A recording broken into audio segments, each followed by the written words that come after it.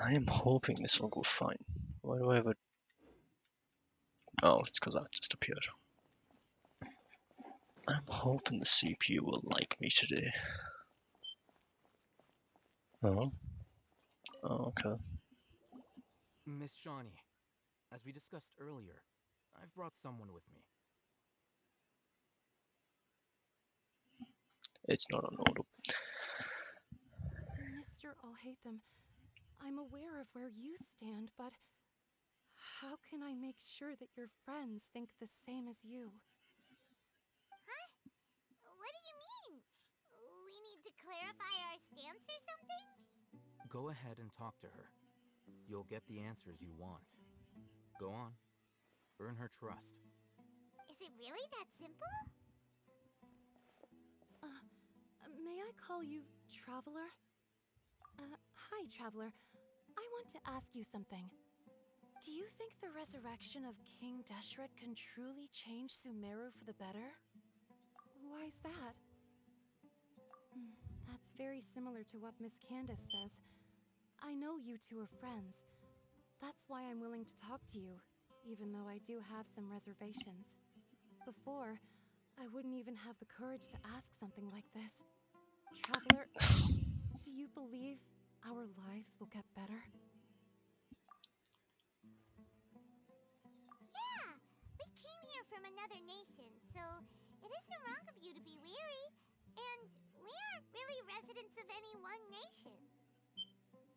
But even so, we've met lots of people from different places, and we've always fought for what we believed in. We have friends in Sumeru, and we want to help them. That's why we decided to stay here for a while.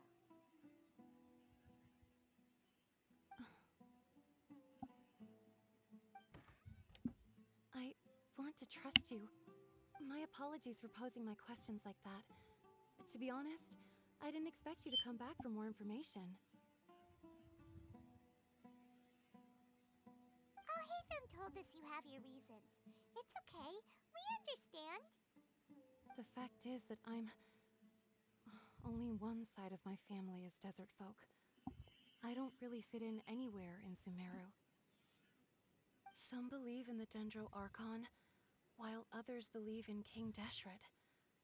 I don't belong to either side, and neither side would want me. Speaking of which, the radicals mentioned that they despise traitors. Do they just think that anyone who's different from them is a traitor? Yeah. Some people can be so narrow-minded when it comes to bloodline and beliefs. It makes no difference what I say or how I behave. I'll always be suspected of having ulterior motives. Slowly, I just stopped talking to people. I pretended not to hear or see anything. All I want is to live my life in peace. And then it happened. The village keepers who had helped me disappeared with no explanation, and I didn't dare breathe a word about it to anyone. Until now. You can tell them. I'm sure she'll keep your secret. All right. I'll tell you what I told Alhaitham. I actually have a sharper sense of hearing than most. Sometimes, I hear strange crying sounds in the night. There are ghosts? Perhaps. I'm not sure. It's faint, but it's definitely the sound of crying. It comes from far away in the distance, and always carries very raw emotion. It used to be louder and more frequent, but ever since you arrived in the village, it doesn't seem to happen as often, and when it does, it's much quieter. I have to focus really hard to make it out. I confirmed this with the guards on night duty. They also have someone with a good ear, and he's heard similar sounds at night.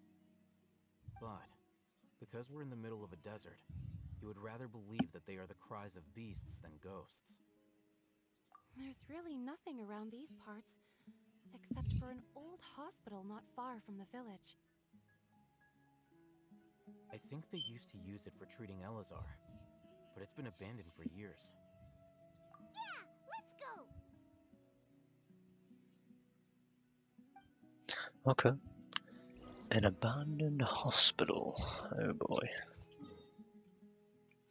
Well, now's a good time to get that waypoint that popped up earlier.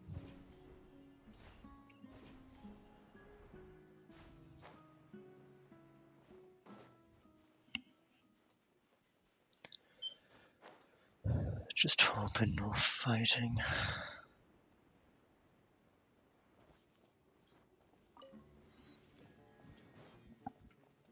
I just don't know what my team is capable of against these enemies still.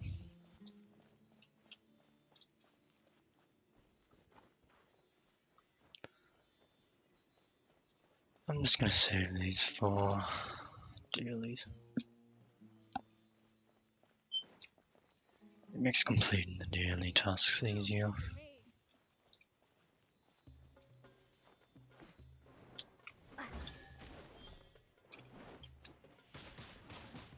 Okay. I'll keep this close. Oh, is this the place? It's in terrible shape. And there's sand everywhere. Monsters, watch out! Yay.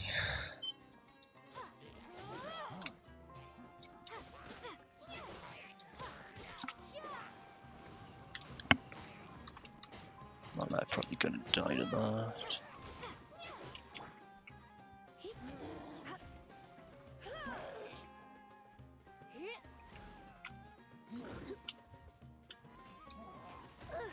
Oh no, that's range. Gotcha.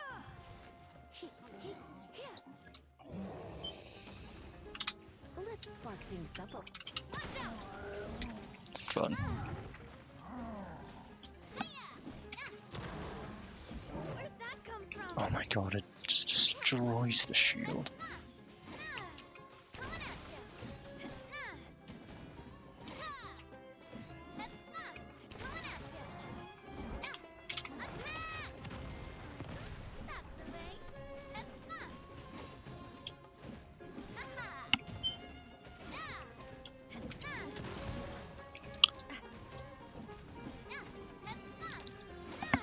So tanky.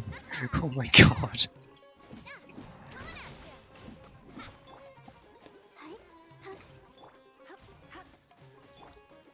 Okay, this just seems to be the best way to do it. Oh, that freeze?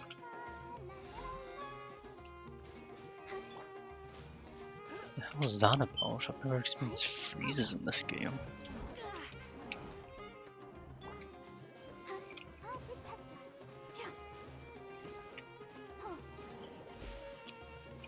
Heal my characters while attacking.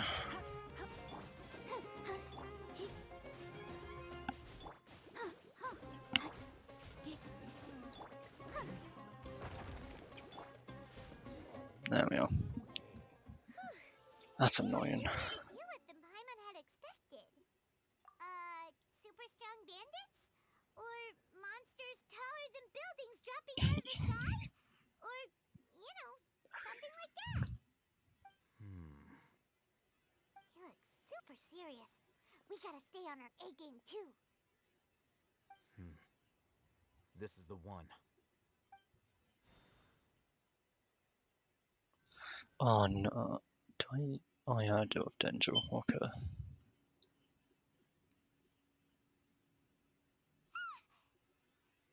Oh. Let's go in and take a look. Oh, I expected there to be more than one. There's not much to search. Hey, we haven't found Squad. Are you sure we aren't wasting our time here? Patience. Shawnee says she only hears the crying at night. We have time to burn. Until then, I'm taking a break. And just like that, he sits down. Wait, he even brought a book to read? What are you reading? Let Paimon see.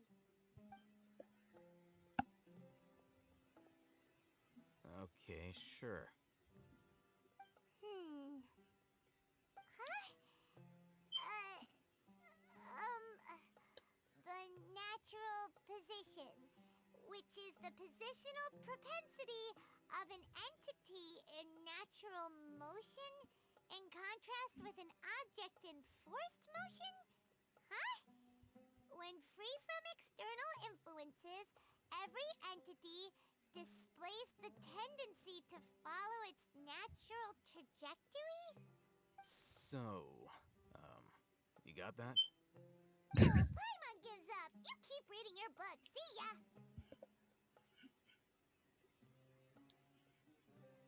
How is he so relaxed? Look at him, reading an impossible book in a creepy place like this. Hey, Paimon's your Tibet travel guide. Paimon knows plenty of useful stuff already. And anyway, it's not Paimon's fault that the books people read in Sumeru are so complicated. Oh, is this going to do the time skip for me? Awesome. I don't want to do another one. Paimon's getting so sleepy. Huh? What was that sound? There it is. Did I miss something? It's coming from that direction.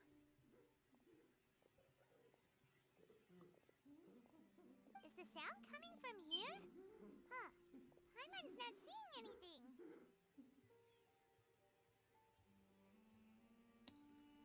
Wonder if it's got something to do with that door on the floor. From below. But there's no way we can get down there. It's wood. Something is off about the interior here.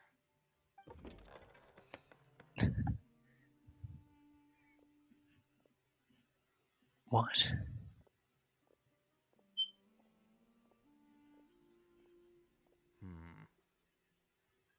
As I thought. There's a hidden structure. Wow. It's like they tucked another hospital into this one. Oh, it looks like there are other mechanisms around here. Let's keep exploring. Wait, so that doesn't mean I need my dendro. Oh. Yes. Unless they're not dendro. They are dendro. Awesome. Well, I guess I got Tainori. I'll lead the way.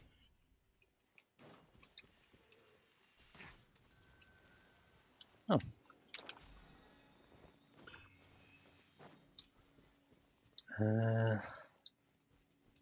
Oh, I've seen that one.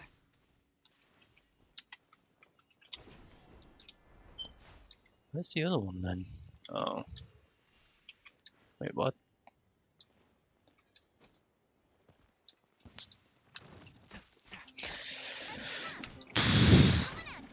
Bad thing to have a level 1 character in the party now. So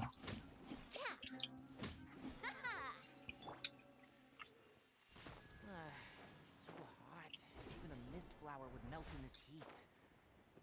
Now So that I think another about fight. it wouldn't. But you get what I mean.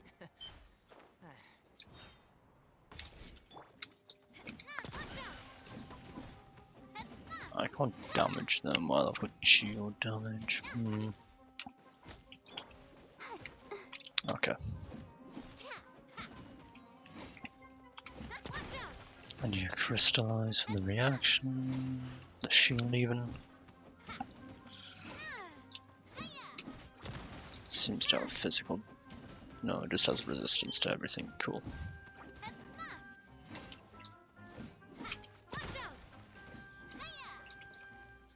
No drops. Go. Where'd the other one go?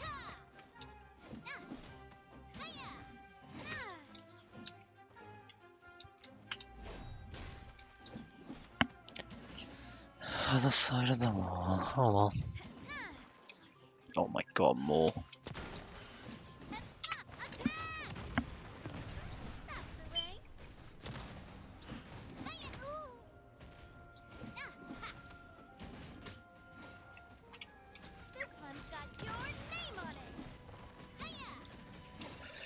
No more surviving. There we are.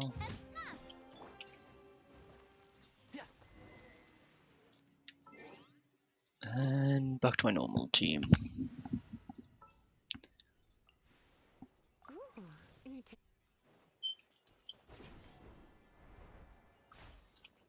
That just takes me longer. Oh well.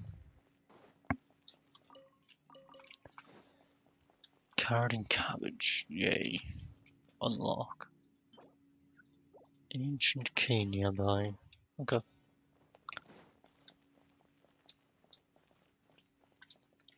Emergency. Huh? Meals. Okay. That doesn't help. Oh, I'm not meant to be reading this. That's just extra low. Look, there's someone over there. Good idea.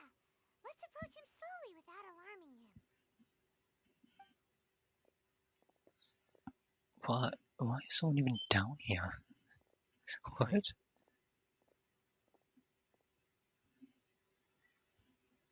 you're...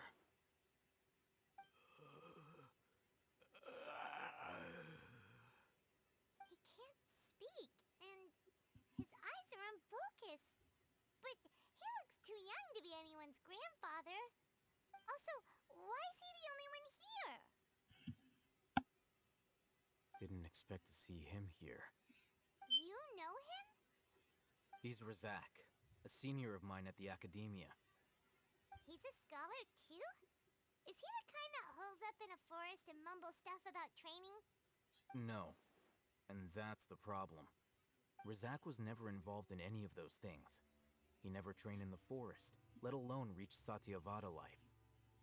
Leaving that question aside for the moment, him being here alone means that we might be too late. Looks like they've already taken everyone away. For whatever reason, they left Razak here. Perhaps they simply didn't have time to come back for him. There are drag marks on the ground. They're clearer by the doorway. Someone was forcefully drawing a cart that was loaded with something heavy. Loaded with people?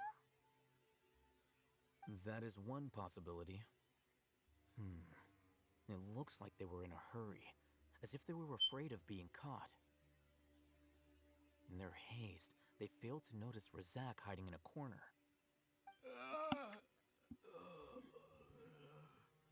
The symptoms are identical. Looks like we found living proof. Huh? Why do you say that? Allow me to jog your memory. Recall your time at Port Ormos. Don't you think his symptoms look familiar? Oh yeah. Definitely remember that. Oh, now that you mention it, they're acting the same way. Correct. The academia is behind all of this. It isn't difficult to deduce their rationale. First, the academia spread a false rumor of King Deshret's resurrection, emphasizing the role of the village keepers, the mad scholars who were exiled to Aru village.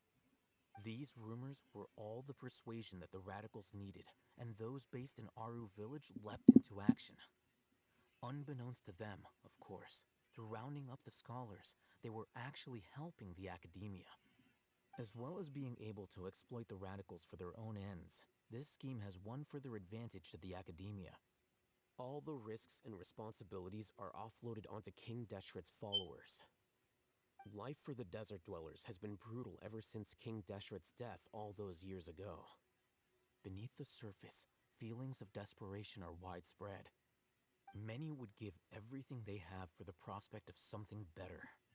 Anyone looking to exploit that for their own ends simply needs to make a few empty promises. Even if complications arise, people will see that those involved are all followers of King Deshret and look for no further explanation than differences of belief. A deep-seated mistrust of the desert and everyone in it by the rest of Sumeru will make sure of that. The notion of an academia plot wouldn't even cross their minds. It may seem like a simple strategy, but it is able to work wonders under Sumeru's current circumstances. Oh, that makes a lot of sense. It's in line with the village chief's theory, too. But there's still one very important question. Was Wasn't it the academia that brought the scholars to Aru Village in the first place? Why does it want them back now? Throughout this process, one thing has changed. The scholars' identity. First, they were scholars. Then, they became lunatics. After that, they were exiles. And finally, they become missing persons. An exile is still patently a living, breathing human being. But when someone becomes a missing person, that is brought into question. If you can't find someone, you have no way of knowing what exactly happened to them. That makes missing people an ideal resource. Resource? For what exactly? One possibility is that the information in their brains could be extracted into knowledge capsules. Extracted? You mean canned knowledge comes from people's brains? With the technology of the Sumeru Academia, it's entirely possible. Perhaps the process caused them great suffering, which is why they cry out in the dead of night when no one is watching them. So, the human brain... Nope, nah, Paimon doesn't want to think about this. I'm the Academia scribe, after all. I'm familiar with their projects. Anyway, judging by Razak's state, the contents of a divine knowledge capsule were extracted from his mind. But something went wrong in the process. Or perhaps his curiosity got the better of him, and he used such a capsule for himself. But Paimon's a little confused. Can they just use anyone's brain?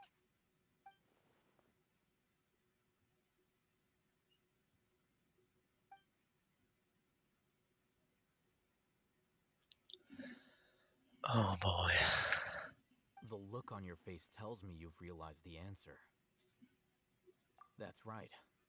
To some scholars, gaining knowledge about the gods is their entire life's pursuit. Extracting canned knowledge is just one of the extreme measures they turn to. However, I can't help but wonder, what do they seek to gain from divine knowledge? The Academia is going out of their way to look for forbidden knowledge, but what is their ultimate goal? I've spent quite some time trying to analyze the contents of the divine knowledge capsule, but to no avail. It seems like my way of thinking is too different from theirs. You mean you're not even slightly interested in getting your hands on this forbidden stuff? All scholars seek to expand the horizons of knowledge, but I'm not particularly interested in gods, so I don't share their degree of zealotry. Extracting information from people as if they were lifeless objects? If this is the direction of academic progress, then the Academia may as well shut its doors. Sounds like you're really against all this. Of course.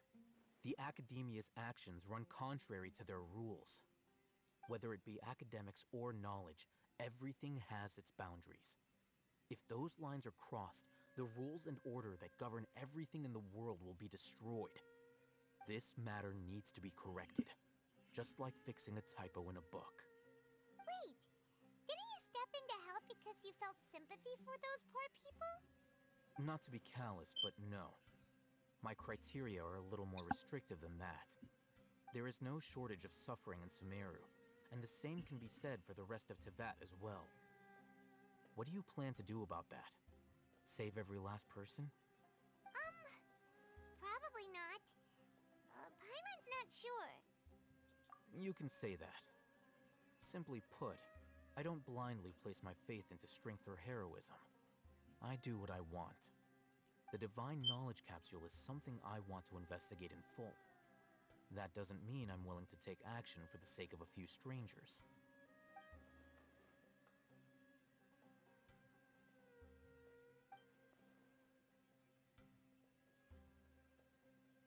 Paimon's been wanting to say this for a while.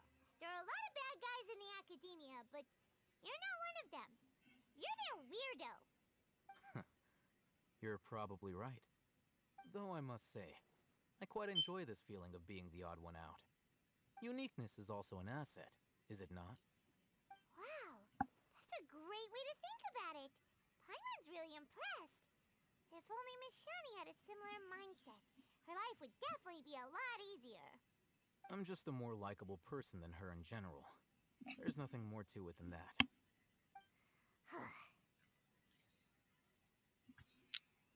He won't last long if we leave him here. Let's take him with us.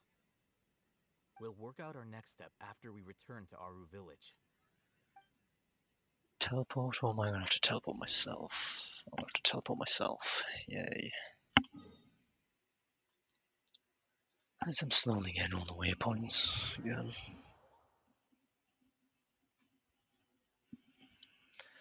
Trackable quests nearby. What? Unfortunately, I don't see it.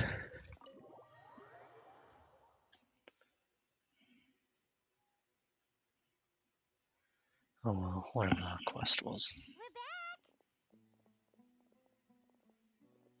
You must be tired.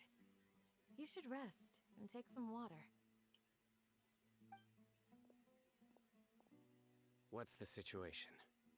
Who's this? Unfortunately, somebody who's too young to take on the role of Isak's grandfather. Nevertheless, he's one of the people we're trying to find.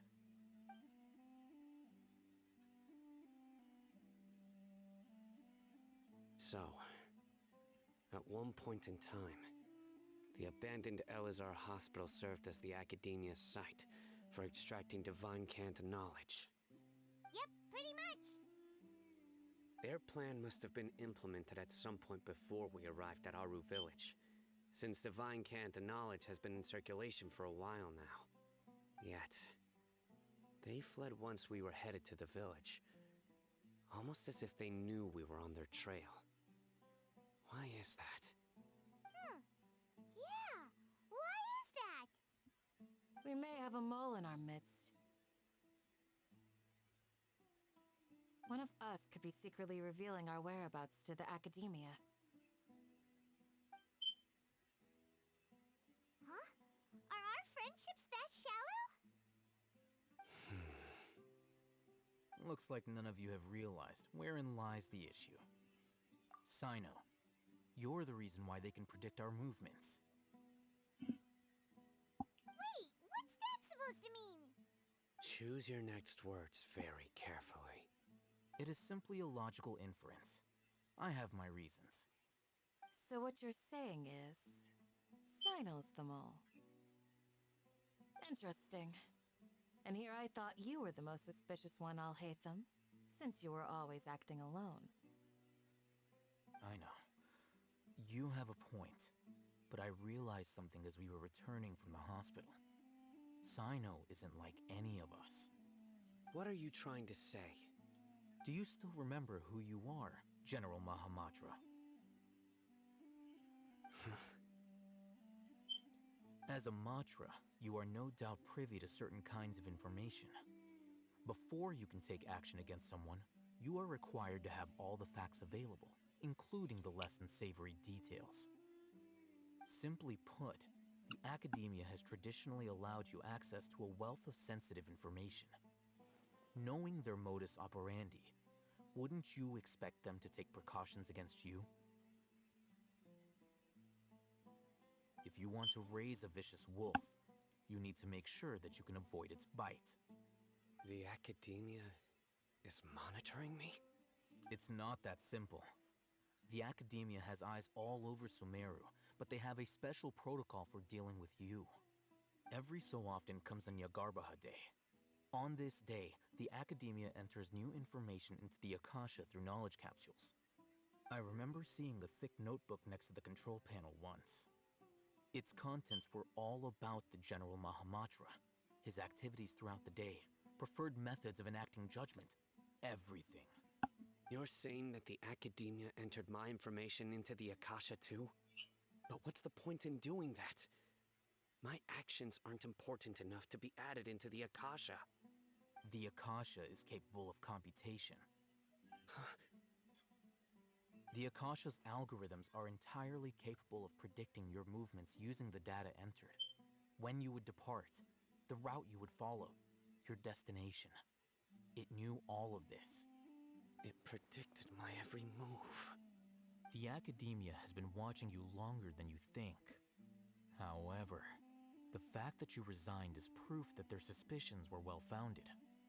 So that's how it is. Sino adheres to his principles so strongly that he's actually a thorn in their side. Tenacity of will and steadfast faith are worthless to the academia. They need scholars who are easily pliable and mindlessly go after anything they can profit from. Sino, don't take it to heart. This just proves how much of a trustworthy ally you are.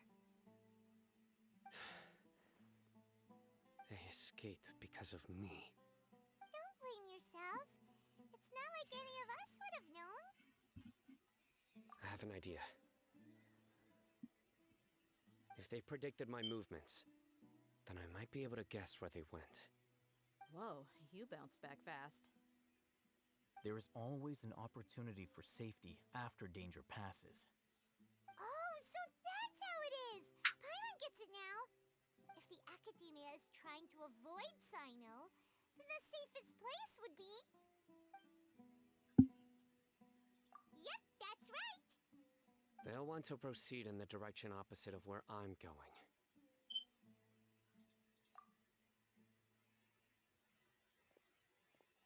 I must go. There's also something I want to investigate. Let's go, guys! After him! Please, wait! I want to go too! You want to go too? If so, you have to promise you'll stay safe. I want to find Grandpa.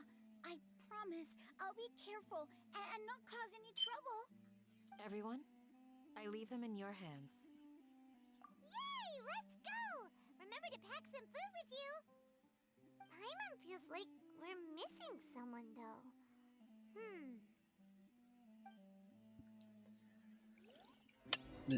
Okay. I guess no one noticed her leaving. Nice.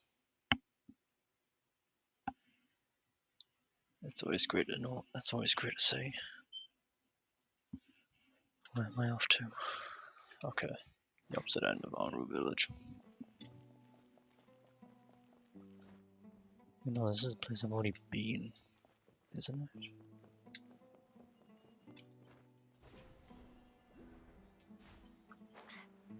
I think I've been here already. Dendroculus, I need that. Gotta get more stuff somehow. Yep. Probably the intended way to get that, I guess. Why am I constantly freezing at times now? What's going on? Never had those issues. So, where do we go from here? Yes. After leaving the village, we should head straight toward the desert. Oh no. I really don't want to. I know the desert like the back of my hand. Is that He the jogs desert faster but Grandpa? runs slower. Lovely. Yep. One time, Grandpa almost got lost in the desert, but I was the one who brought him back.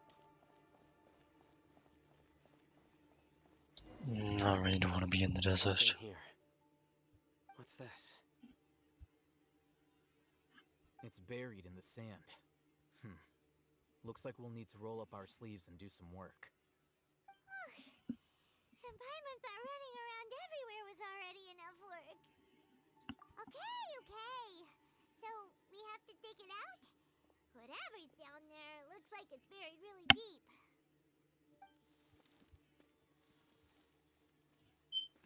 These are likely fragments of an academia-developed device, something akin to a headset. Looks like there were more than one village keeper. They must have been escorted this way because there are device fragments scattered around here. Let's split up and search the area. Chances are that we'll find other things nearby. Alright. Oh boy, we're digging in the sand. Lovely. Is this what we're searching for? It looks kind of scary. This is definitely a device used to extract divine knowledge. How did it end up buried in the sand? That can't have been part of the plan. They must have been attacked along the way. Wait, what? Grandpa, I hope you're okay. Don't worry, your grandpa's gonna be fine. Razak didn't display any signs of starvation or dehydration, which means that they left fairly recently. We should be able to catch up. One more thing. Given that the device had been entirely covered by sand, I believe the attack must have happened prior to the sandstorm. Let's get going. They can't have gone far. Oh yeah, I guess that makes sense. Ugh, but running on sand is so tiring. But you're flying, aren't you, Paimon? Is flying over sand tiring too? Ugh, of course it is. Oh, it's probably all the way up there, never mind. I was wondering where that was. It's all the way at the top, no thanks. Voices, over there. It sounds like an argument. Whoa, That just you have doesn't really matter. good Okay. ears. Oh, Don't get any closer. They'll notice us. Dia's talking with the Eremites? Very interesting. Let's listen in. If you had informed me sooner, there'd be plenty of room for us to... You're one of us. We would never lie. Scholars. You don't know as much as I do. Need me to... I knew it. That's our Dia. hmm. Dia? Why would you? Dia! Hey, what are you doing? Huh? Didn't you say you'd help me find Grandpa? Why are you on their side? Well, look who's here. Ain't that something? This complicates things. You've betrayed Aru village? So, this is the great General Mahamatra. Dear, you'd be better off as my assistant than hanging around with this motley crew. Seen for yourself, I have the means and methods, and my ideals are far more admirable than theirs. I'm not the type that's easily swayed, Raman. You of all people should know that. Wait, what's going on, Dia? Whose side are you on here? Shut it, Paimon. It doesn't matter. Whichever side you pick, nothing can deter us from the grand mission of resurrecting King Deshret. Once our Lord of Old returns to this land, we will have a new beginning. Face the facts, Raman. It's not gonna happen. You should understand that more than anyone. Have all your years as a merc taught you nothing about placing hopes in a ruler? I'm a desert dweller and a proud follower of King Deshret. Whether I live by the edge of the sword or in peaceful comfort, my soul will always carry this conviction. It's not too late yet. The village mad scholars aren't gonna bring King Deshret back to life. You don't understand, my dear lady. Pursuing our faith is our purpose in life. Even if the chance of success is 1 in a million, we must be willing to give everything we have. Even if it'll expose you to the academia? Even if they end up disbanding the Eremites? Your Eremites, which you've worked so hard for all these years? Yes. We've waited a long time for this day to come. The sun and the moon no longer shine here. All you see now is cracks in this desiccated land. But fate has finally dealt me a hand to play against the Academia. With these scholars in our custody, we'll stomp the Academia's forces and fight our way beyond the wall of Samiel. Ridiculous. Think about it. The Academia controls the entirety of Sumeru. Your powers are negligible in comparison. If you still don't believe me, then try asking these two men. They're also against the Academia, but neither of them are as arrogant as you are. They look more like pawns of the Academia to me. Why would I listen to anything the people of Greater Lord Rukadavada have to say? Filthy traitors. Your god abandoned all honor and betrayed King Deshret. We desert dwellers will never trust the likes of you. It's impossible to communicate with someone so hostile. Perhaps we should. Do you really believe that by kidnapping the scholars, you'll be able to negotiate with the academia? These people have no value as bargaining chips, but I could be persuaded to take their place as your next hostage. These scholars were exiled from the academia. I, on the other hand, am their current scribe, and will be a much greater asset to you. Wait, you can't be serious. So, you want to trade places with the hostages, do you? Precisely. Any wise person would gladly accept my offer. What are you thinking? What if they decide to kill you instead? Well, that would be bad luck for me. However, I'd get the chance to observe the scholars, perhaps even find out the truth. Think you can talk me over with that confident look of yours?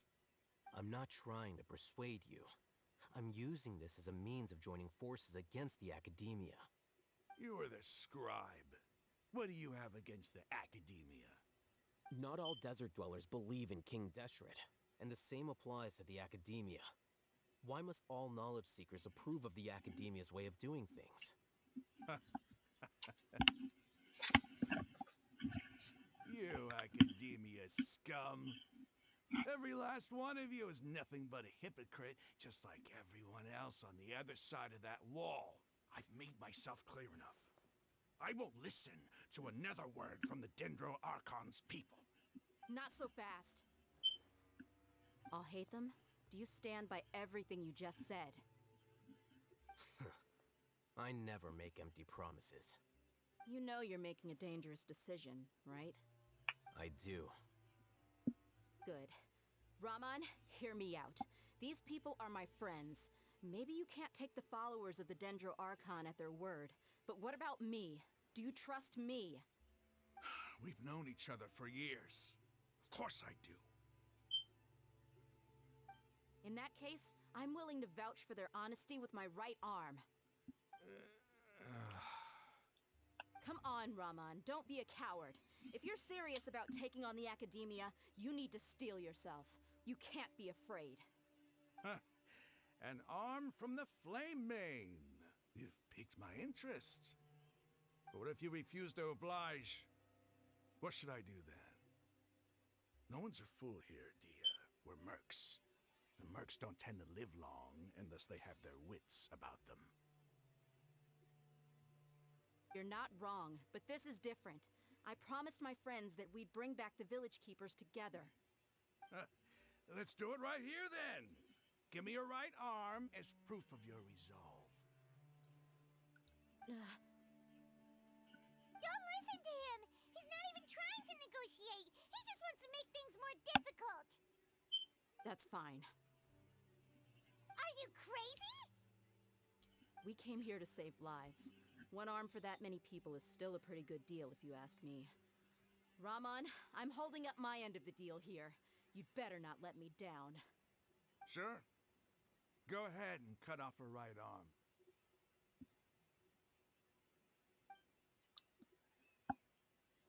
No! Dia! What are you gonna do? Think of something! You don't have to go this far. That's not for you to decide. Do it! What is going on?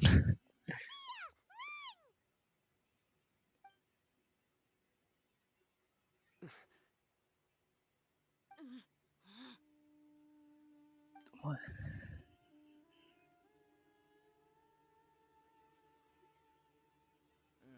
Stop!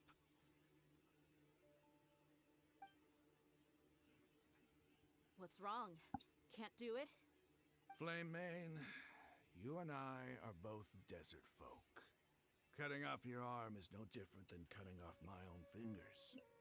Where's the sense in cutting my own kin to pieces? You've shown me that you're serious. Go on now, take your friends and leave. Meet me in the desert at noon tomorrow.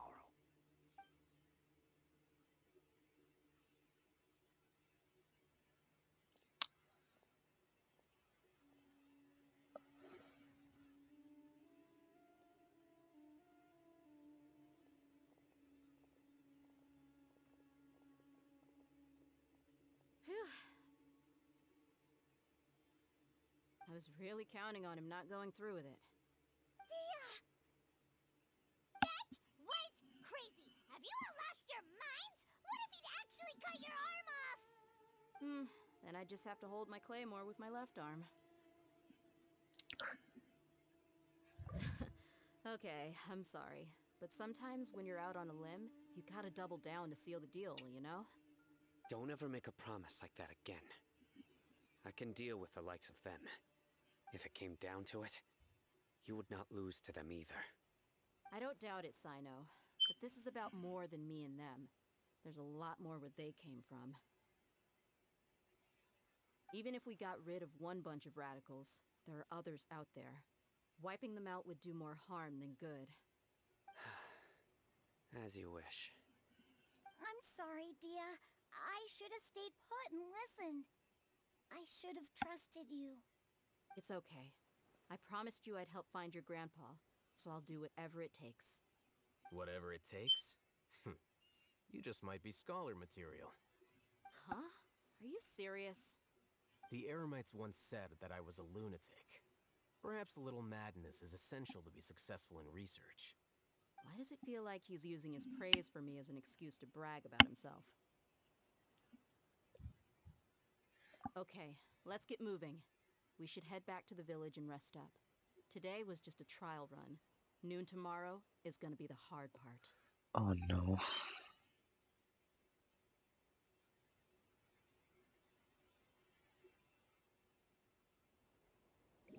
Oh god. Am I going to be forced to wait yet? As is usual in this game. I think it said between 6 and 10. I really hope I read it right.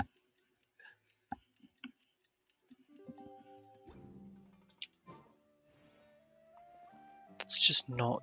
No. Oh, it's 6 and.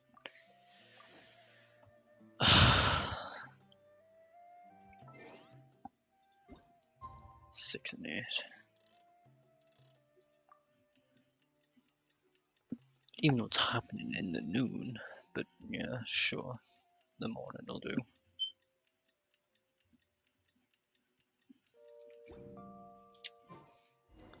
There we are. Gathering at the entrance. Yay.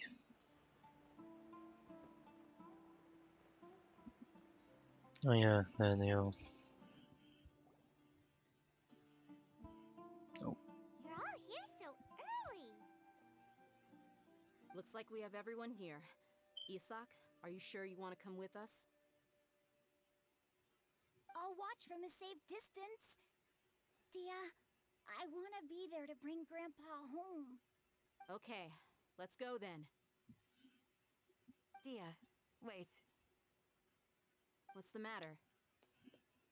I heard that you were quite reckless yesterday. No more of that today, understood?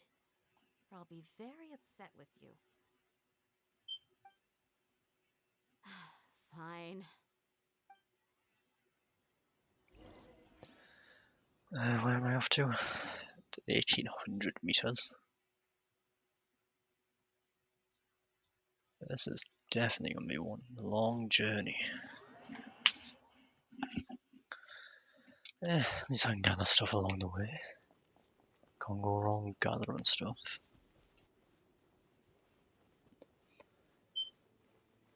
Especially if it's chests. Pretty sure that was just remarkable, so I don't care about it. Doesn't affect my gameplay.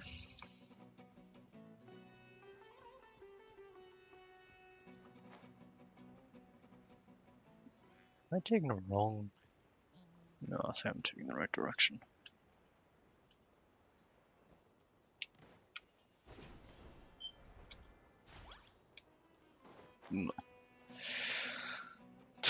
Mushrooms as enemies, that's not what I expected. That was not an ideal place to land. There's also a domain here, but where?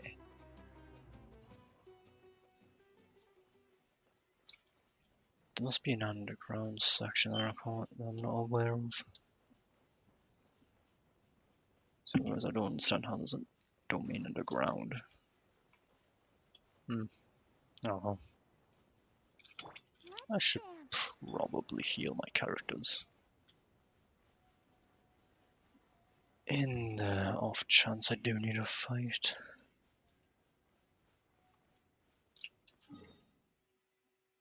Not really any waypoints along the way either.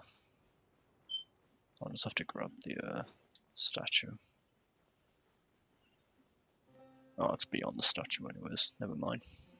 Don't need to worry.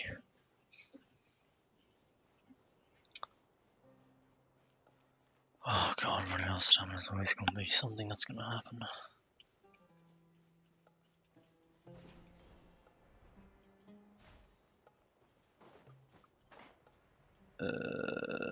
Oh, it's one of these. Yeah, I'm good.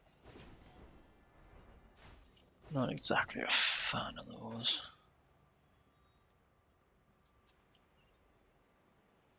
So I need to head up top to grab the statue. That's completely fine.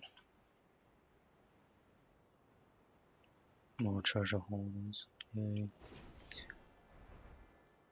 How are you meant to be able to reach that from down here? Oh.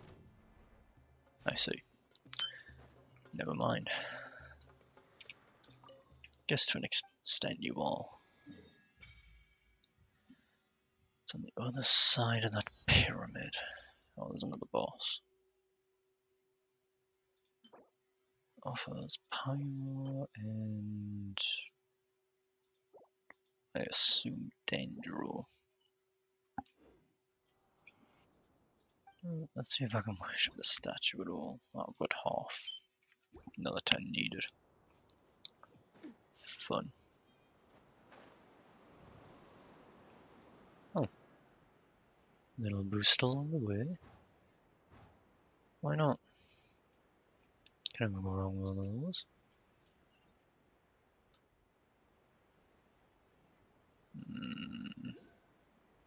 No, I'll do Dendroculus another time. I still haven't even done the Animoculus.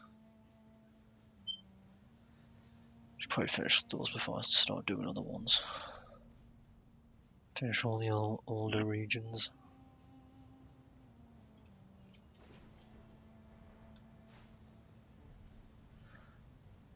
The environment has definitely changed. Oh, everyone's healed.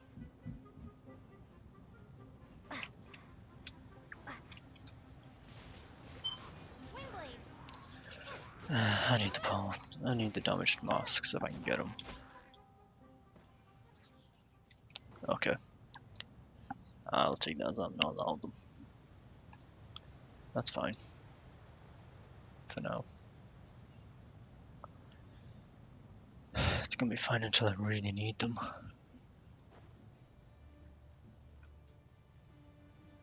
Which I suppose won't be for a while.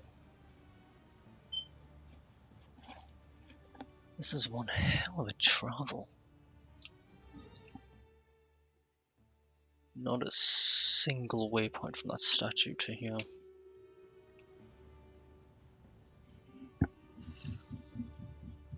Orion. Maybe the pyramids are gonna be a teleportable location. No thanks. I assume that's gonna be 10,000 more. 15k. Never mind. Oh. Guess I'll walk for now then. And then I'll just glide my way. Oh. I'll just glide my way down. Probably slow, but eh. I think it saves a lot more on the stamina side.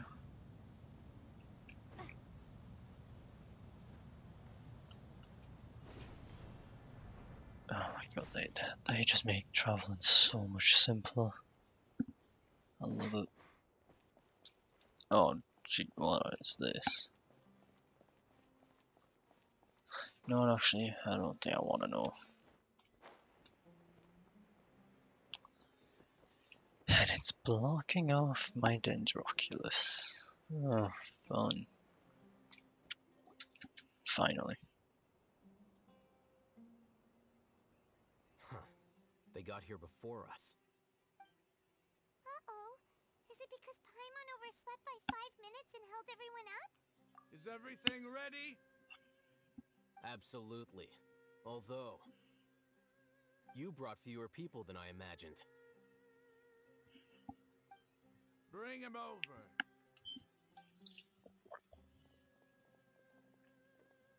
Grandpa! Why is there only one of them? Raman, I've always thought of you as a man of his word. What's this about? It's a one-for-one exchange. Sounds fair, don't you think? And let me put it this way. Agreeing to any kind of deal with the Dendro Archon's people is already a huge compromise on my part. Don't you think you've asked enough?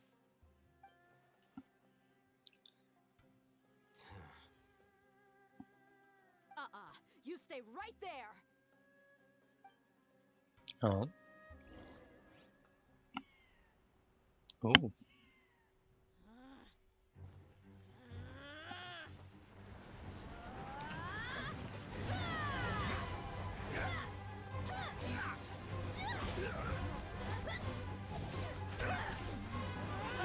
Playmate! What do you think you're doing?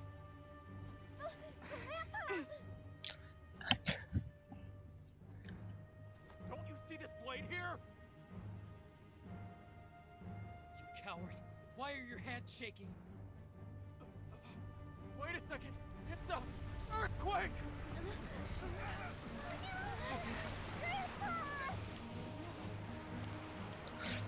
Oh.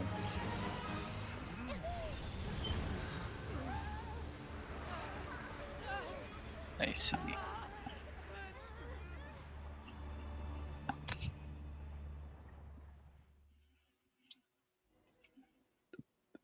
Burying everyone? What? Paimon's dizzy.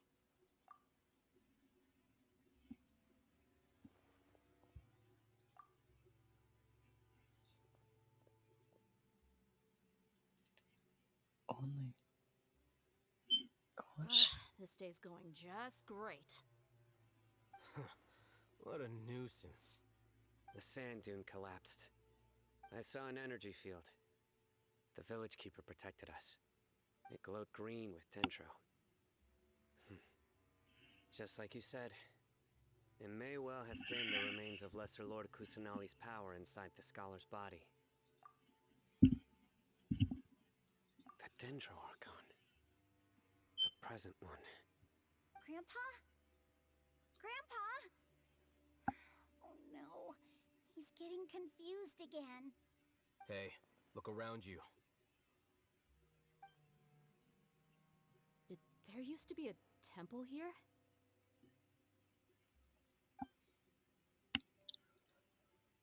It seems that when the sand dune collapsed, it exposed these underground structures.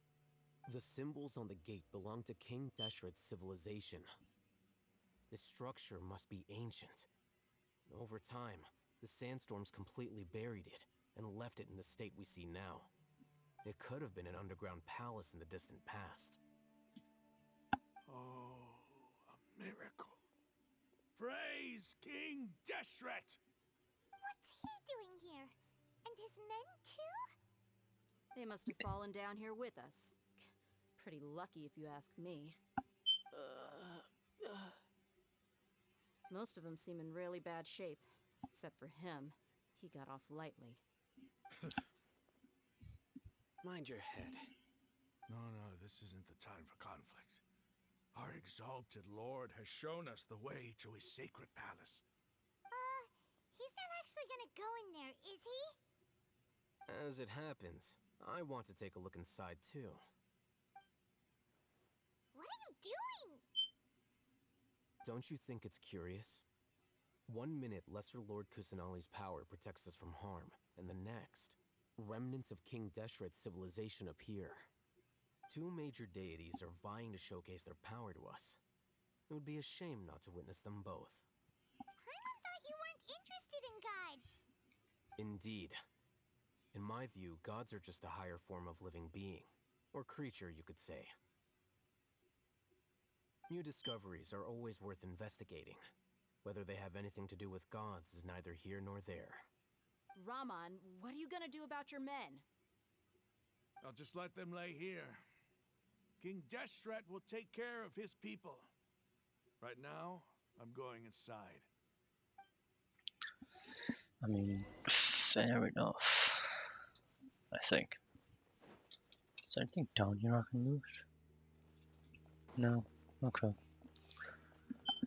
Enter the ruins. It's a recommended party level, but no rewards. I guess that's a good sign that there's no fighting with its recommended elements.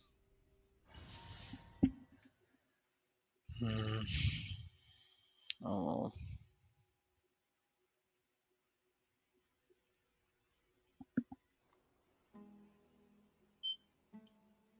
It's full of life here. This defies comprehension. It looked completely desolate from the outside. Yet, it flows with energy inside. Yeah, and there's so many plants. It's so pretty. Sir Raman.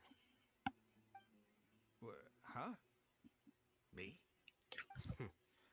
Do you see another Raman here? Are you mocking me? What do you mean, sir? Interpret it however you want, but there's something I'd like to draw your attention to. While this structure is clearly left over from King Deshret's civilization, the energy that flows in here is that of the Dendro Archon. Whatever you say. It's not like I have a vision. There's nothing to be angry about. Think of this as an academic journey.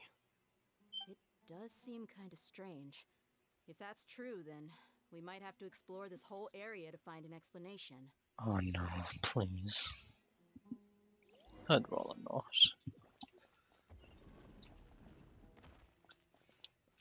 Yeah, might as well start with the first one, why not?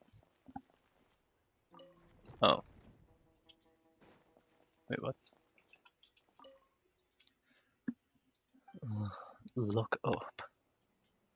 What?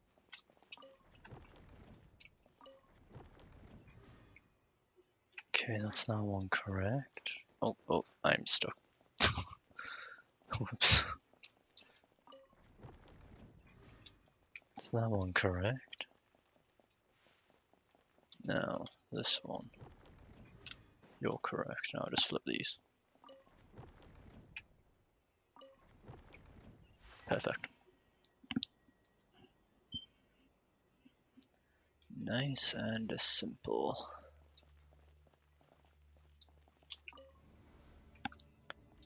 Down we go. Oh, that means it's gonna be fighting. Yay.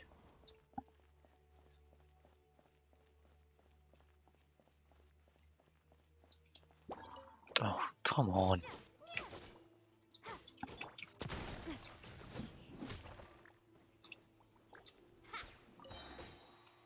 Okay.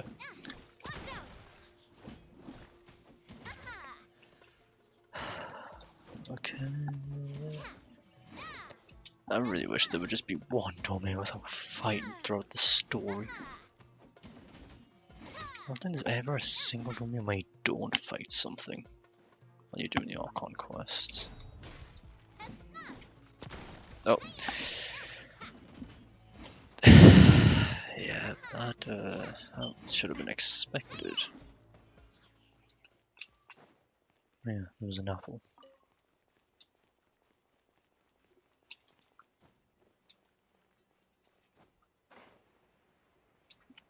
There is a chest. Why not?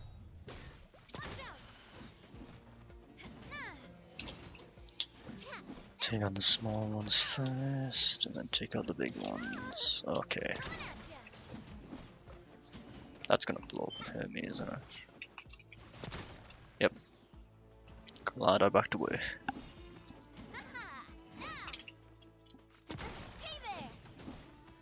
God, just being able to deal 8 to 16k damage a hit is really nice.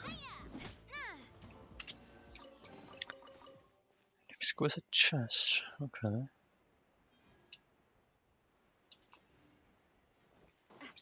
Can never go wrong with 3 primo gems.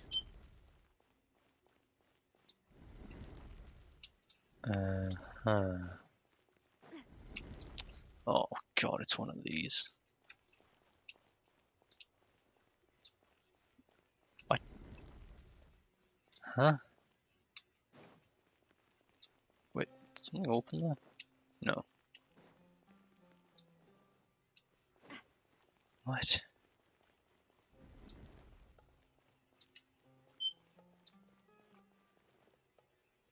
Huh?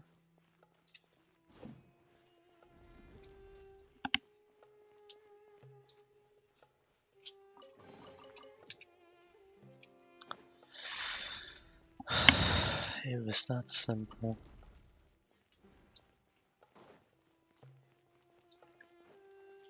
Ooh. Carrot and radish? No. But thank you, I suppose. You can't go wrong with food because you need it for cooking. That's not who I'm looking at, but sure.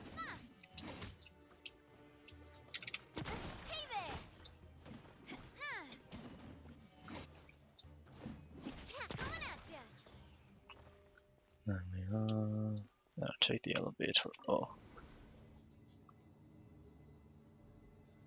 Where exactly am I going now?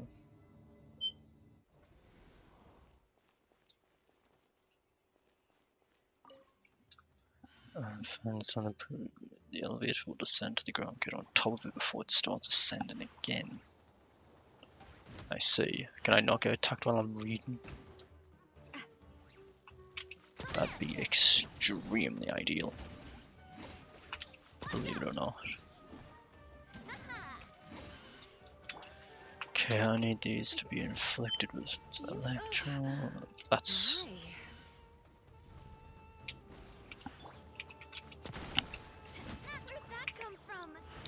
Give me the thing.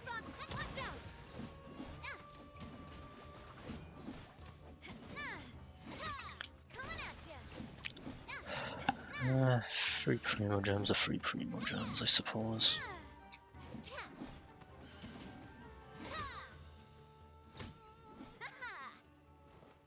Can never go wrong with them. So I need to send it down.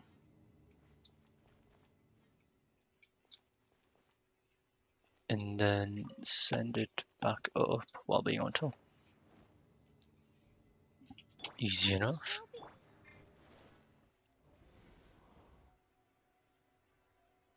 I don't know how much I trust this. I had a right to not trust it.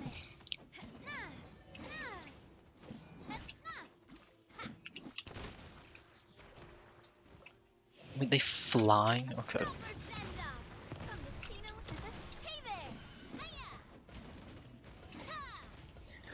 I've got no choice but to activate my ult. Otherwise they wouldn't stop flying. Oh no, it's another one. Wait, this is already complete though, is it? No, it's not. Okay. So what am I meant to do? I see. So I wait and then turn it off when it's on the right one. Yes.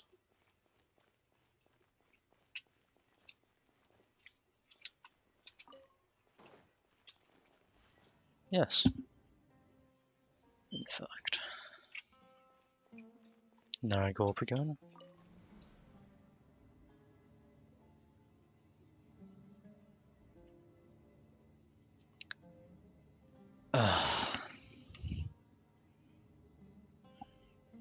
I even tracking the quest anymore. Oh, Now that's a sight to see. King Deshret's splendor surrounds us. There's so much vegetation here. It's different than what I expected. Sure are a lot of plants for a desert. That's what I call divine providence of King Deshret. what? Oh, we're going up now. Okay. Oh. Oh, okay. And now I can't switch characters. I see. I can't even sprint. I'm just stuck walking. Getting brighter. Oh, it looks so beautiful. Okay. Just a random tree. Wait. What's that?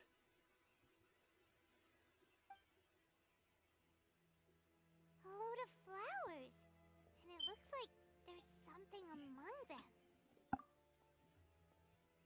These are King Deshret runes. They left something behind. Yes. It's an elegy written in an ancient script. What does it say? Here lies our faithful priest Kasala. His wisdom is a miracle among the people, deserving of high praise and admiration. You can read ancient King Deshret script? Of course. Every student needs to master at least 20 languages before they graduate. He's not serious, right? There's still something off about this place. The elemental energy here is too concentrated. The scent of life. Is it trying to tell us something? Is this it? Analyzing.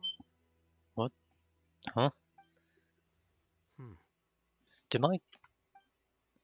Okay, There seems it to be a hidden lagged. message among these skeletal remains. Excellent. There's a device from King Deshret's civilization in this gravesite. I'll transmit the information over and project it for everyone to see. Isn't sharing knowledge against the Academia's rules? Yes. However, under the circumstances, I'd prefer you to see this for yourself. You'll understand after watching it. Cutscene? Is that what's happening? No, okay.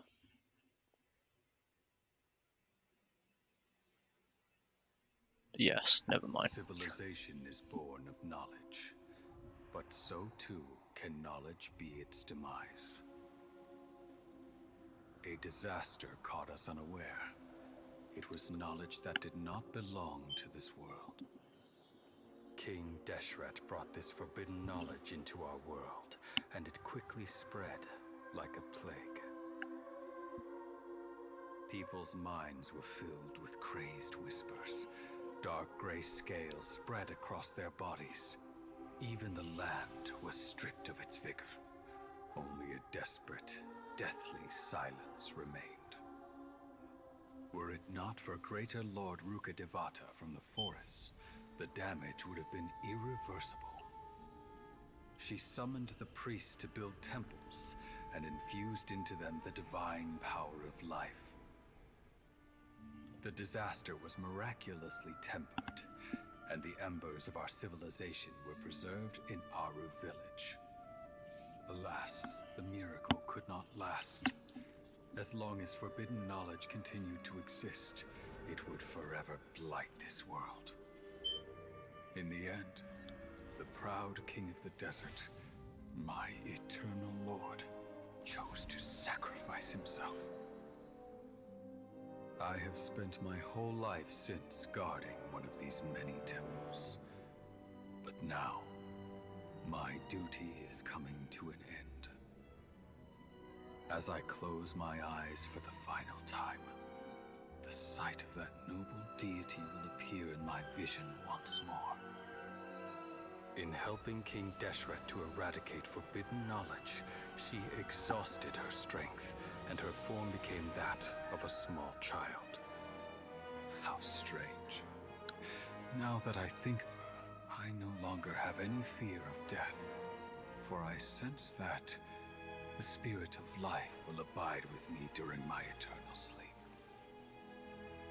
Children of the desert, cling no longer to past grievances, but hold tight to the memory of this act of benevolence. Oh, okay.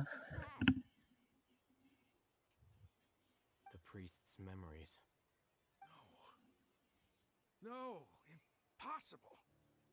Greater Lord Rukkhadevata. So the former Dendro Archon and King Deshret were never enemies at all. But this doesn't make any sense. The Dendro Archon's followers, they're clearly... Was that the former Dendro Archon? He became so tiny in the end.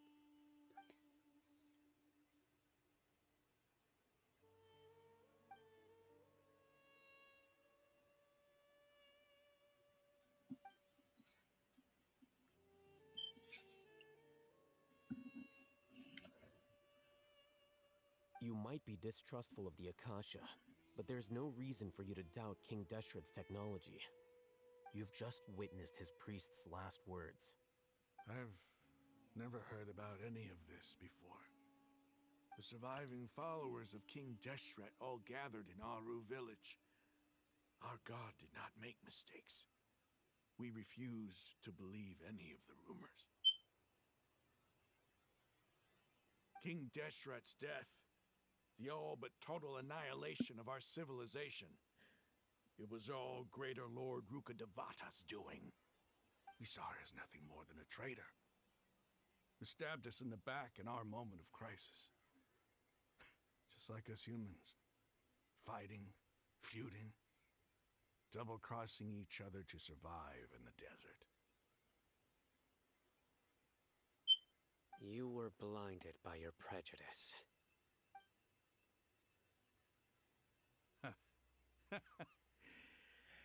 If I hadn't seen this for myself, if I hadn't witnessed his last words with my own eyes, ears, and heart, how could I ever begin to accept this? The truth is so far from what I've always known. Am I really supposed to believe that after all these years, all this time seeking revenge, suddenly now my enemy is my savior? Raman, that's enough. Give it a rest. You're starting to make a fool of yourself. Dia, tell me, my Eremites and I, what are we even fighting for?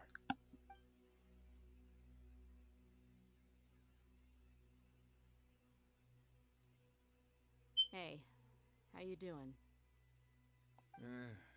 I'll live. Thanks. I should probably go. Can't just stay here forever. What's your next move gonna be? Oh, I know what you're going to ask. I feel deeply ashamed of everything I've done.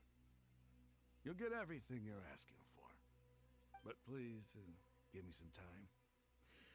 After everything that's happened here today, somehow I need to explain it to the others. It's not gonna be easy. Well, I guess that's for me to deal with. Dia, this is where our camp's located. Make a note of it. When would be a good time for us to go? Tomorrow, I'll convince everyone that we're all on the same side. And I'll return every last one of your your village keepers. We'll share our other resources with you too.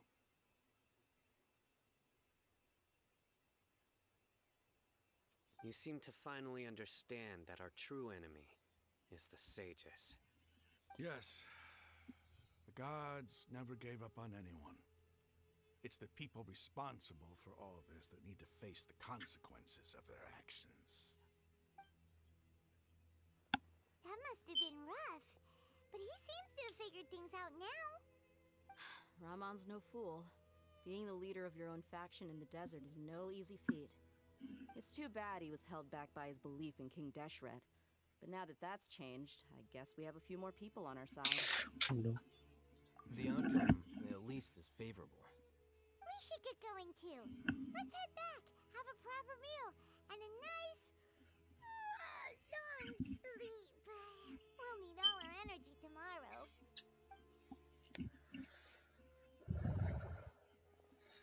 I get the feeling this is where Act 4 is gonna end. Sino, we're leaving!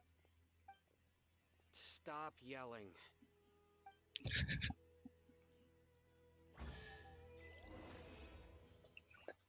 Sun passes. Okay. Okay, that domain wasn't as bad as I thought it'd be. But it also does mean I need... Oh, I don't have to wait any time. Nice. Oh, for God's sake. I guess that's expected. I suspect a large area, that area over there is going to be mostly underground, rather than above ground.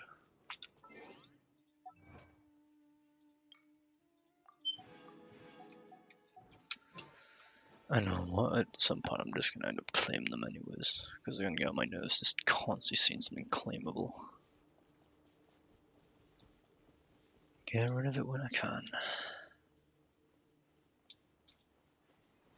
This looks like a good way to get up. Yeah.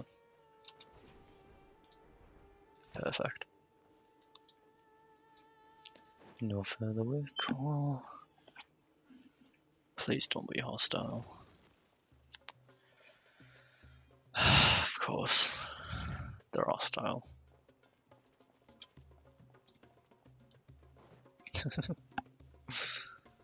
Oh well.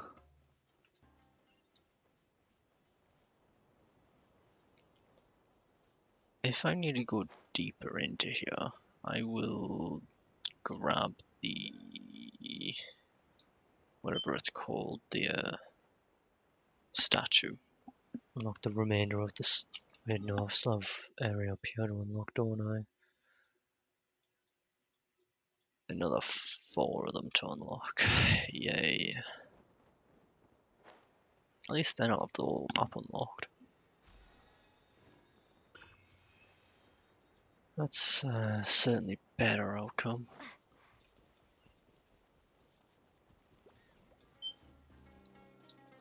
Taking that's... Wait, is that... Yes, it is, okay. That's a unique design for one. Unique design for a crocodile slash alligator, whichever one it is. This is... yeah, no. Oh, wait, what? The Fatui? Oh, please. And this is only one of them. Better than a whole group of them.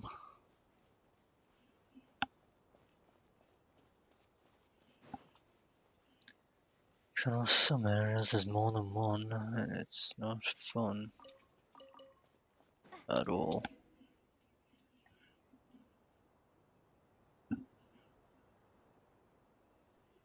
Raman, we're here. Everything's been arranged. Someone will bring the village keepers back to Aru village shortly. I guess all I can say now is thanks for agreeing to help. Don't mention it. I think we can both agree you went to hell and back for it. But we share a common cause now. From here on out, we're allies. Where are the perpetrators? I'll bring you to them. Follow me. Huh? Did I miss something? So these are the people who kidnapped the village keepers. Oh. Oh no, it's the scribe! There's no need to yell. No one can help you now. We've been all over the desert trying to find you! That's right.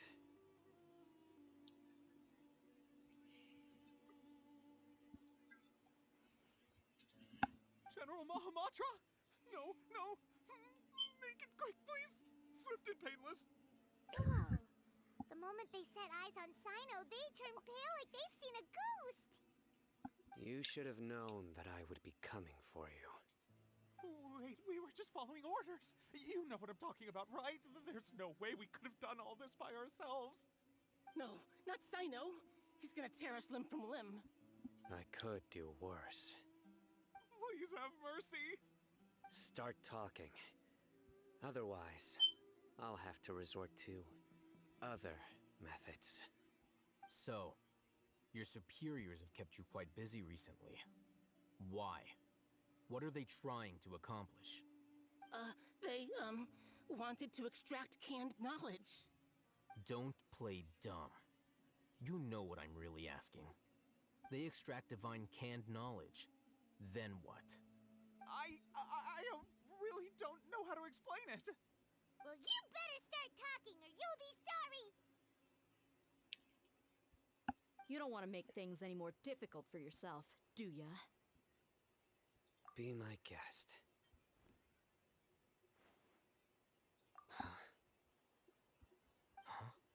Uh-huh. That sure didn't sound like a fancy metaphor or anything. You're serious, aren't you? How did you know? There's no use hiding it now. Yes, you're right. The Academia is working on an important and potentially world-changing project. They are creating a new god. A god that will belong to them and to the people of Sumeru. It may seem as if Sumeru's academics are thriving, but ever since the death of Greater Lord Rukkhadevata, scholarly breakthroughs have been few and far between. The withering of Irminsul has been getting worse recently.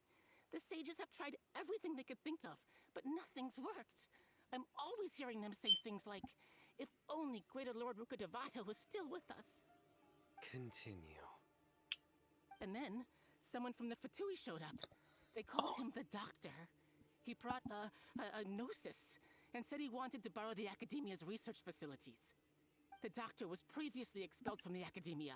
At first, the sages looked down at him in disdain. But when he said those words, everyone's expression changed. He asked them, "Do you wish to create a god?" This is what the arrogant ignorance at the extreme end of academia looks like. First, the Academia spent a long time constructing a divine vessel, which was based on an exquisite humanoid puppet. After that, they harvested dreams via the Zeb-Zerus Festival Samsara, maximizing the Akasha's output. With the Doctor's help, and the Akasha now functioning at maximum efficiency, they were able to use it to extract the power from the Gnosis and convert it into a divine core. Next, they decided that their new god needed to possess divine wisdom. For that to happen, they needed a huge quantity of divine canned knowledge. It adds up. But how do you determine whether the knowledge extracted is of divine origin? Call it an educated guess? The Academia has been trying to figure out the exact source of the Scholar's Madness for centuries, but to no avail. Nobody can explain the cause of this phenomenon. Surely you can see what that implies, Scribe Alhaitham. If it's knowledge no mortal can comprehend, then it must be something only gods are able to decipher. In other words, it's the source of the God of Wisdom's omniscience and omnipotence.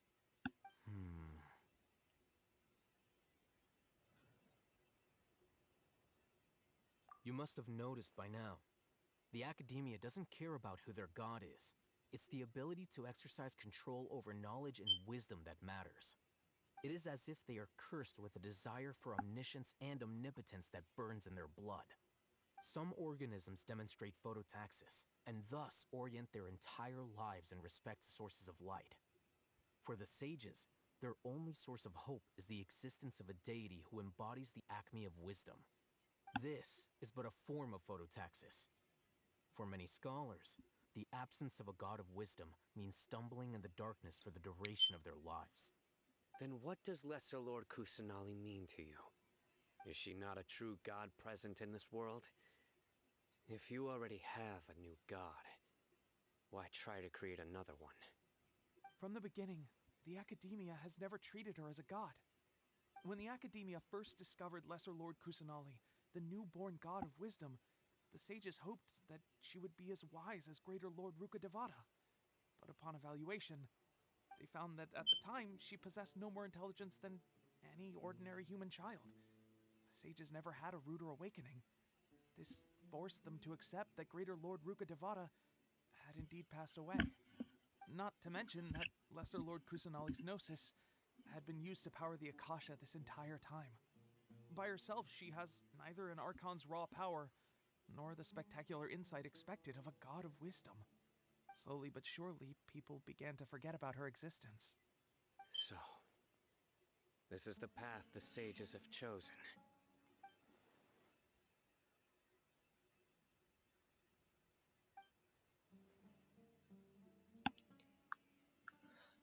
All right, let's try to keep our cool. If everyone's in a bad mood, then let's change up our scenery. Raman, give me a few men to help us escort the village keepers back to the village. And these two scholars, they're coming too.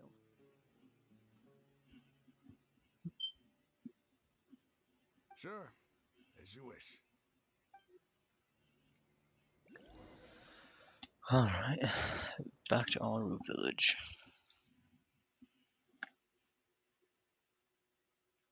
This is a later problem. If I need to come back here, that's a future me problem. Oh well. Unlucky.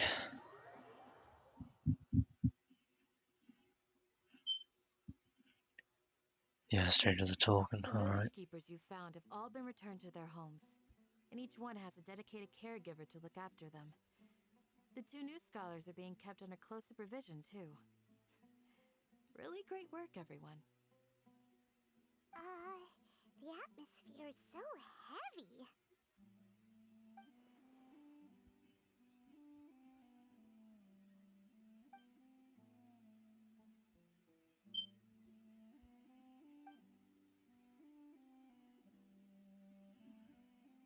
Hey! Say something! Stop spacing out! Come on, is there nothing left to talk about? In that case, let's all get some water and try to think about something else. Or I can go fetch some snacks. Oh! Paimon's so coming with you! Do you have any plans, traveler? Gods above, you're not talking about work, are you? So you were still withholding some information?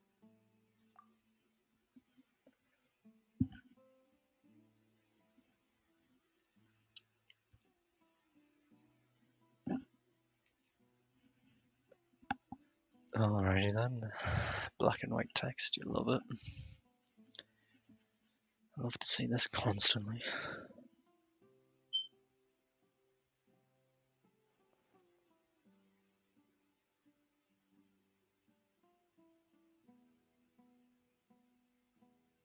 Even though we lived through all of this firsthand, it still feels super surreal to hear you talk about it again.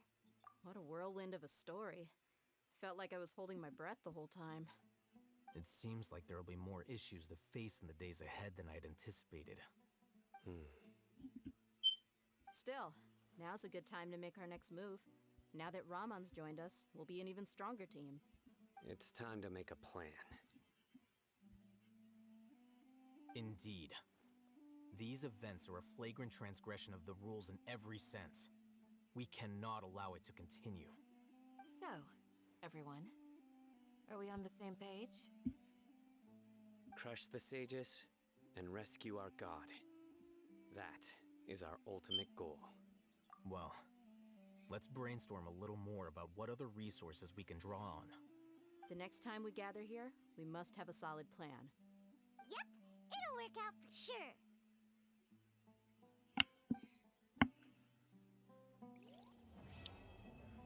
Oh my god, finally. I was wondering when that was gonna end. Another free pull. Very nice. Act 5.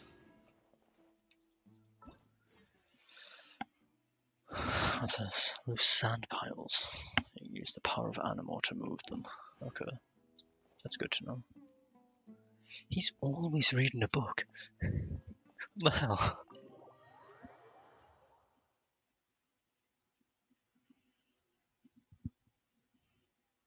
The bond of life can... What? What is the bond of life? Let's dance.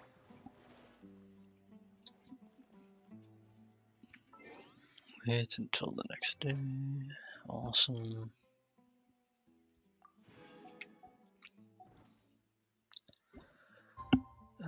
Oh, that means I've only like... I'll wait until 6 tomorrow then. I really do love this gameplay. It's so fun. Stare at a clock as it goes by. Couldn't be better. Talk to Candace, okay. Candace, we're here! Has everyone arrived? Everyone is already waiting inside. What? Well, what are we waiting for? Let's join them! Please, wait a moment. Before attending the meeting, I hope you can promise me one thing.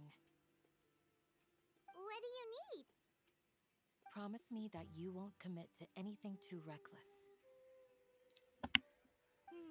What do you think? Okay.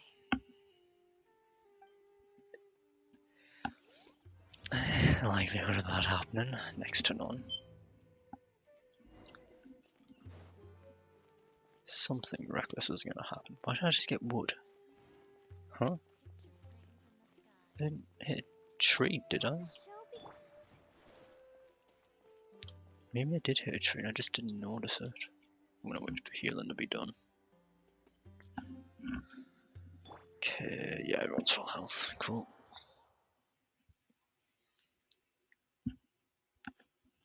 Everyone's here so early! But why isn't anybody talking? We already discussed things a bit. Hey, where have you been? I've missed you too. Are you ready? Very well. Oh, thank you. Sure this is gonna work? I gotta admit, it's bold. Color me impressed. It's worth a try. The point of discussion is to arrive at a solution. Let's cut the small talk and move to the next point. You're making Paimon nervous. Can I at least know what's happening? What? Okay. Finally done. Got some other stuff to take care of. Catch you all later. Come on, don't give me that face. I know what you're going to say. I'll be careful. That's what I wanted to hear. Take care.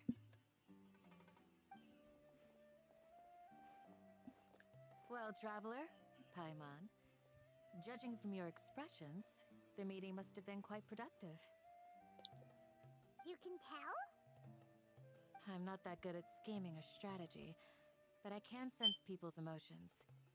And based on your reaction, things must have gone quite well. Paimon's a little worried. Hopefully nothing will go wrong. To be honest, I feel the same. But you're already some of the most capable people I know. So you have my trust. Candace gave us a compliment. Your deeds speak for themselves. Candace, we stayed behind to tell you that, although you won't be coming with us, we'll be sure to remember your words. I'm very glad to hear that. I've said the same thing to everyone here today as I said to you when you arrived. Your safety is the most important thing. Only when you're safe can the plan be successful. So please, take care. You're welcome. And thank you for taking my advice. Good luck with everything. I'll be here in the village praying for you.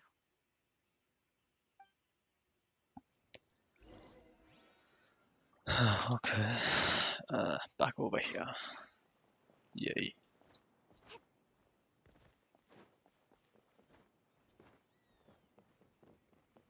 Alright. I still don't know what's happening. The plan was never told to the player. You love to see it. Sounds good. I'll go make some preparations. Okay. I'll hit them! Have you finished saying your goodbyes? Yeah! Also, Candace told everyone to be careful. Yes, she did. But I think my point also bears repeating. Our plan is not child's play. We won't be able to achieve anything if we're simply careful. We must go beyond that and fully commit ourselves to it. I hope this is clear to you. Huh? Shouldn't you be saying something more cheerful to boost our morale right now? Didn't we already do that during the meeting? You can never have enough words of encouragement. In that case, Candace can cuddle you to your heart's content while I continue to remind you of the seriousness of our situation. We all have our jobs to do, after all. It's like how some people can be put in charge of logistics while others will fight on the front lines. Speaking of the front lines, you don't look anything like a soldier. Of course. Compared to the mercenaries, I'm merely a feeble scholar. But the advantage of not being a mercenary is that I get to stay in a safer place and offer my strategic insight. Just think about that mercenary who lost his mind. Mercenary groups are facing constant danger every single day. Well, being a scholar is also a high-risk occupation, and you are a scholar. I'm not like the rest of them. Even among members of the same species, some will exhibit far more potential than others. This guy. Paimon still remembers when those mercenaries in Port Ormos called you a lunatic. All intellectuals are lunatics in the eyes of fools. I'll take that as a compliment. That reminds me. Do you remember the record we saw in the King Deshret ruins? It mentioned forbidden knowledge. You have a good memory. Forbidden knowledge has the power to drive people insane, but this fact has never been shared with the public. Even I, who has worked in the academia for some time, was never once informed of this. I think those mad scholars and mercenaries we encountered may have all fallen victim to the corrupting qualities of forbidden knowledge. But the academia has always held a different view. They have always believed that symptoms of madness are a side effect of human contact with divine knowledge as mere mortals. Come to think of it, perhaps the academia has also never understood the true nature of forbidden knowledge, and thus always approached the issue from the wrong direction. The Withering, Elazar, and the sandstorms. Don't you think what is happening right now across Sumeru is rather similar to the forbidden knowledge pollution that occurred in the desert thousands of years ago? But Paimon thought that Irminsul's disease is what caused the withering in the sandstorms. At least, that's what Tainari told us. Wait a second. Could it be that... Ah, you've connected the dots. The cause of Irminsul's illness may precisely be the pollution from forbidden knowledge. But if that's the case, what should we do? This is huge! Wait. Why do you think Lesser Lord Kusanali would have a solution to this situation? You mean, it's related to the scene you saw when you passed out in the Avidia forest? That whole... the world forget me thing? In that case, it's imperative that we rescue Lesser Lord Kusanali. Only by working with her to save Irminsul can we completely resolve the problems Sumeru currently faces. To make sure we're still on track, I would like to check on the state of some of our preparatory work. Where are we going? To an Eremite base. Oh, don't tell me I need to go where I think I need to go.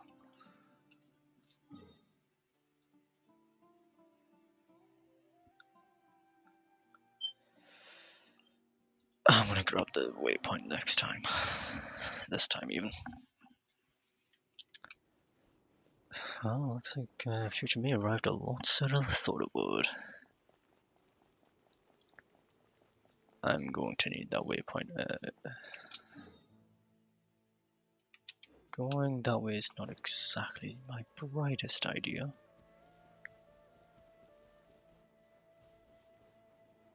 Yeah, it was over here where I went off. No, it's... well, it's west. Oh, there's literally nothing there. Except a stone pile. I don't particularly care about exploration at the moment. That's a later problem. Though I'll probably never get around to it because I'll forget about it eventually. Yeah, there's the third. I was wondering when the third one was going to appear.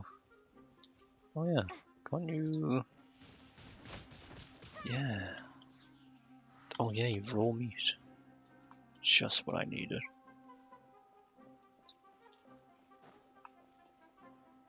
Okay, I'm gonna grab the waypoint first. Then I'll head there. Oh, that sure did catch up quick. Oh, it's up there? How exactly do I get up there? Oh, never mind. Pretty much there already.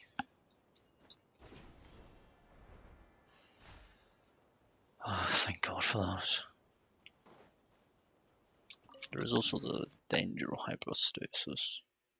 I don't think I'm ever going to need that though. None of the characters I have use that to my knowledge.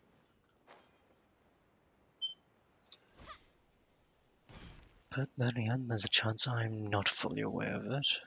Even though I've only got 2 Dendro characters. I think that's the only ones I can get a standard?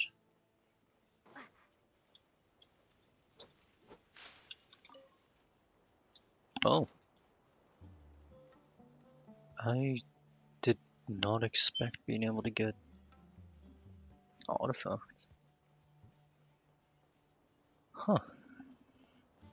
That's very useful to know. Stamina is always a great thing in games. I really love it. Ah, they're here. Huh? What are they doing here? I gave them some technical work to do. Ah, it's the scribe. And is that the traveler I see? How's the work going? Ah, yes! We have fixed the devices according to your instructions. One of them is already ready for use, while the others are still under repair. Aren't those devices for can knowledge extraction? What are you doing with those? Look here. Huh? More can knowledge? Are you going to put more weird stuff into her head again? What's that look on your face? Are you scared? Paimon's a little scared, but very, very furious! That's an interesting response. Anyway, we're not going to use this just yet. As I mentioned during the meeting, this knowledge capsule contains a decree I drew up in the past. The academia should also have their own copy. And according to the plan we just came up with, Traveler, I want you to record something into this capsule. Oh. Do you believe we can save Lesser Lord Kusanali? Good. Conviction is the most important part of all of this. Now, please get ready and put on this device.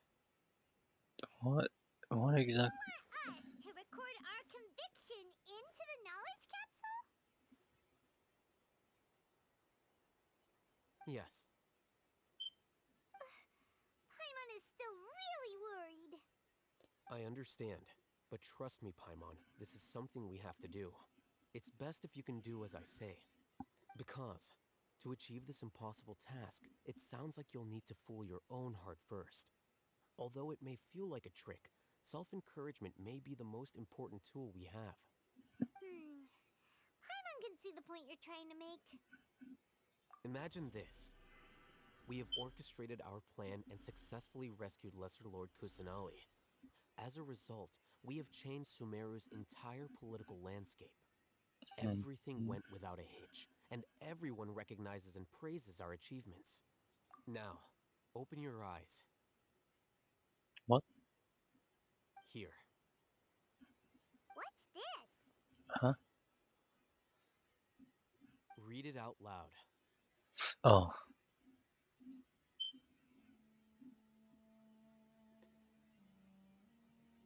It's done. Is your head okay? Does anything hurt? It's just a recording. There should be no negative effects. Shut. What is the point of doing this? Paimon doesn't get it. And that's perfectly fine. In any case, these capsules aren't meant to be used by you. Huh? What do you mean?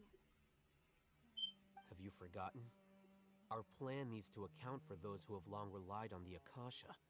You may find it hard to believe, but for those people, everything the Akasha transmits to them is nothing short of absolute truth.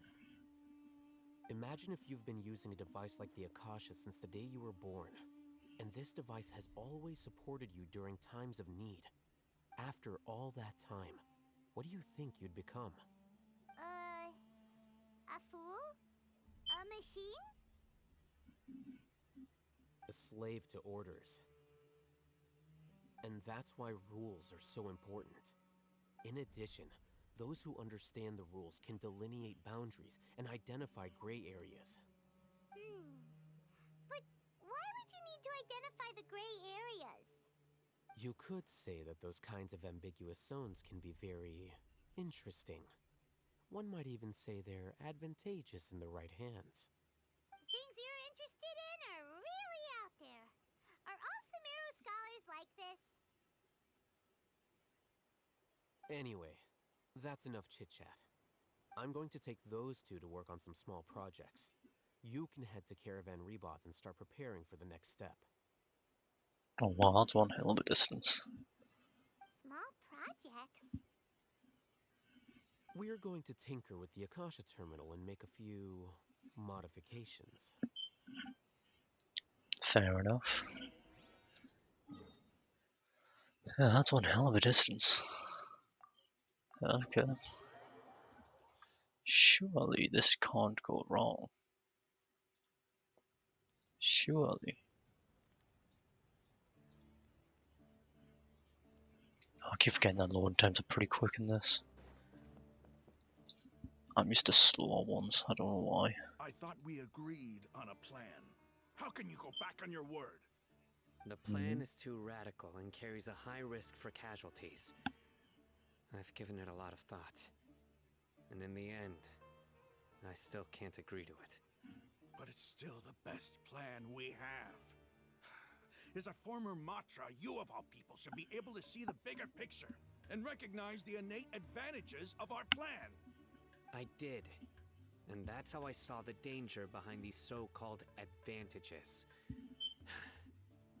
Hitham's plan is even more radical than I imagined. Huh? Why are you guys arguing? My friend, you're just in time. Why don't you help me persuade Sino? He's turned against our plan. We agreed to work out a plan at the meeting. As mercenaries, you're familiar with the local environment, so you'll take care of the specifics. But then, you went to Al-Haytham for suggestions. Had I known Al-Haytham would give you those kinds of suggestions, I would not have agreed to the plan. Look, you already know that we're all on the same side here, don't you?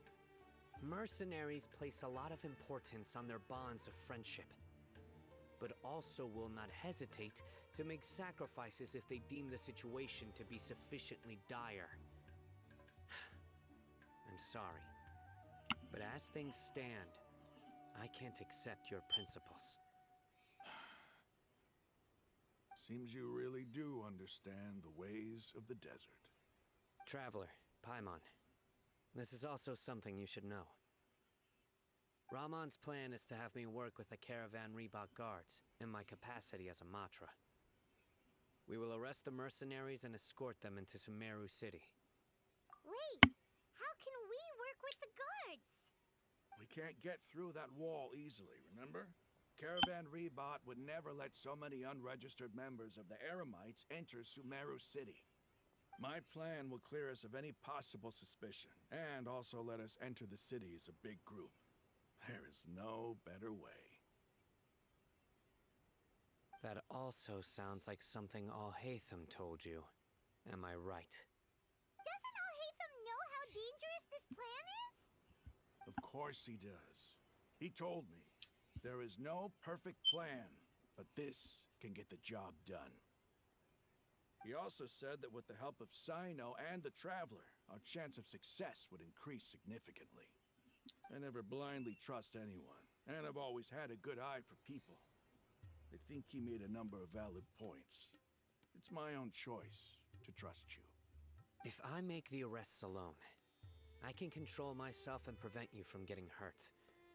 But I can't guarantee that kind of discipline from the guards. To make the whole thing more convincing, you'll need to resist to some degree. Casualties are inevitable once push comes to shove. I'm okay with the deaths of enemies. But now that we're allies, I'm against the meaningless loss of our own. It's no chest. I can't believe a Matra would actually care about us. I've lived a hard life, and I can say that people like you are hard to come by. I've always treated my allies with honesty and respect.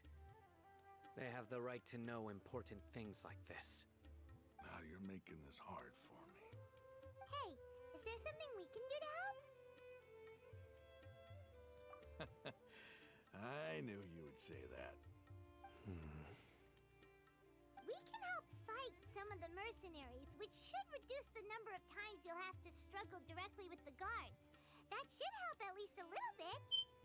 Sino, on behalf of my people, I thank you for your kindness. But this is a mission we cannot turn our backs on. We strongly value the lives of our friends, but the goal we are about to achieve is even more important. We have no fear of casualties, because we crave the spoils of victory. So please, lend us your support. We will show you the determination of us desert dwellers. Well, now that you've put it that way, I can no longer refuse. But remember, you need to follow the plan and not do anything reckless. Candace made it very clear that we can only achieve our goals if we can ensure our safety. Since you and I both recognize the significance of this operation, there should be no more animosity between the followers of the Dendro Archon and those of King Deshret. Everyone's life is equally important. Okay, you have a deal. Let's do this for our shared dream. The guard should be stationed in the courtyard nearby. You can find them there. Oh, I was seeing things great. Also, discussing that in public, probably one of the worst ideas you could have.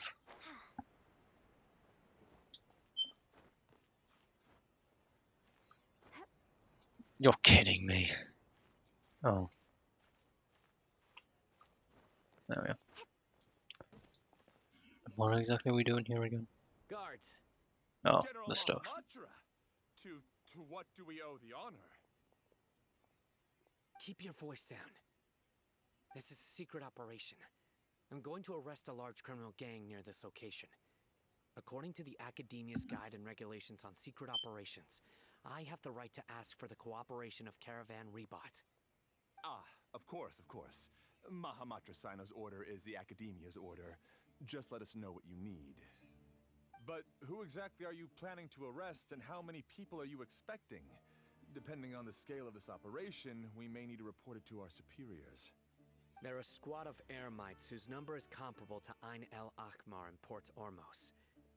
They're involved in the theft and resale of supplies from the Academia. As many as Ain el Akhmar? This should definitely be classified as a joint operation. Then I suggest that you report this to your superiors as soon as possible, and treat it as a top priority desert operation. I will need personnel. Got it. Please wait a moment. I'll contact them immediately.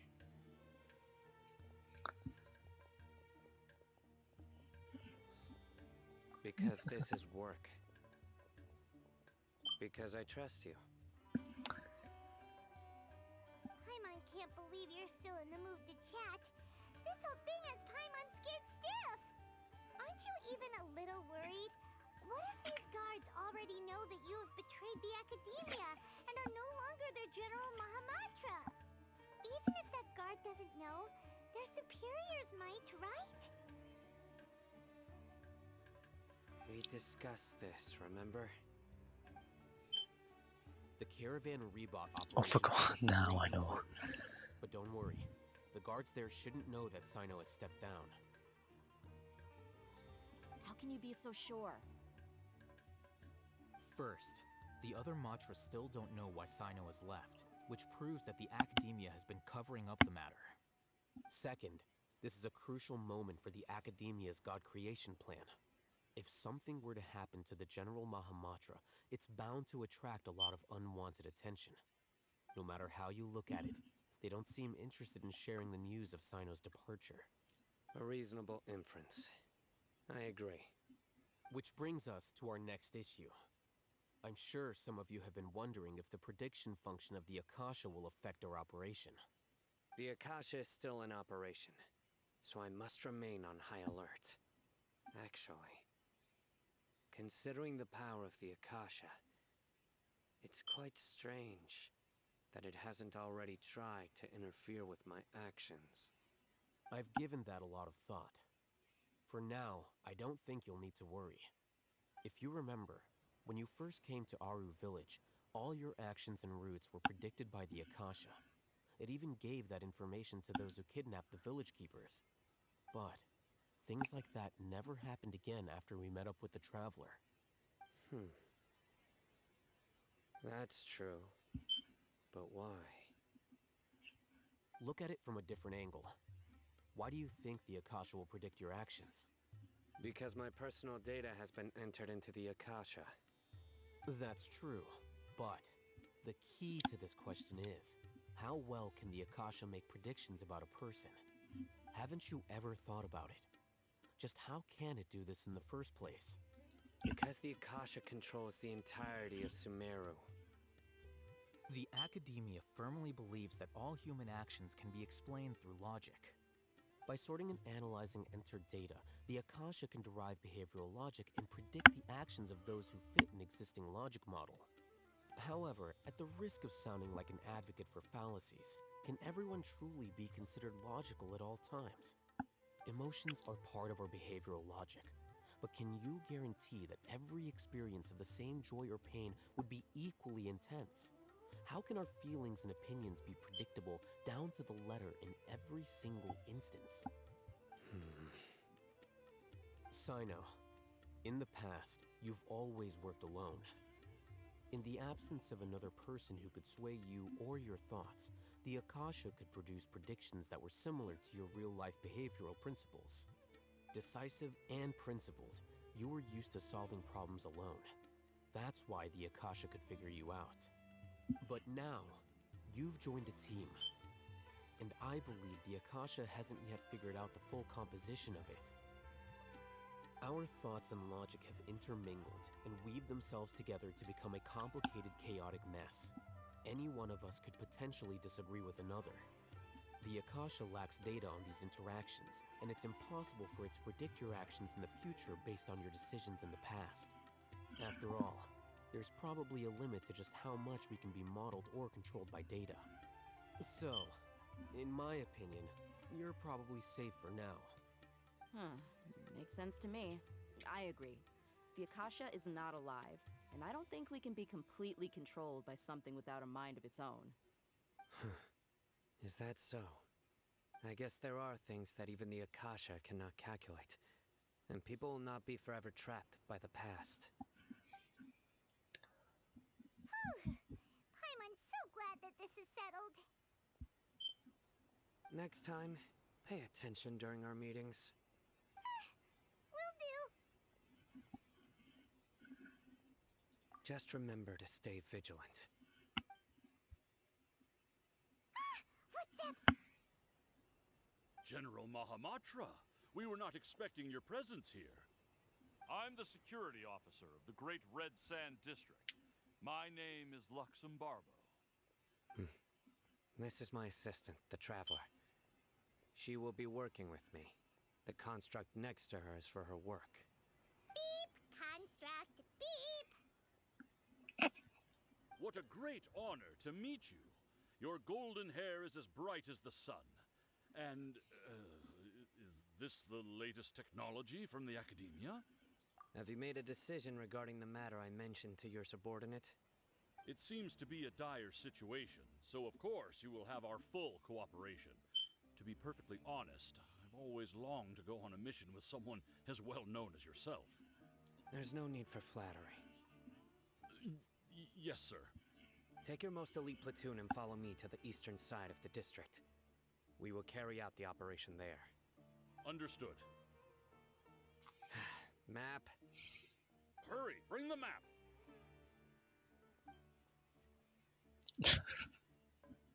In 2 days, we will engage Rahman's Eremites and capture all of them. Any questions about the time or location? None at all, sir. Good. See you then. Yes, sir.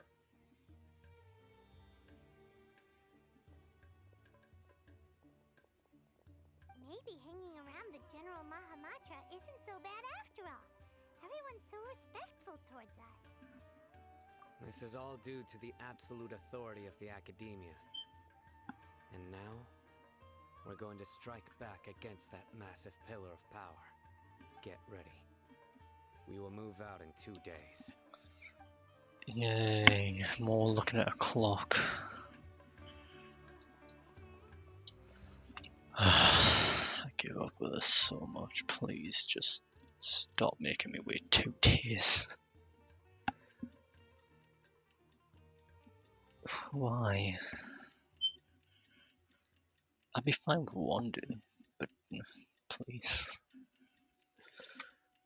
2 days is just unnecessary.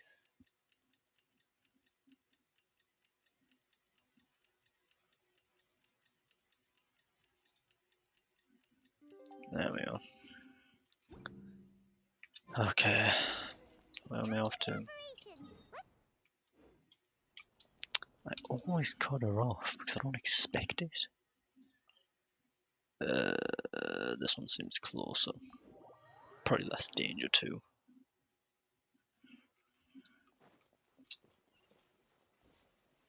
Huh.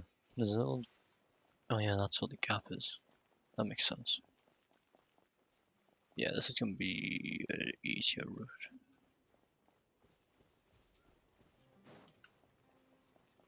Getting a bit dark there. Look! Over there! Our helpers have arrived already! Let's hurry over! Wait a moment. Oh, it's you! You're my assistant, remember? Being my assistant, you must stay with me. Now let's head over there. It's General Mahamatra and his assistants. We meet again. You're here early. It's to show how important we think the operation is. Since this is a big case for the Academia, we are prepared to give it our best. I'm glad to hear your sense of resolve. Remember, we must capture them alive. They are our only leads for the case. If they die, we will be unable to continue the investigation. Understood.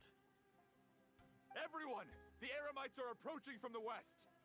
Make preparations and be ready for combat. Alright. Halt! Oh? What a warm welcome! What do you want?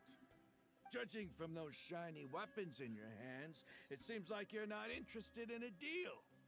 Rahman, the Academia has caught wind of your smuggling and illicit sales. If you value your life, I advise you to surrender. Who are you supposed to be? A Matra from the Academia? I can't believe you came all this way just to catch us. I'm not here to talk. Oh. Nobody's given me this much time of day since I became a mercenary. Brothers! For that slight, let's wash our blades with their blood. Let's show them we Eremites are not to be messed with. Yay, fighting. I've got to do it in 6. I guess that's not really too difficult. Just essentially bully one at a time. Who is he fighting all day? There's only 3 of them? There was 5. Where'd the other 2 go?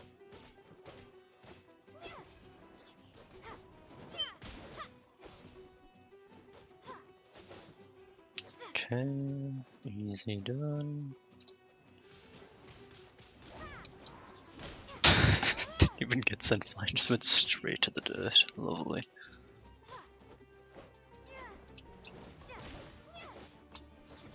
Oh, there's 9? Sorry, but where did the other 3 come from? The other 4 even.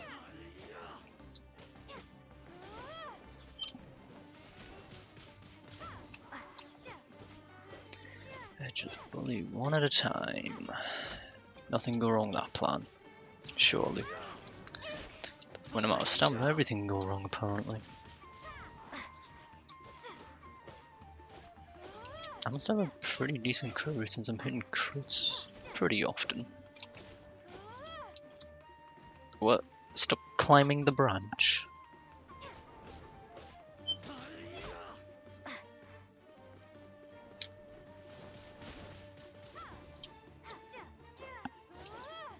I hate how I can't connect. All because they're at a slight incline from your attack. That's a wall.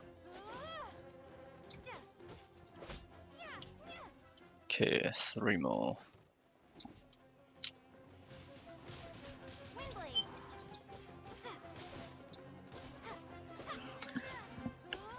Being able to crit often is always a nice feature. 3 of them should be able to deal with 1, surely. Doesn't even matter anyways. They don't deal enough damage.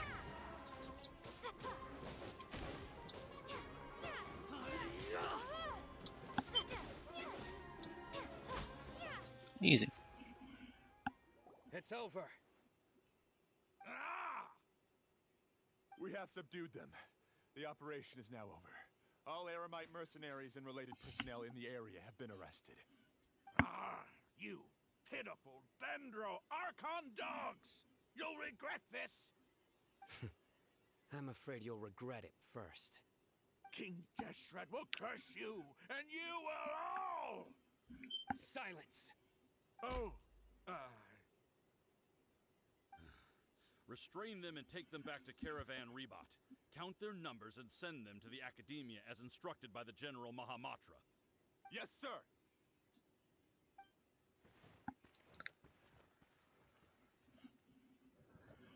Mahamatra Sino, I will now take my leave. If you need further assistance, please come to Caravan Rebot and ask for me. Understood. You are dismissed. There they go.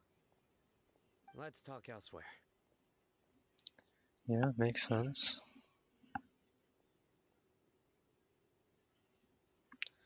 Did they even move? The plan went really well. Yes, things went perfectly. That's fantastic. And that punch you gave Ramon there sure looked convincing enough. Once we're done here, I'll return to Caravan Rebot and oversee the group's transport. I promise. I'll get everyone into Sumeru City safely. Yeah, you're the reason why everything went so well. It's not the time to celebrate yet. I believe Dia should already be waiting for you. Go join up with her. She will need you to introduce her to Tainari. Speaking of which, is it really okay for us not to share the full plan with Tainari? What if he'll feel miffed about it and refuse to work with us? I have a very close relationship with Tainari. Given how well we know each other, I believe my message alone should be enough to bring him to our side. He knows I won't make jokes about things like this. If we need help, Tighnari is the best option. Get ready for the next phase of the plan. Don't keep them waiting. Alright. I don't even know what the hell that said. About a caravan rebot.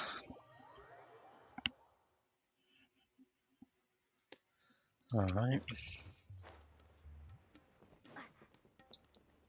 Oh. It's about time. Didn't you say our part of the plan is the most important of all? And here you come rolling in late. In the time it took you to get here, I already did 5 laps around the place, downed 7 drinks, and even did some clothes shopping. Sorry. We didn't mean to keep you waiting. I just wanted to fix your attitude and rub it in a little. After all, you took your sweet time getting here, and we've got important stuff to take care of. I just like seeing that serious look on your face. All right, I'll stop.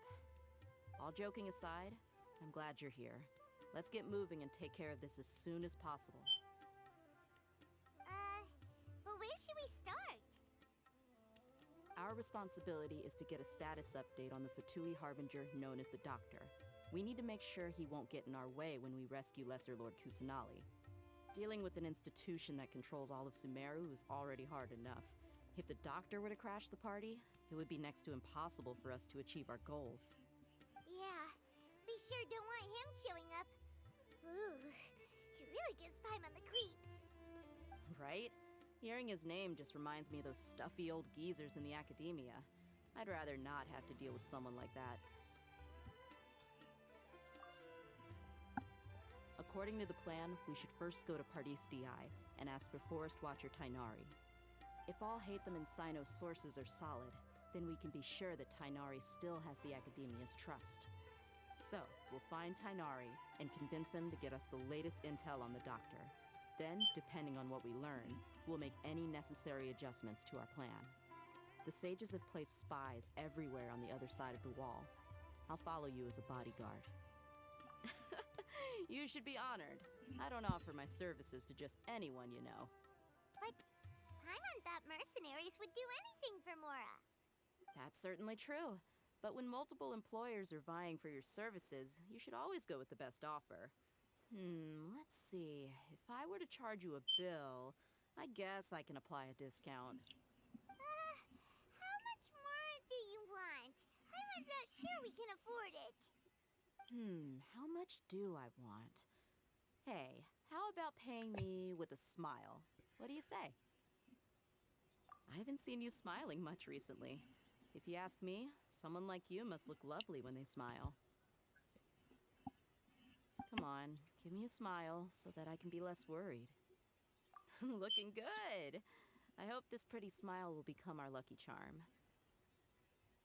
There are many kinds of smiles, but only a truly joyous one can bring blessings to others. Let's consider this smile a down payment for our future victory. Let's go. It's time to pay a visit to Pardis DI. God, we're really going all over the place right now. Jesus Christ. Oh yeah, this is the place where they got... Yeah, this is the place where they got ambushed, isn't it? And then, yeah... Healing would be good. I don't remember taking that much damage.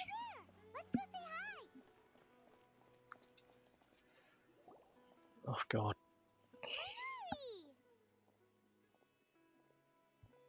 Traveler, Paimon, and you are?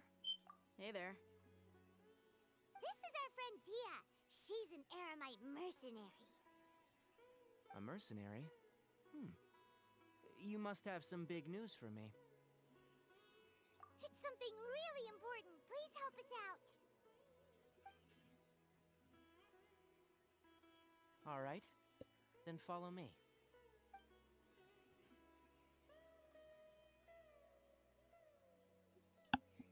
This place is better. We won't be disturbed by any passerby. Okay. What is this important thing you want to ask me? The doctor. He's that strange-looking Fatui Harbinger with the mask. Paimon thinks he has blue hair. Yes, I know him. Actually, he left Paradis DI just a little while ago. He left already? Yeah, he came looking for me. Can I ask what it was about? Sorry to ask you like this after having just met, but your answer is very important to us. For now, all we can share with you is that your friend Sino is working with us. Sino, you say?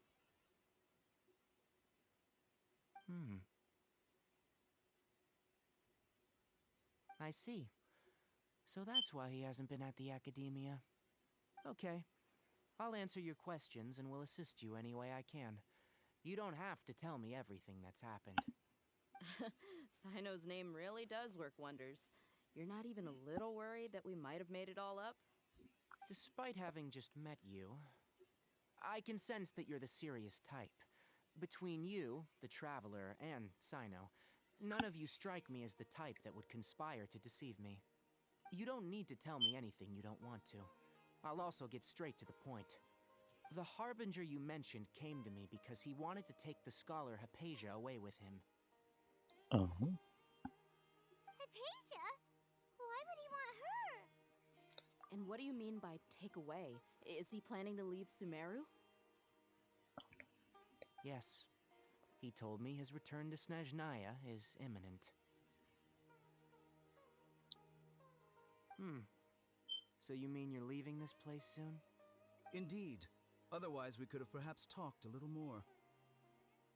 But I was just about to set out when I remembered something important. To that end, I made a final trip to Paradis DI. Let me ask, have you been taking care of a scholar by the name of Hypatia? Your sources are accurate. No doubt because you've recruited many informants. But you're right. Hypatia has indeed been receiving treatment from me. Forgive me for asking, but how's the treatment coming along? Given the way you're asking, I assume you have something to say. Since you asked, I'll be frank. I would like to take Hypatia to Snezhnaya. It's incredibly difficult to transfer a patient. As a scholar yourself, shouldn't you at least be aware of this? Oh? I can't believe your utter lack of faith in me, to the point of even questioning my general level of knowledge. How unbefitting. Well, you're the only one who's ever made such a request. I have my ways of keeping her safe during the journey. In addition, I can also promise that under my care, Hypatia will receive the most advanced and effective treatment. I will personally supervise her treatment and see to her recovery.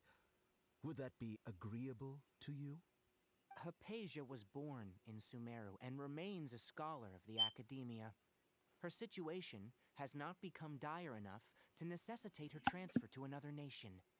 Transporting her to Snezhnaya is risky, and the potential benefits are unknown. As the person currently responsible for her treatment, I cannot possibly sign off on this transfer. Your suggestion is rude and reckless. I'll pass.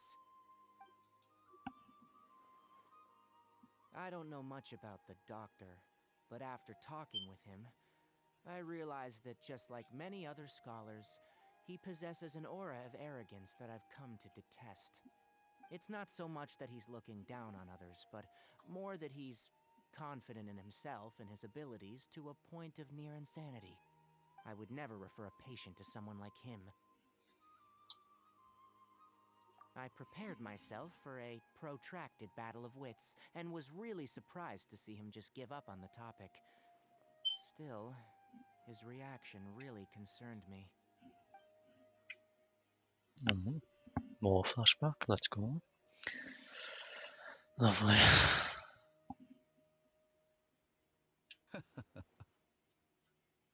I see, I see. Of course, your opinion makes perfect sense. You're still young, but already quite stubborn. I must say, You are not like what I had expected.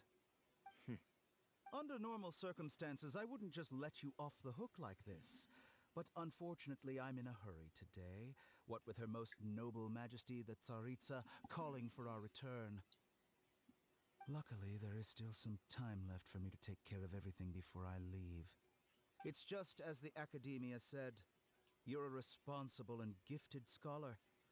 Sadly, even with all of that, you're still lacking a bit of shrewdness. And that's also why people like you can never realize that sooner or later, everyone must pay the price for what they've learned. Hmm.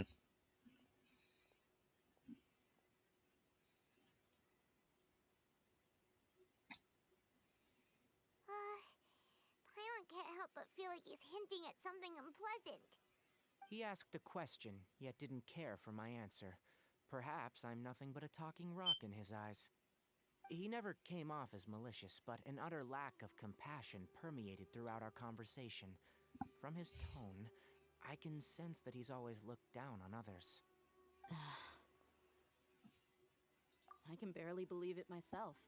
But if that's true, the situation will be in our favor. I don't think I missed any details. Frankly speaking, I don't want you to do anything too risky. Now that you know a little more, it should be easier for you to stay safe. Sorry we can't tell you everything. We appreciate that you helped us anyway. I won't forget your kindness. It's okay. I have an obligation to do so. To be perfectly honest, all of this may have started because of me. Wait, what? Recently, my master wrote several letters to me, asking me to return to the Academia and assist him with his research.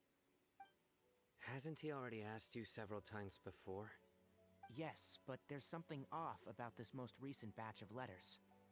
The handwriting and the tone are both familiar, but some details have been omitted. My master will occasionally leave a few dots on the back of the letter.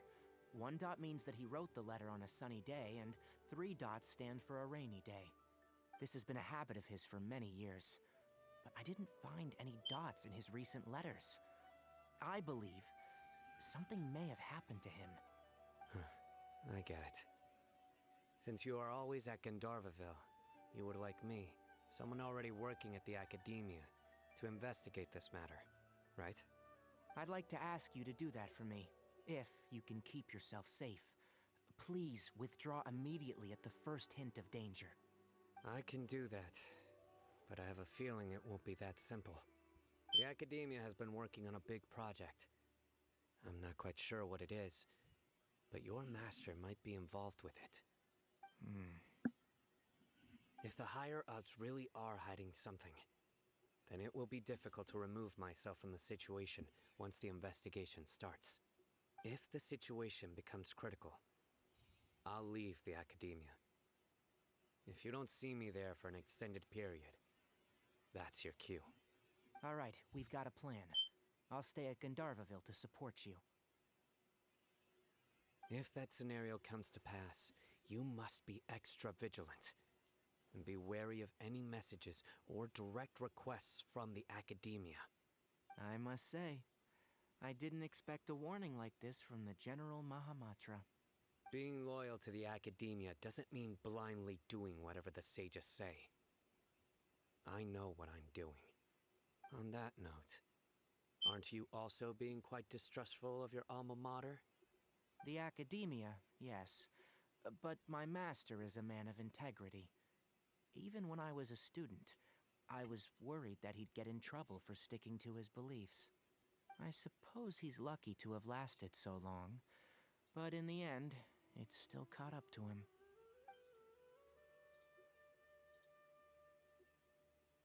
I see. So you noticed something was up with the Academia from the very beginning. This may well be how Sino became involved in all of this. In which case, I must keep my promise and help you however I can. Also, if you run into Sino again, please help me pass on a message to him. Trust your own senses and experiences. I think this may be something he needs to hear right now. Okay, we'll find a chance to tell him. Thanks. Right. Now let's go hunt down this Harbinger.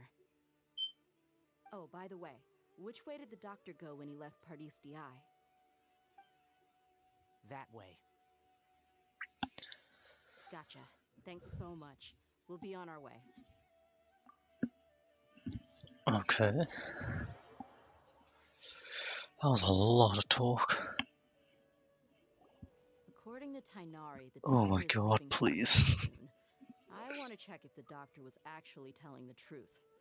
He also said that he'll take care of everything before he leaves. What did he mean by that? We need to be extra careful when dealing with a person like him. Just to be safe, let's chase him and see what we find. But we have no idea where he went. How can we start chasing him? We'll do it the mercenary way. I'll find leads as we go. All you have to do is just follow me. That Harbinger may have tried to cover his trail, but he still left some traces. Or perhaps he never even thought about concealing his whereabouts. Maybe that's just how arrogant he really is. Yep, we're headed in the right direction.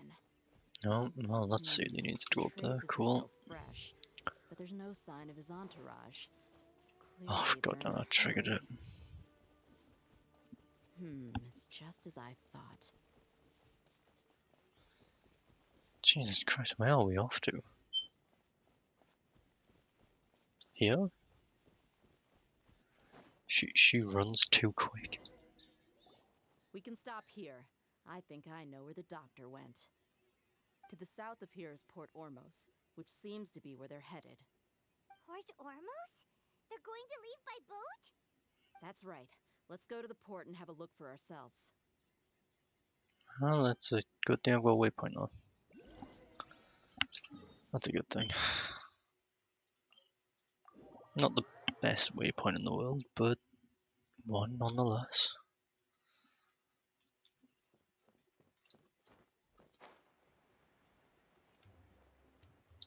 Well, nothing looks different. Oh. Never mind. Couldn't look any more different than that. Soldiers! Thanks to Dia's tracking skills, seems we found the right place. Shh! Don't draw their attention. The port is crawling with Fatui soldiers. Let's keep going and see what we can find. What they? This Oh. is a proper farewell ceremony for a Snezhnayan Harbinger. The Lord Harbinger is leaving. I've still only seen him once or twice. I used to hold a position in our homeland, and back then, the doctor spoke in a very different way from the way he speaks now. Maybe the way people talk in Sumeru has rubbed off on him? It's always like that when you spend too long away from home. When he gets back to Snezhnaya, perhaps it will also take him some time to get used to the life there again. Huh? But, sir, that can't be right. No, I remember it like it was yesterday. Both his expressions and tones are now very different. Also, for some reason, he seems like he's all smiles now. You must be mistaken. Nobody's supposed to look happy when they're on a business trip. Oh yeah, there he is. This is about as far as I can go, otherwise I get detected immediately.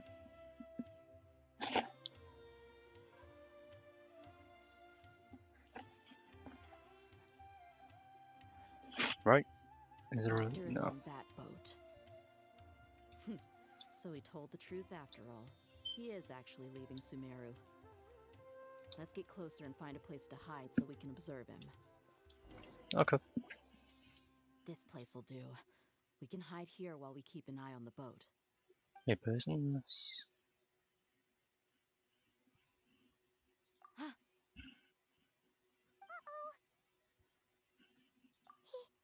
He saw us. Wow, he knew. Shocker. Is he waving at us? It's time to say goodbye.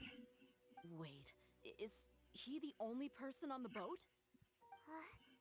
You mean there's nobody with him? And Where are all the soldiers we saw in the port just now? They were all here just a few minutes ago, but now they've vanished. Watch them know them even be real. Trap. Wait, don't tell me that. Luckily, there is still some time left for me to take care of everything before I leave. Oh no. They might be after Hypatia. Let's get back to Party's DI. Huh? What do you mean? I'm afraid that she's seen something that she wasn't supposed to see. If I were the Fatui, I would also try to take her away. And if I couldn't... Oh no! Are you saying they're going to kill her? Let's go! Yeah, I'm not surprised in the slightest about that. Wrong thing. Oh my god, please. Don't change the location. Pardis DI is not a place you Fatui can just show up and do as you please. I believe we've already made ourselves quite clear. Our superior gave us permission to search for and collect medicinal herbs in Pardis DI for research purposes. But you've been in Right. Sumeru for some time already. I find it coincidental that you chose to only come here today. Even the Grand Sage himself may not have the right to question our research, much less an ordinary scholar like yourself. I've done my duty to inform you. Don't make things difficult for yourself. It would seem that my words have fallen on deaf ears. You can keep trying to deny it, but coming to Pardis DI now, I'm pretty sure you're not just looking for herbs. With all due respect, your baseless speculations will only lead to unnecessary trouble. Well, you only have your Harbinger to blame. He knows nothing about keeping a low profile. I may be staying at Pardis DI as a scholar, but that doesn't mean I'm no longer a forest watcher. It is still my duty to protect the peace and safety of the scholars who have contributed so much to Sumeru. Then it seems our conversation has hit an impasse. No one will lay a hand on you, Hypatia. Not on my watch. I get a trial version of him. No. I'm fine. Oh god, Fatui not have really crossed this. the line. Time to teach him a lesson. Just focus on the sniper because he's the one that deals the most damage to my knowledge. I don't know what the Geo one's like. Oh, that's well, I guess I'll go for you instead. Oh, go away with your sniper, please.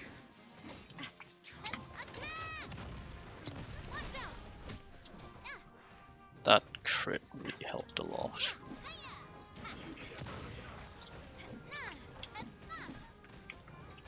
Grab more nades. When I get 6 stacks, use 3k damage because of that shield. I can't destroy it. Oh. Yeah, I forgot that vaporizes a reaction. There's no use resisting. Excuse me? Keep dreaming. Another ult.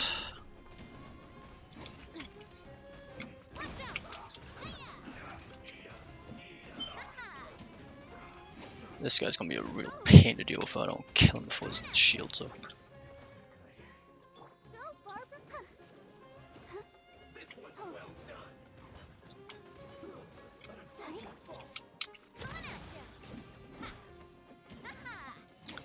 Nice and easy. The doctor's orders are absolute. Yeah? More? You've been someone's lapdog for so long that you don't know anything else now. Oh my god, my finger's gonna get so tired. I'm gonna spam left click so much. He has a shield up. This means it's gonna be so goddamn difficult. I don't know if I've got anyone that can deal with that reaction. Because I think I need Pyro. Yeah, I need Pyro to even deal reasonable damage. Okay then, I can make this reaction work in my favor.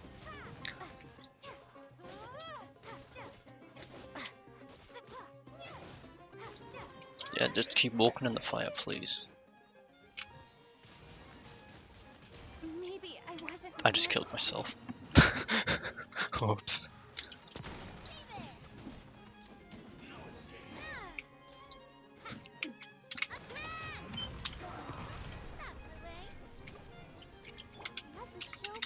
Wrong one. Ah, crap. That just made myself an even easier target.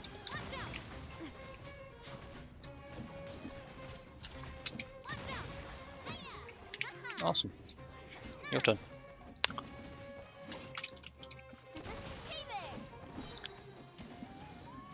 Jesus Christ. We're not getting anywhere. Traveler, Paimon, please go to Hypatia. We need to make sure they don't try to sneak around and attack from behind. Got it. Yay, solo fight. More of it. Hypatia's still here. Doesn't look like anyone's broken in.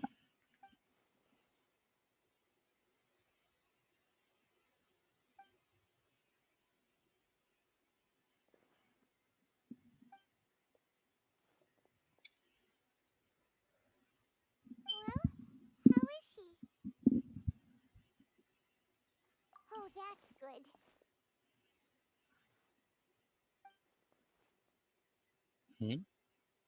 Wait, what? So, you think this is over? Oh, of course.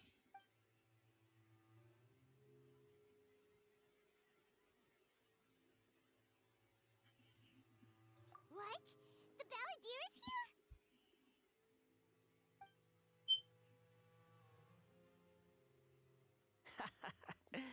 I've missed that look of abject horror. You've given me that look every time we meet. But, where is he?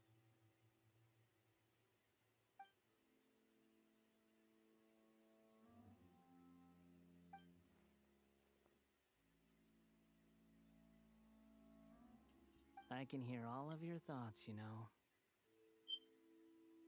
Don't you remember? I already saw you the first time you came to Party's DI and made contact with Hypatia. I didn't need to do anything. It is her honor to be able to connect her consciousness with me.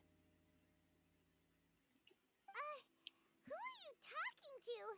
It can't be the Balladeer, right? That's impossible. I know you must be curious. I might as well tell you that I decided to enter Hypatia's consciousness the moment I sensed your touch. I wanted to observe you on a fool's errand. Hey, Traveler! What are you doing? My deification is nearly complete. All that's left now are just some final details. Do you understand? Even if you manage to rescue Lesser Lord Kusanali, it will be impossible for you to defeat a bona fide god like me. Is it wise to force that childlike god into a divine battle against me?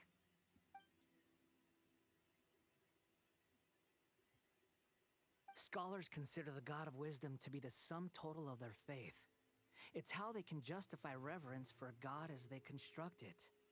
But this also shows that humanity's worship of gods is a combination of blasphemy and exaltation.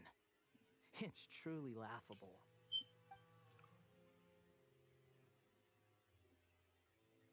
Yes.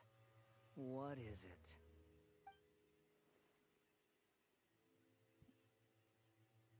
Yeah, I'm in a good mood, which is why I'm talking to you like this.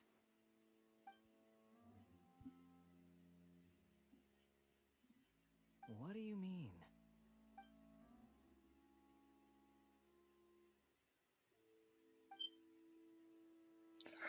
Oh my god, the silence.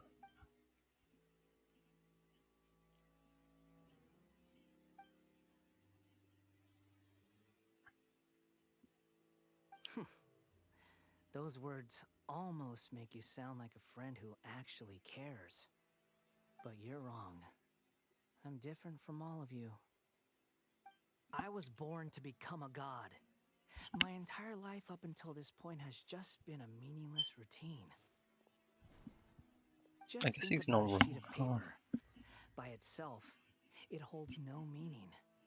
The content recorded on it is what gives it value. All I had recorded down before were some painful memories and boring human feelings. Such senseless drivel should have been erased a long time ago. Indeed, to me, the sight of you fools in your futile struggles is far more amusing. Tell me, just what has this world done for you to protect it with such zest and conviction?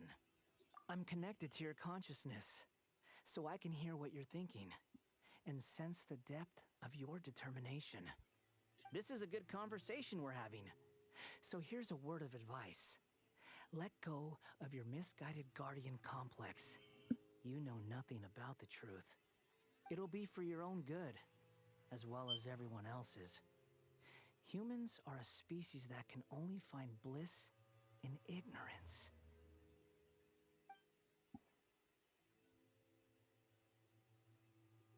Ah, you've seen my affection for her. If you were in my position, I think you'd feel the same way. She peered into my consciousness and saw my past. Someone like that is qualified to become my first follower. All gods need followers. So Hypatia has been chosen.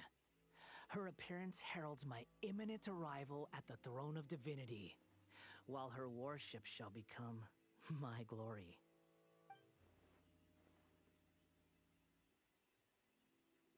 You're doubting me again? No matter. Soon, you'll know what kind of authority you're challenging.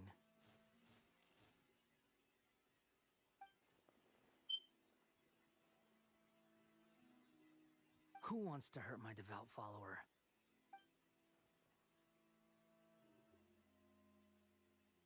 The doctor wants to hurt my first follower?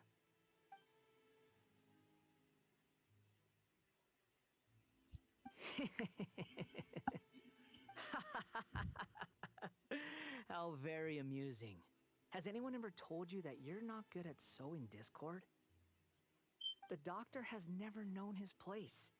Even now, the puny human thinks himself capable of interfering in the business of the new god. You're still too naive if you think a few words will be enough to convince me to destroy the doctor. But I'm willing to give you a gift, just like my expression of affection towards Hypatia.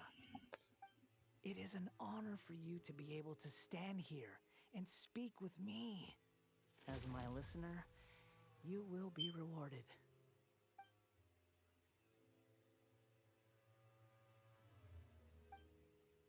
Both good things and bad things can be called gifts. After all, gods have never needed to be reasonable. Paimon hears thunder! That person Paimon couldn't see was the Balladeer? Oh, he sure chatted with you for a while.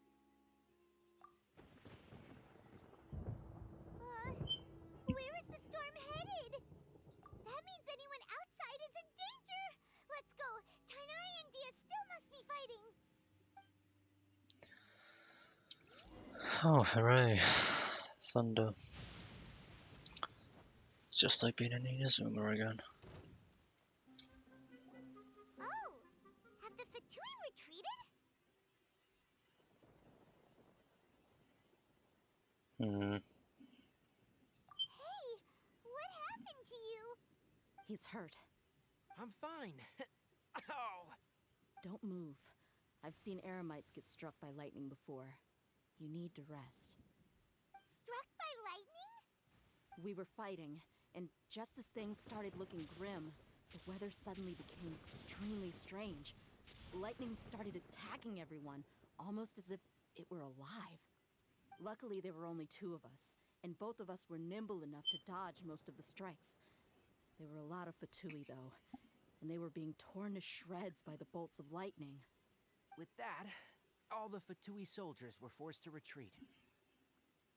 Why are you sorry? It's all right.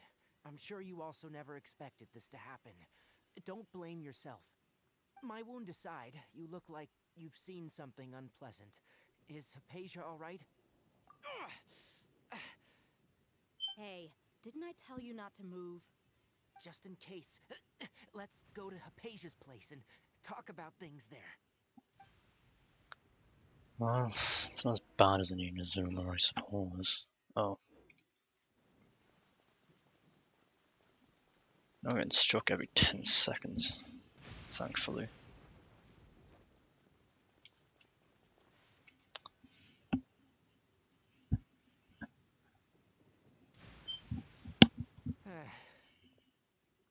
Thank goodness, she's fine. Hey, how about taking care of yourself first? I understand my condition. The wound is not fatal. I'll be alright. Ugh. The more you understand medicine, the worse of a patient you become. I know. They always think they can push through the pain. Oh, he sat down. Let me rest for a bit. Sorry, traveler. Now you may start. I know it. Oh god. So that's what you were talking to the balladeer about? Oh, Paimon can't believe what he's thinking. The Academia's God creation plan. How ridiculous. That sounds, ambitious, I guess? Anyway, this is all way beyond me. As long as I can enjoy every day with a drink in my hand, tasty food in my stomach, and a good night's rest, that's enough. I'll only work when I have to. I must be the least ambitious person who's ever set foot in Party's DI. Don't say that. I haven't even thanked you for your help back there. Don't mention it. Well, if nothing else, all this proves that the doctor really did have some urgent matter to attend to and left Sumeru in a hurry.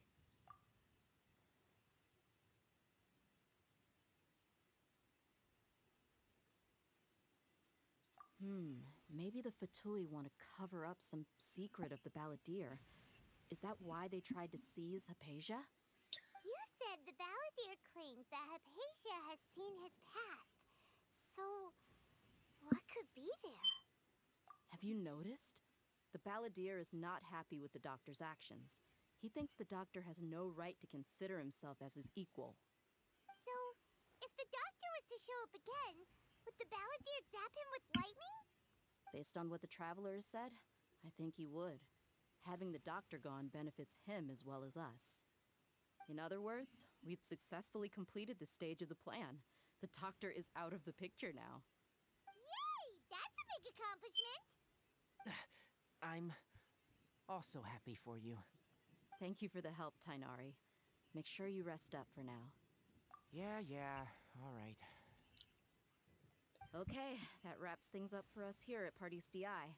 Traveler, it's about time we rendezvous with the others at the Grand Bazaar. Oh, finally. Let's continue to keep a low profile. You can head there once you're ready. I don't even know if I want to head there, to be honest. Wait until the agreed time. Well, first the bazaar is in... It's up here. I could not find it for some reason. That was odd.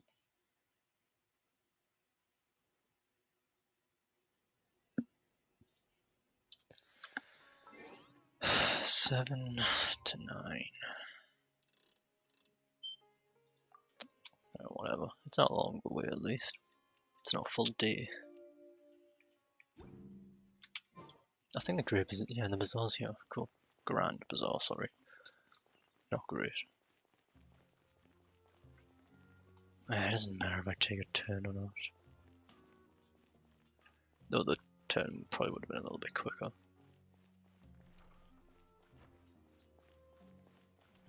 Yeah, they're both here. Lovely. Alright, everyone is here. How did everything go? Any luck with your missions? Let's report back one by one. I'll start first. We've made the necessary modifications to the Akasha terminal. In addition, the props required are also ready. I'll go next. The Traveler and I went to Party's DI. The situation was a bit complicated, but we found Tainari. Unfortunately, he was wounded during a fight. Who is behind it? Well, that's the tough part. What should I say, Traveler? The Fatui or the Balladeer? After some back and forth, we confirmed that the doctor has left Sumeru by boat. He has something urgent to attend to back in Snezhnaya. So, we've successfully removed the doctor from the picture. Also, Tainari's already resting, so he'll be okay. Good. Oh, Tainari also asked us to tell you this message.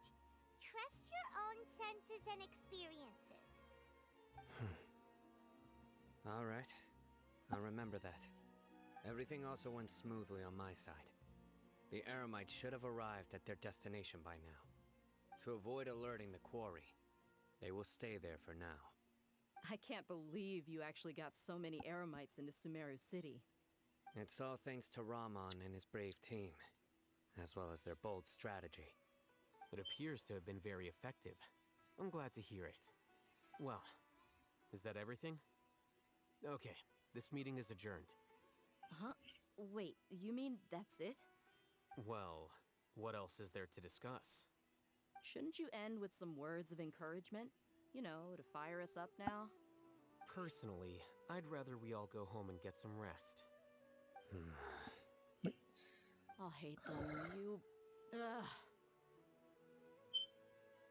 Oh, and if you wanted someone to say something to that effect, then I must reiterate that I'm here to strategize and not to lead. So you should find someone more suitable to do that. But I thought all of you Academia big shots were great speakers. Then I should remind you that I'm the scribe. I know that. So what? A scribe is responsible for recording meetings, not speaking. Fine, whatever. Well, Sino doesn't seem to be much of a talker either. I guess that leaves it to my employer. Employer? Yep, the Traveler hired me. That's right. So come on, boss. What do you have to say for the team? Yeah, say something to boost morale. Huh? What are you all doing here? Oh, it's Sumeru! Hey, everyone. I'm not disturbing you, am I? Not at all. I was actually just about to go find you. Judging from the group and all your serious faces, you were discussing something important, weren't you? But you also look like you're up to no good. Seems pretty interesting. Welcome, Nilu. Would you like to join us? Huh? Join you? You mean, you also want to discuss something important with me? Yes, something very important. Nilu, are there any breaks in your performance schedule in the upcoming days? Huh? Wait, you're seriously inviting me?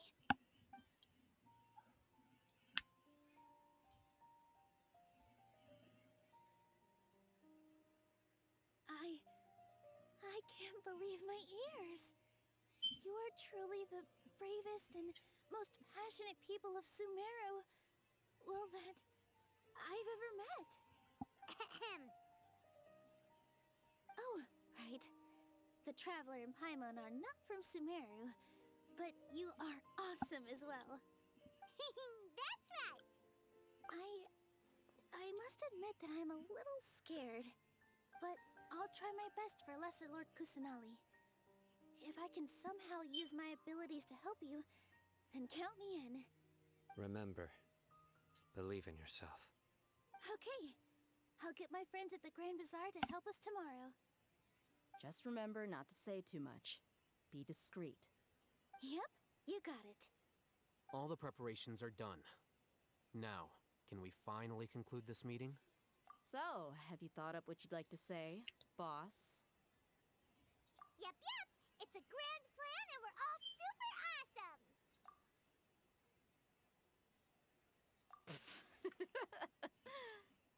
Well said. A good night's rest before an operation can be the difference between success and failure. Thankfully, I've had my place to myself recently. It's been nice and quiet. Huh? Oh, nothing. Alright, let's all go home and get a good night's sleep so we can be up early tomorrow. Okay. So I guess that means it's time to say goodnight now. Yep, good night, everyone! Okay. 8 to 12 the next day. Oh my god, the amount of times I'm having to switch.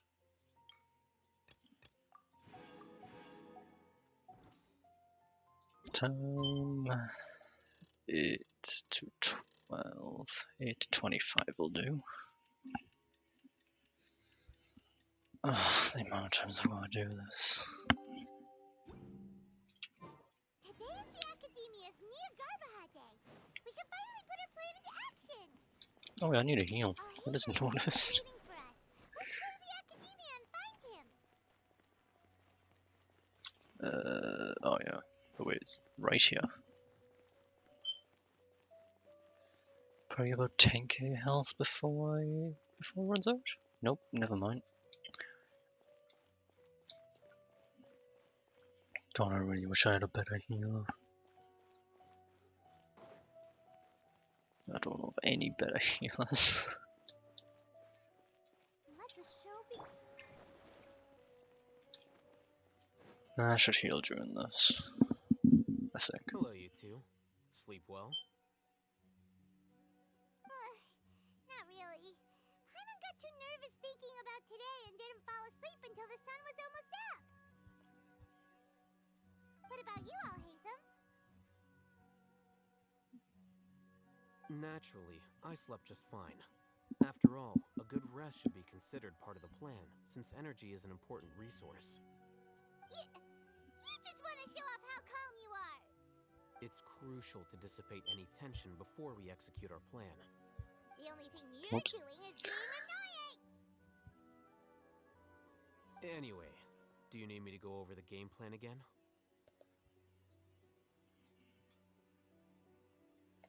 Our target is Grand Sage Azar's office. Everyone in the Academia knows that's where the Grand Sage's console is. Only they can operate it. Many restricted commands and operations are executed via that console. I'm sure that console has a way to free Lesser Lord Kusanali. You know, Hyman's been thinking, what kind of technology could let the sages imprison even a god? That isn't something they could have accomplished with their scholarly talents alone. In the sanctuary of Surasthana, there's a device of Greater Lord Rukkhadevata's that she once used to isolate herself while meditating. 500 years ago, the Grand Sage at the time modified the device so that it can no longer be controlled from the inside. They were effectively trapping one god with the power of another. So, how are we gonna get to the Grand Sage's office? Don't forget, today is Niagarbaha Day, arguably the most important day to the Academia. The Sages and core Academia personnel are busy loading the latest batch of research developments and legal decrees into knowledge capsules so that they can be entered into the Akasha. All the Darshan's researchers have their noses to the grindstone, and the Academia's grounds are flowing with all sorts of people. It's the perfect time for an infiltration. When the Grand Sage leaves his office to supervise the entering process, that's our cue to access the console and free the Dendro Archon. Well, yes. That's just the visible side of our plan, after all. If precedence holds, the Academia should have already started preparing for Niagarbaha Day. Everyone should be in position. All that's left is for us to lead the charge. Let's go. I feel like discussing that in front of two gods is the worst So idea. are we just gonna walk in through the front door, or...? Yes. Were you expecting a stealthier approach? Paimon can't think of a good comeback. Alright, it's all on Alhaitham if things go south.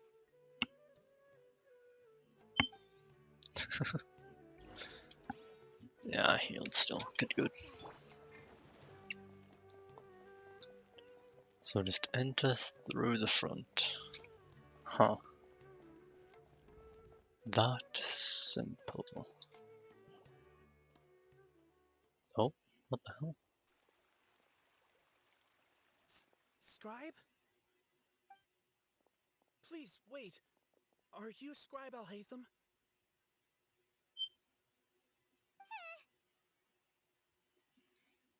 That's me. Is something the matter? I'm in a hurry. No. I was just surprised to see you here. I had heard that the sages were looking for you not long ago, but I didn't know what for. And, also, please don't bring outside guests into the academia. Outside guests? How did you arrive at such a conclusion? Your groundless inference shames the Haravatat Darshan.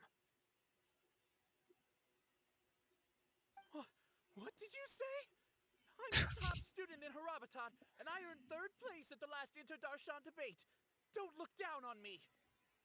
That wasn't my intention. As your Haravatat senior, I just assumed that you possessed a greater aptitude for critical thinking. Look, based on what you already know, the purpose of my return and the reason they're here should be obvious. Is that so? Wait a moment. Let me think. Don't tell me the answer. The sages search for you. A blonde-haired traveler. Outside guests.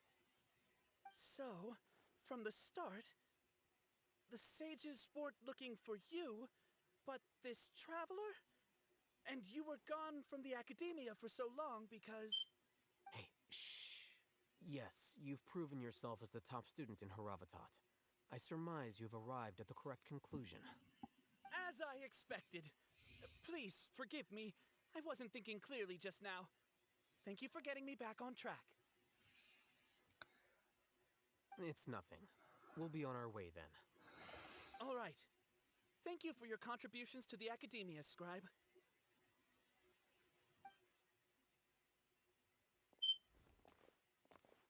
Wow, he is easily swayed. Jesus. What the heck just happened now?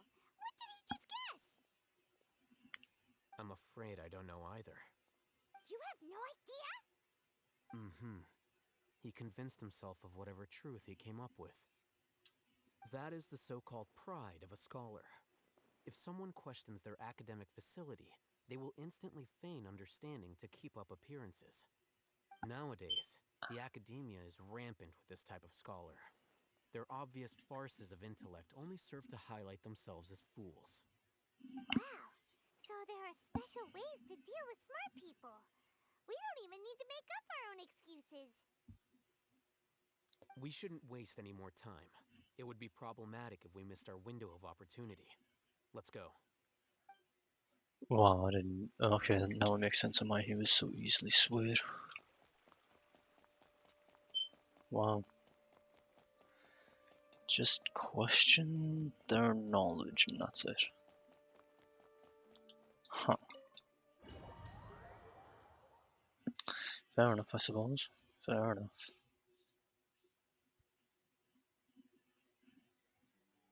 Oh. Is this the academia's library? Indeed. Known as the House of Dana, it is quite possibly the most extensive special collections library in Teyvat. There are a lot of students going through here. Is it really okay just to waltz right in? The academia marches to a fast beat, especially since it's Nagarbaha Day. They're all occupied with their own matters. Just act natural.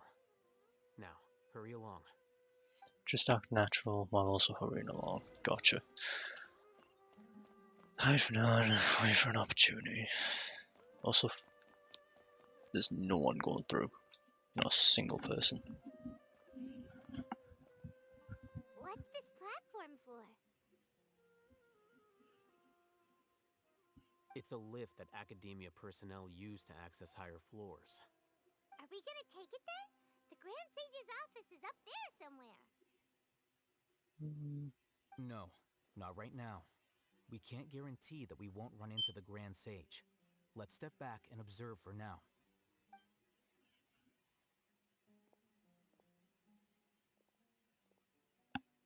think the Grand Sage will exit from there?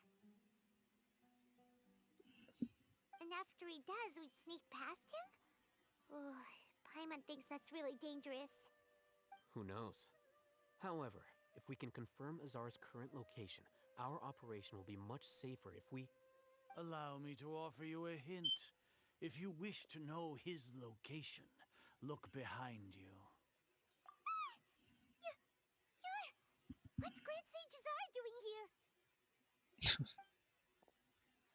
Yeah, well.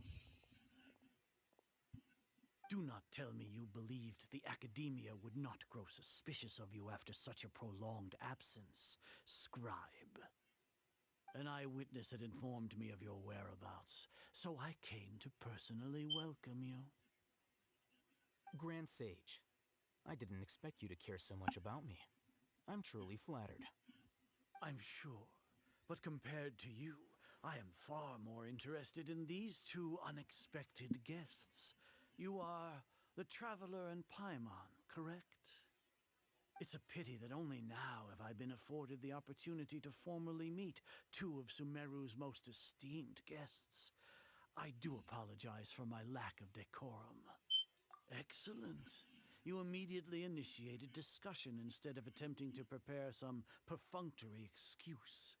You clearly understand the situation at hand and have no intention of making a reckless stand.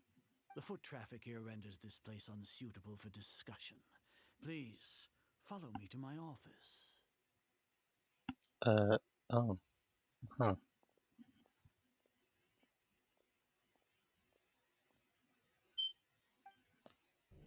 Well, okay. That was easier than expected. This place is crawling with guards. There's no way out for us. All right then, Traveler. What did you wish to discuss with me? Today is Niagarbaha Day, so I still have many responsibilities to attend to. There is little time for idle chit-chat before I detain you all. You seem to know quite a bit about our endeavors. If that is so, then you should be praising our great work, rather than using your trivial misgivings in a futile attempt to sway me. Trivial? Then tell me, what do the Fatui want from me?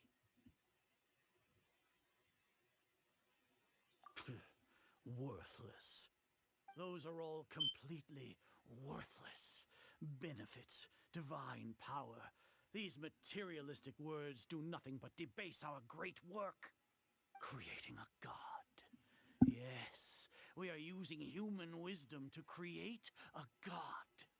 If humanity cannot attain omniscience and omnipotence, then we shall create a god to reveal them.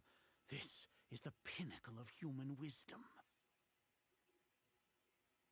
We shall regain a god's guidance at long last. No longer will we flounder in the interminable void of consciousness and knowledge. Even Irminsul will be freed from its plight.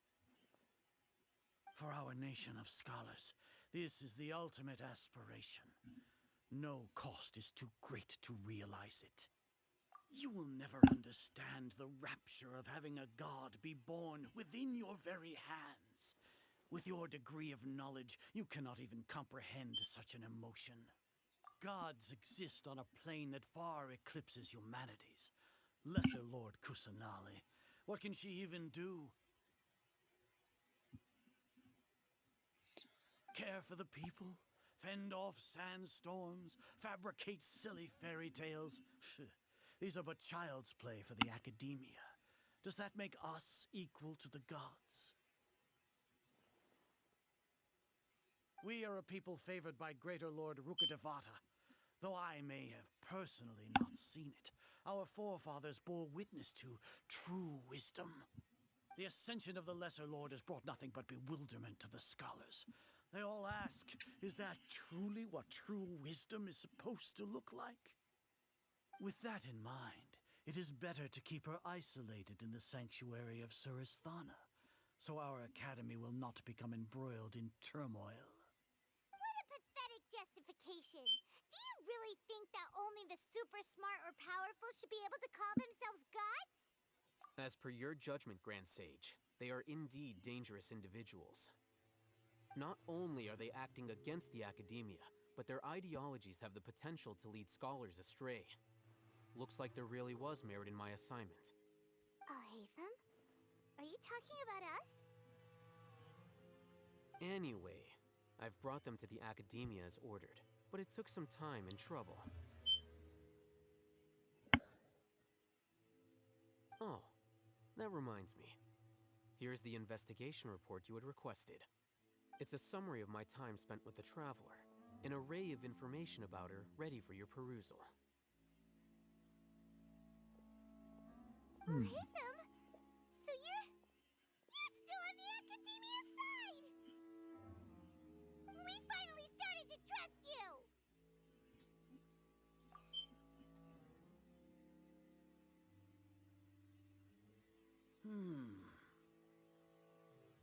Excellent.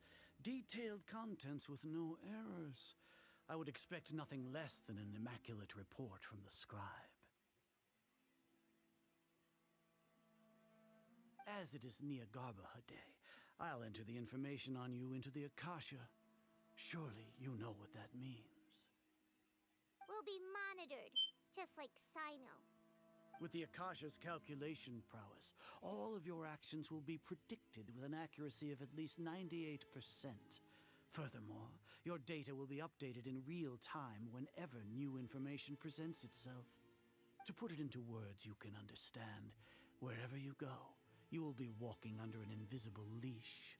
This is Sumeru's greatest penalty for dishonest persons. Are you not familiar with the concept that great responsibility begets an equally great suspicion? In any case, you are Sumeru's most concerning external variable. Locking you down will greatly decrease the chance of any undesirable outcomes coming to pass. You're despicable! Despicable? Perhaps from your perspective, but I suppose you had mentally prepared yourselves for this, no? Your ploy was to sacrifice the Traveler here, was it not? Lord Azar, I know what you're trying to say, but I've been following your plan this entire time. Why are you doubting me at this juncture? Must I delineate your entire plan? Very well, I will spell things out. First off, I received an eyewitness report that you were spotted with the Traveler at Caravan Ribat. However, you immediately departed for the desert and escaped surveillance range. Judging by the time, you all likely encountered the truant General Mahamatra in the desert. Am I correct? Maybe Paimon shouldn't have mentioned Sino just now. The Academia had not received correspondence from its scribe for a prolonged time. You were also in the company of the Traveler, a close associate of Lesser Lord Kusanali and General Mahamatra Sino, who had defected from the Academia. With their instigation, what was the probability that you would betray the Academia? Rationally speaking, 50%? 70%? What do you think? Regardless, that's only a guess. The facts are that I've brought the Traveler right before you, and I gave you my report. Indeed, your boldness deserves praise. To think that despite status as an outlander, the Traveler is still willing to sacrifice for the sake of your plan. If I'm correct, you have a contingency plan to save Lesser Lord Kusanali and ruin our great work. Sneak into the Academia on Niagarbaha Day, using Alhaitham's status as the scribe. For there is a good chance that an opportunity to save the Lesser Lord will arise. Should your intentions be discovered, Alhaitham will turn traitor and sacrifice the Traveler, thus proving his innocence. He can then stay inside the Academia and continue searching for a way to proceed forward.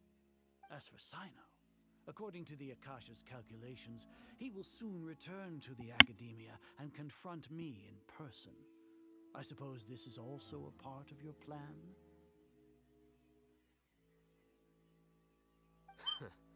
You'll see me as a traitor regardless of what I say, no?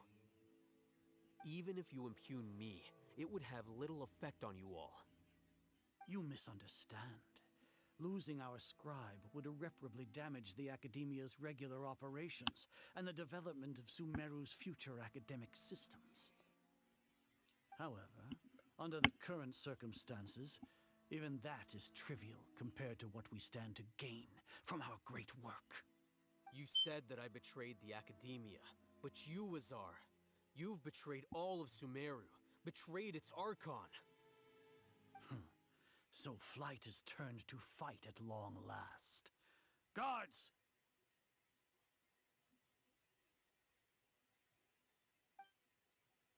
Oh, finally something other than talking. Oh.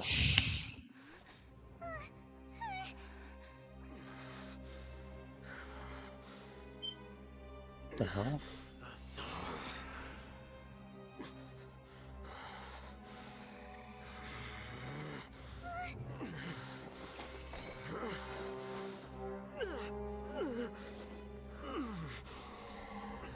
Well, what do we have here? So you stole that divine knowledge capsule? Traitor! You traitor! Even the most rational scholar will yearn for the power of a god in a moment of desperation. Aren't you doing the exact same thing as me, Alhaitham? Unfortunately for you, no god will lend you their power. Azar!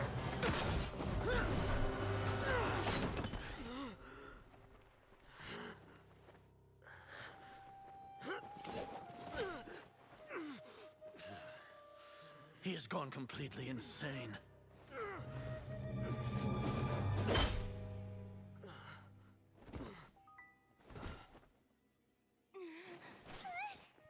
Take him to the Matra and exile him to Aru village. Then find someone to take these two to the confinement room. I'll deal with them later. Grand Sage, we've finished all required preparations for Nyargarbha Day. We may begin to enter the capsules now. Excellent. You may begin.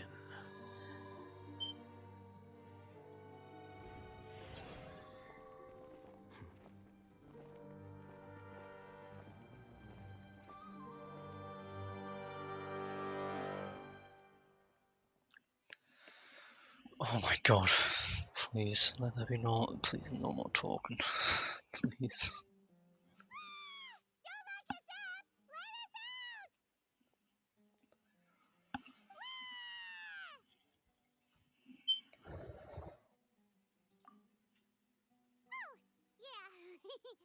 Paimon got a bit carried away there.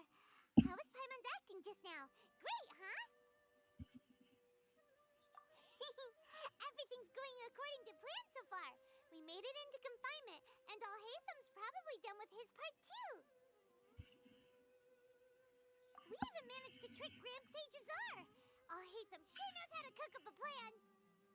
What are we doing next? Paimon has trouble remembering things when she's worked up. Right. Paimon thinks. Oh my god, please. I just want to do something. Apart from that, we still have yet another goal in the first stage of our operation, which is to send the Traveler to the confinement room. What? Why do we want to get her locked up on purpose? Okay. She's always been the person the sages are most afraid of, as well as the greatest obstacle to the successful implementation of their plan. They are very aware of the risk she poses to them. Once the Traveler is imprisoned, the sages will likely think that everything is under control. And with their guard down, the next phase of our plan will have a much higher chance of success. I can already see the pompous looks on their faces. Oh, that's a super tricky plan. But Paimon still thinks it's not really worth it. That isn't the only reason, of course. She has a more important task once she's in confinement. According to the Academia scholars in Ramon's custody, Lesser Lord Kusanali has sealed off her consciousness in the Akasha ever since she was captured by the Doctor. That way, they can't pry any more information from her. Even if we break into the sanctuary of Surasthana, it will take time to awaken Lesser Lord Kusanali's consciousness. We need to do that in advance. So our job is to wake up Nahida! Okay, totally worth getting thrown in jail for. The confinement room is inside the Academia, close to the sanctuary of Surasthana. It's a completely enclosed space, and you won't be receiving any visitors. I'll work with Ramon's scholars to make some modifications to your Akasha terminal. Once you're in, get as close as you can to Lesser Lord Kusanali and try to connect to her consciousness. However, as for whether she'll actually wake up, that will depend on our luck. Yeah, more talking. No wonder you've been wearing your Akasha terminal today. It's the one that Al-Haytham modified. Paimon thought they'd take our Akasha terminals when they locked us up in here. Were they being careless? Alright, so what now? Sounds easy enough. We can finally talk with Nahida after all this time. Let's do it.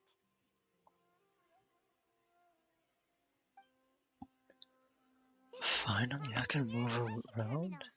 It's almost like... the faster it blinks, the better the signal. Wait, what?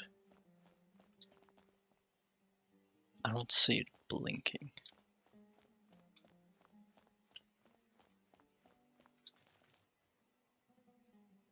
Oh, now it's blinking. Slowly. Yeah, right here.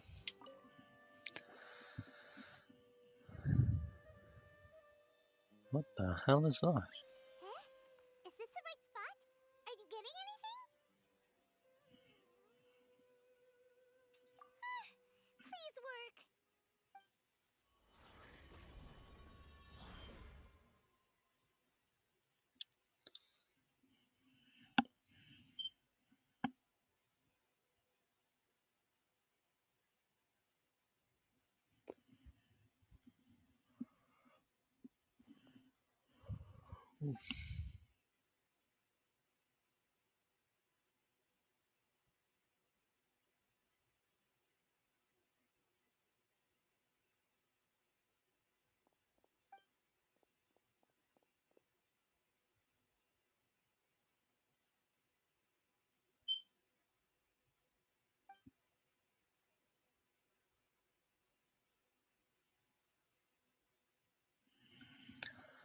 God.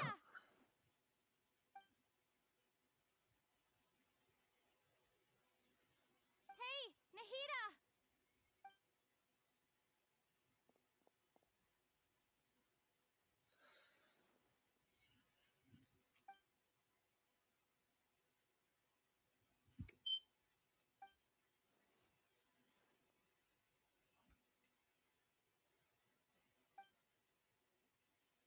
What is going on now? What? When did it first start? Oh God. Right. It started from the moment I was born. What? Oh, I actually need to click. I want to become a worthy Archon. So I've kept studying. Kept listening to my people and their hearts. Kept looking for a way to save Irminsul. So I can catch up. Catch up to Greater Lord Rukkhadevata. But I'm stuck in the sanctuary of Surasthana. The sages are creating a god to replace me. And I'm forced to lock my consciousness in this boundless darkness. Nahida!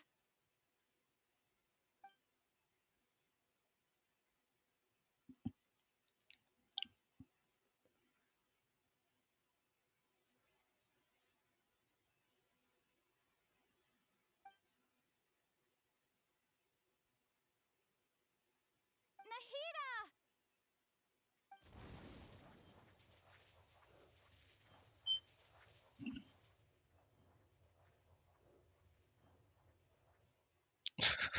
I'm so confused.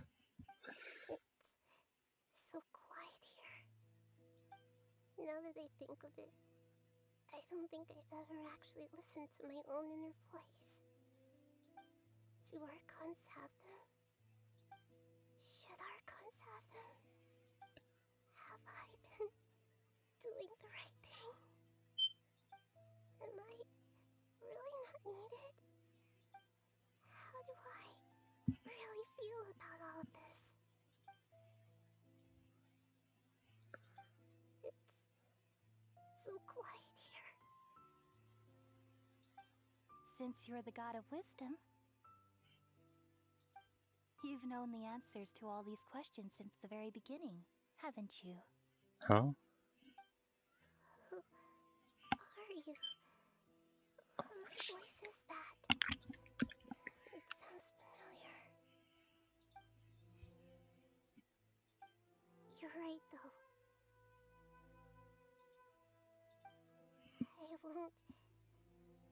I won't ignore my own voice anymore.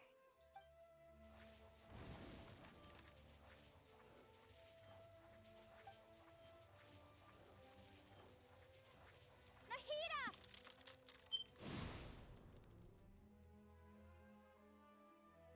Huh.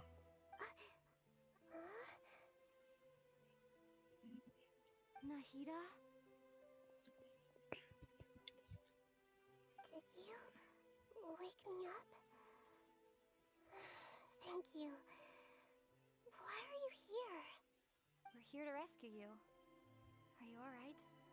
I'm fine. It's just... when I think of everything that's happened to me, I feel really angry now.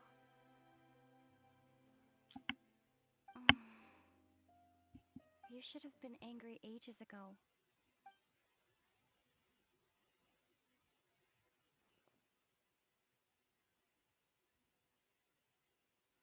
Huh? Oh, you're back! How's everything? That's wonderful news! Great! We weren't locked up for nothing! When you went to wake up Nahida, Paimon was listening for any sounds outside. You were out for a long time.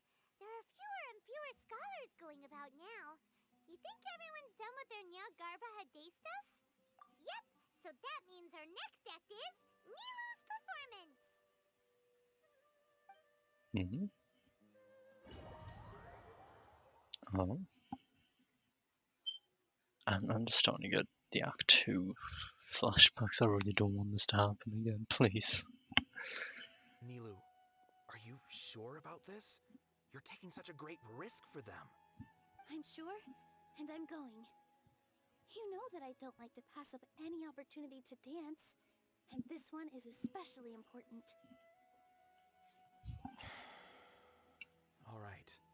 You seem to have a lot of trust in them, so I won't say more on the subject. But if anything happens, the few of us here may not be able to help you. Don't worry. They've been through worse. Everything's going to be fine. All right. You know, if you really do get arrested, we'll do everything we can to get you back. Be careful, even if it's only for our sakes. Thanks, Mr. Zubair. You're so very kind. I'm starting to have regrets of doing Act 5. I should have just stopped after doing Act 4. Or finishing Act 4, I should say. Okay, she's a soul wielder. Fair enough. Nilu, how's it going? Nervous? Definitely more than usual. But it's because I'm worried I won't dance well enough. It's okay. Just focus on your performance. We'll take care of everything else. You sure know how to talk. Taking all the credit, even though we came here together to help out. Well, thank you both. I'll have to treat you to a meal after all this ends. I really, really appreciate all of your help. Ooh, that sounds great. Ha! How can we say no to that? let's get back to business. Nilu, we'll be here to keep people from going to the academia so they don't interrupt your performance. I was planning on telling them something like, the Academia has been conducting a weird experiment, and some of their test subjects escaped. It's really dangerous there, so stay away. Oh, you couldn't think of anything better? Oh well, I guess it does sound like something the Academia would do. I think it sounds great. I'm counting on you guys. Don't worry, it'll be a piece of cake. Alright, what the hell? Oh. Hey, Nilu! Sorry, it's great to see you, but I'm really busy right now. Our bait people away with Yalda candies plan is working beautifully. Do you want some candy? We have more than we can give out. Vihar, thank you so much for doing all of this. And even dressed up as the Knight of Flowers, no less. I'll pass on the candy, though. I cut back on sweets in the period leading up to a performance, and I'm about to start one. You have a point. The stage is cleared and everything's ready, so you can start your performance at any time. Yeah, thanks to you. I'm really grateful. All right, time to hit the stage. You're welcome. The honor's all mine, since I'll have such a great view of the show.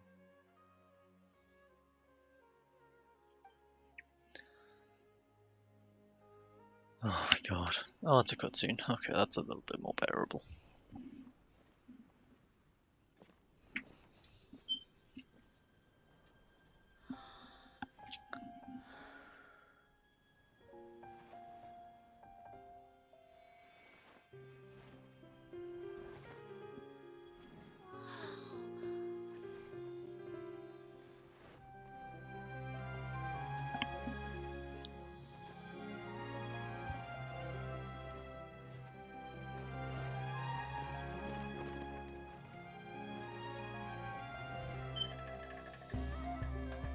I've never seen a performance like this. This is incredible. Yeah, but I heard that public performances like these have been banned. I can't believe she's doing this here.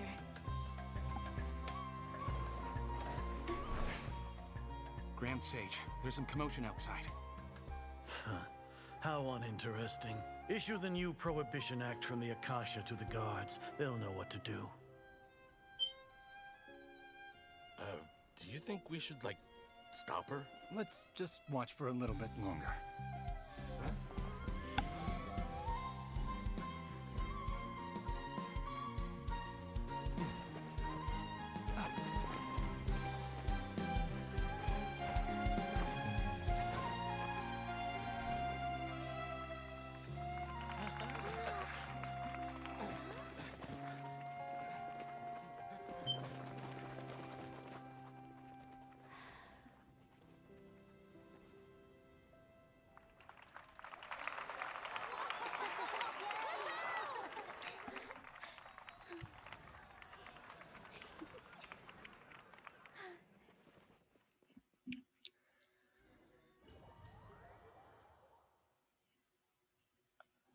Don't know what to say. Did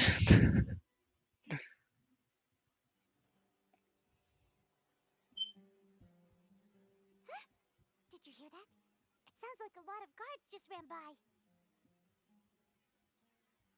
Wait. Does this mean the plan has moved on to the next stage? Yep.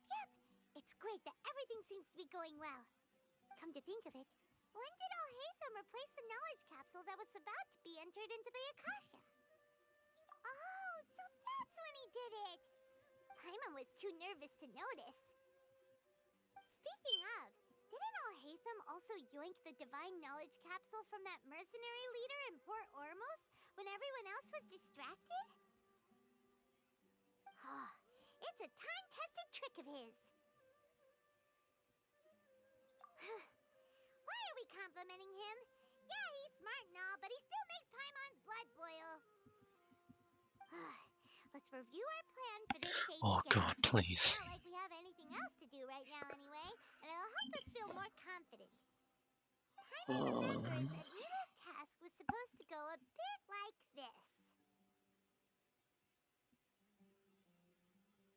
Now that Lesser Lord Kusanali's consciousness has been forcefully sealed, the core figures of the Academia and their guards have started to wear their Akasha terminals again. With the Doctor's technological support, they think they have nothing to fear. How despicable of them to rely on such a person. But this is also our chance. I was originally asked to draft the knowledge capsule for the Artistic Performances Prohibition Act when I was still at the Academia. It should be on the Grand Sage's desk right now, and will be entered into the Akasha during the next Nyagarbha Day. Are they really going to stop all artistic performances? That's horrible! I'll make an identical knowledge capsule, but this time, I'll smuggle some misleading information into it. We only need to find an opportunity to switch the capsules. Once it's been entered into the Akasha on Nyagarbha Day, if someone were to be seen performing in public, the sages would definitely use that opportunity to announce the ban, and so the misleading information will be disseminated amongst the guards. Sure sounds complicated, but it seems like if everything goes well, we'll be able to get rid of all the guards in the Academia without any effort. That's pretty clever, getting right into their heads. I just have one question. Even if we manage to get the misleading info out to the guards, how can we be sure that they'll believe it? People who are used to relying on the Akasha become less inquisitive, and their ability to distinguish truth from misinformation is significantly reduced. They will view everything the Akasha releases to them as the unequivocal truth. The Akasha will turn humans into machines. I've seen it happen many times. Yikes. Good thing I didn't wear it for long when I was working in Sumeru City. At first, I thought it was a good thing too. By the way, this plan still requires a performer, right? Do you have someone in mind? Nilu of Zubair Theater. I know her really well.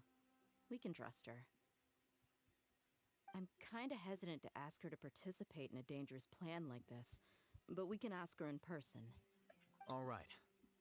After the guards in the Academia are gone, then it'll be time for me and my stowaway brothers to shine.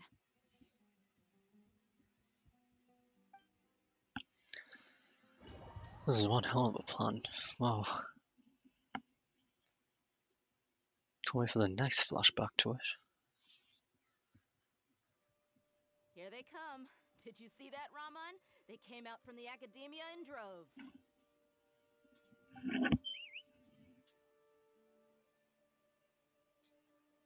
After laying low in the city for so long, this is the moment we've been waiting for.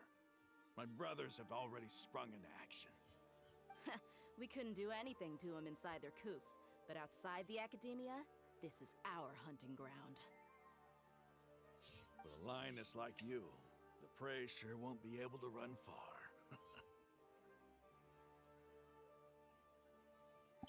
We still need to eliminate the guards as soon as possible. If we give the sages enough time to realize what's happening, the plan's doomed. Yeah, all they've done is to sit on their cushy salaries and twiddle their thumbs all day while we fought and struggled every day in the desert. Sorry. The only advantage they might have is their numbers. Speaking of which, most of the guards who report directly to the Six Sages belong to the Corps of 30, but they have a completely different reputation. Following those blasted sages every whim, throwing away all the principles of being a mercenary. As someone in the same profession, I'm obligated to teach him a good lesson today. Indeed, the trap has been set. All we need to do is lead them there. All right, let's each take a road and herd those scattered guards back into one place. Make sure to attract their attention. Isak will be the key. Oh. You gave such an important task to that child. Will he be okay? It'll be fine. Isak was so determined to help, so let's put our faith in him. Besides, even if he's caught, the guards would be too scared to do anything to him. They've never seen Lesser Lord Kusanali in person, after all. You've got a point. Anyway, I think I see them coming. Let's head out. Good luck.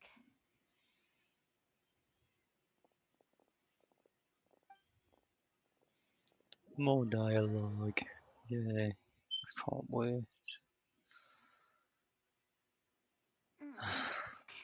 This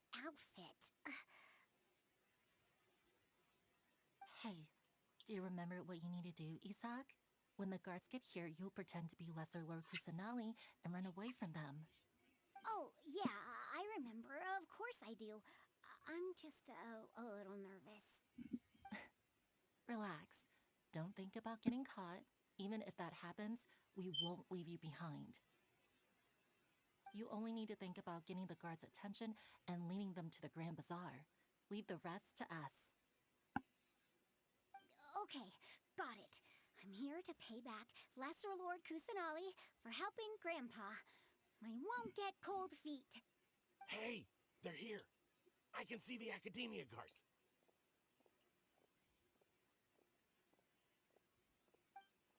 All right, it's time, Isak. Take a deep breath and go. You can do this.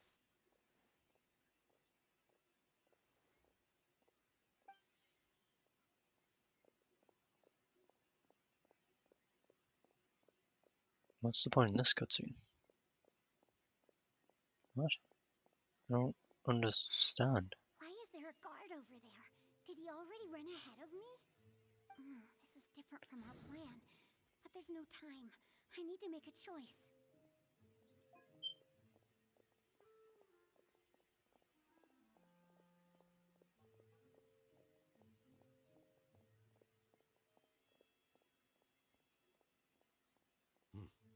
Let's have a look behind the house. Okay. What should I do next? Huh. Looks like nothing's here. A wasted time. Luckily, he didn't check behind the tree. What should I do next?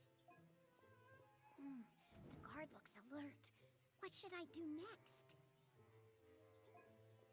Hey, stop! Oh, for God's sake. Don't try to run. Why do I have to make oh, well, I guess I haven't. The guard looks alert. Keep waiting. Doesn't seem like there's any usuals around here. Looks like the guard finally left. I need to go. What? Who on earth thought this was a good idea? Hey! Lesser Lord Kusanali is over there! Stop! And it's just time to run. Lesser Lord Kusanali? How did I not notice that? They found me. This is bad. Where should I go? Towards the no way. The mission fit. Hey! Lesser Lord Kusanali is over there! Stop! The Grand Bazaar? What? Lesser Lord Kusanali? How did I not notice that? Oh my god, you can't even skip it all. The target suspected to be Lesser Lord Kusanali has escaped into the Grand Bazaar. Assemble and arrest her!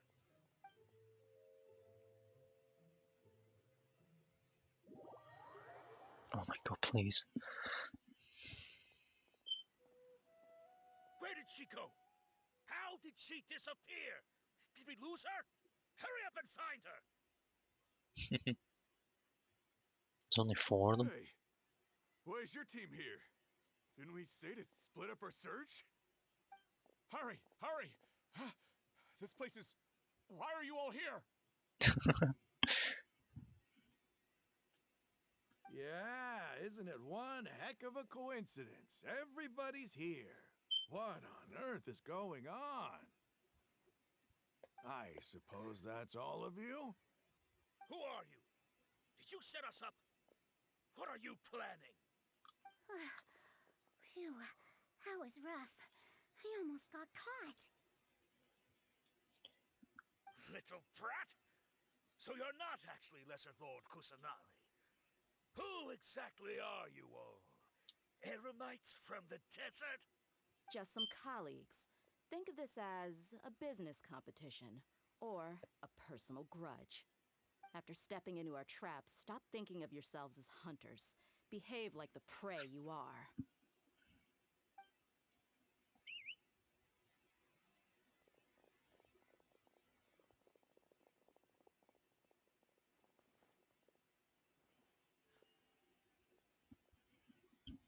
An ambush? How's that possible? This is Sumeru City, but mercenaries from the desert somehow ambushed us!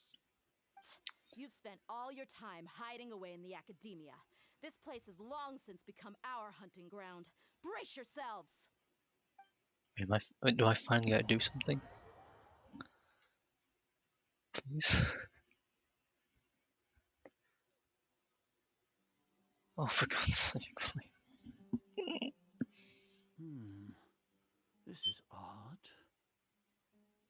The academia has quieted down after the conclusion of the Niagarbaha Day ceremonies, but it's much quieter than usual.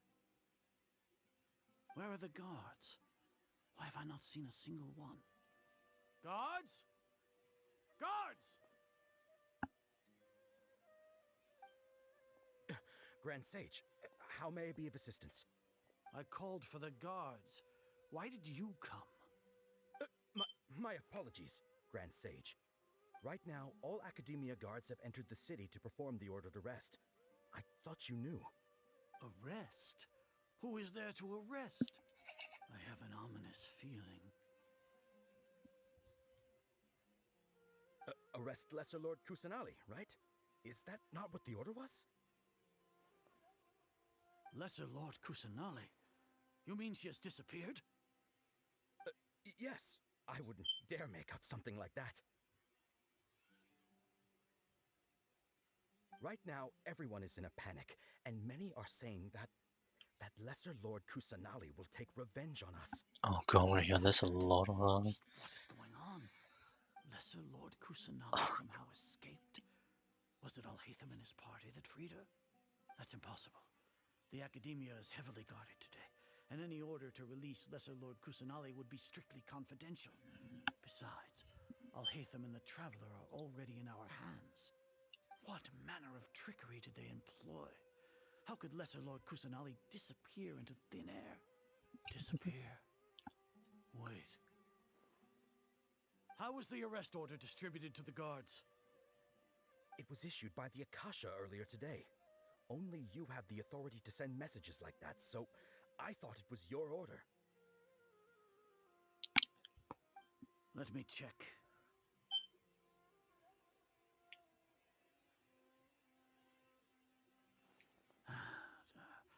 Here. Lesser Lord Kusanali has escaped from the sanctuary of Suristhana. Go to the city and arrest the escapee immediately. The Akasha indeed contains this information, and it clearly appeared in my mind. How did they bypass my permissions to issue this kind of message? Was it the report about the Traveler that Alhaitham submitted? No. I specifically checked that knowledge capsule before entering it into the Akasha. Could that have been a red herring? Well, even if I figure it out now, it won't make any difference. The important thing now is to confirm Lesser Lord Kusanali's status. Have you been to the sanctuary of Suristhana to confirm that Lesser Lord Kusanali has indeed escaped? Confirm? No, I haven't. It may be a bit offensive to say this, but Grand Sage, what you're saying doesn't make any sense. How can the information in the Akasha be inaccurate? What the Akasha decrees is fact. That is common knowledge to all of us. If we have to confirm the information and knowledge from the Akasha ourselves, then how is that any different from us learning that information ourselves? Wouldn't Greater Lord Rukkhadevata's legacy lose its meaning that way? In the beginning, it was I who asked you to believe in the Akasha, to believe in the legacy left by Greater Lord Rukkhadevata. Are you trying to use my words against me? No, Grand Sage. I'm merely confused because I believe in you. I never meant to refute you. Stay here and see if there are any suspicious people around. I'll go to the sanctuary of Suristhana on my own. Yes, Grand Sage. Do I gotta do anything yet? Or am I stuck listening to dialogue? Oh my god, I am. Lesser Lord Kusanali has escaped from the sanctuary of Suristhana. Go to the city and arrest the escapee immediately. How can that be? Stop thinking about it. Stop. It must be a trick of theirs. As long as I personally confirm it.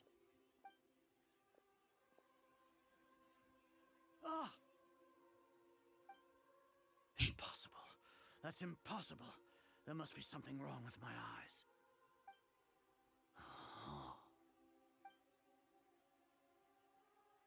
Huh? She really appeared again? What is the meaning of this? What a comical sight, Azar. Oh! Once the Akasha has put certain thoughts into your head, even the Grand Sage can no longer see what's right in front of him. You all can only see the world in your mind, the one you think you know. And precisely because of this, you disregarded Lesser Lord Kusanali's existence. She has been a wise and worthy Archon. Sino, have you been waiting for a chance like this? The Akasha predicted that you would return to the Academia to confront me, but I didn't expect it to turn out like this. I was careless.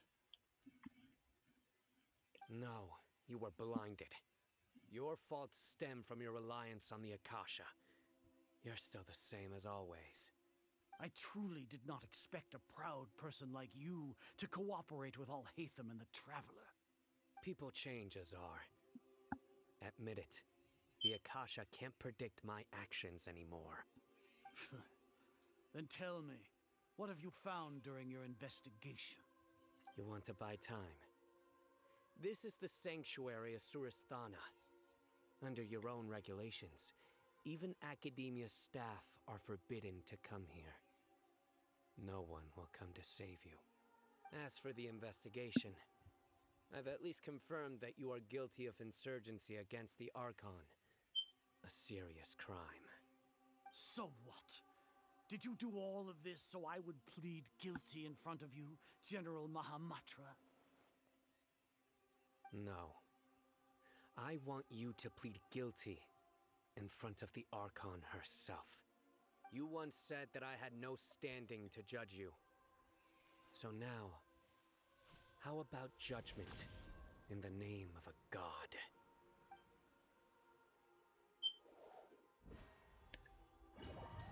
Oh my god, please, I want to do something instead of listen to dialogue.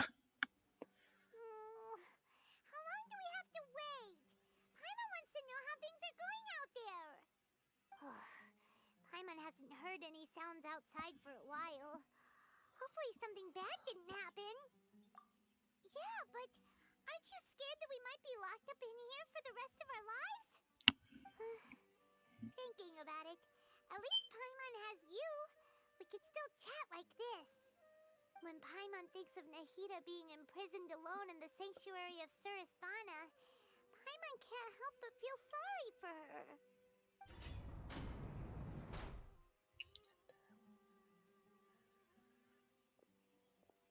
Here Please comes let your me savior. move.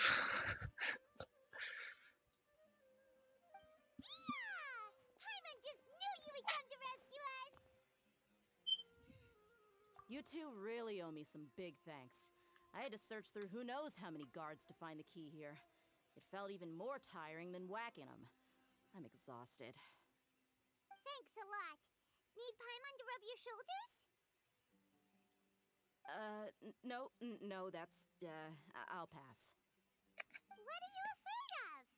Oh, are you ticklish? Now isn't the time to talk about being ticklish. Things in the city and on Sino's side are both going well. The guards that stormed out of the Academia are all taken care of. The Corps of 30 is in charge of the city's defenses, but we already talked to Asfand. They've been fed up with the sages bossing them around.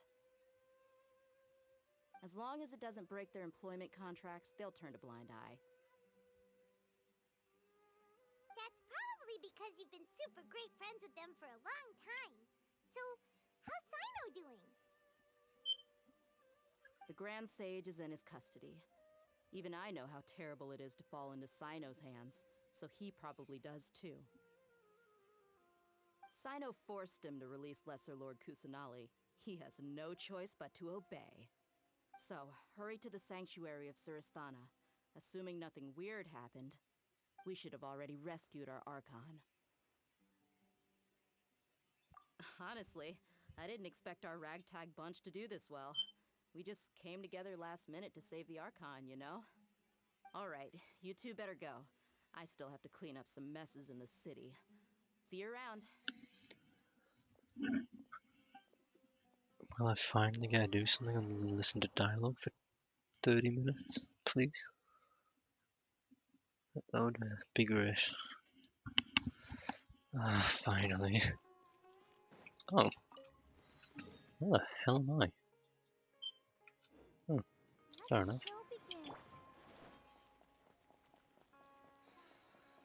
Ah, at least I'm not stuck listening to dialogue now.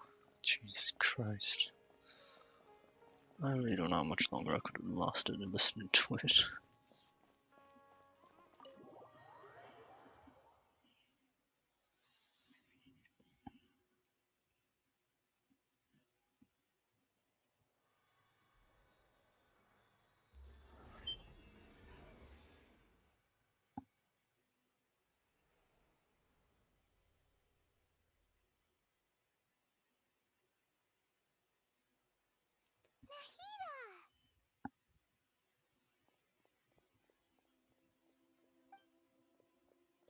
Should I say it's nice to meet you?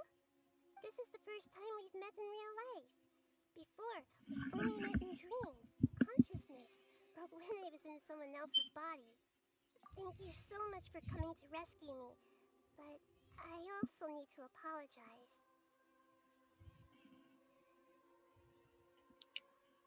During this time, I did some self-reflection. My sense of inferiority and yielding to the academia led to all of this, and created so much trouble for you all. Exactly! We're here because you're a good Archon and one of our friends! Thanks, you too. Amazing.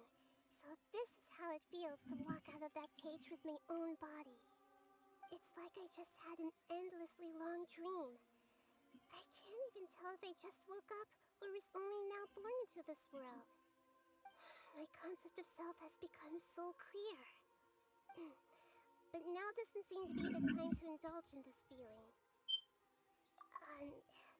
This is really embarrassing. You all just rescued an Archon, and now she needs your help to save her country, and even the entire world. It's okay.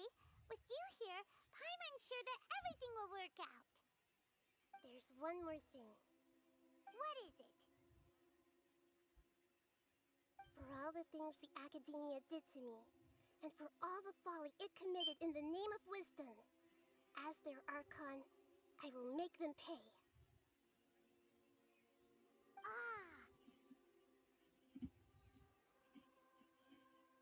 Wow! That's the spirit!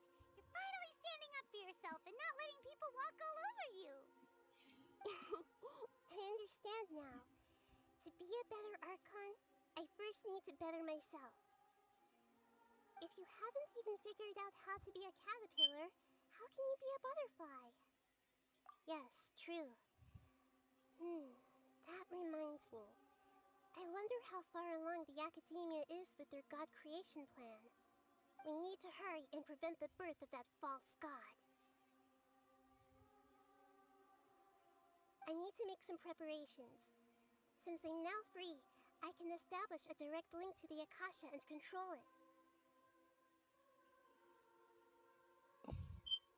First things first, I need to remove the restrictions that the doctor put on me in the Akasha. After that, I'll make some adjustments and revoke the sage's permissions. The Akasha will then be like how it originally was, only operable by the Archon. After all, the academia betrayed Greater Lord Rukkhadevata's trust. This might take some time. In the meantime, you should also work on your own preparations. If we don't stop the god creation plan in time, we'll be in for a tough fight.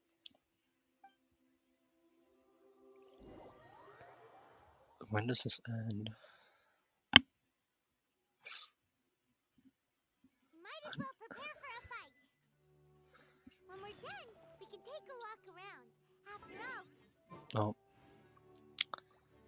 Whoops. Not the first time.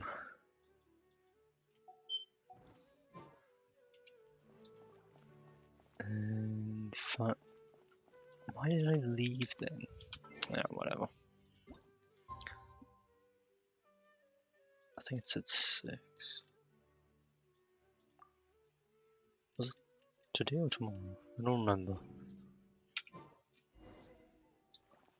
Okay, I was right.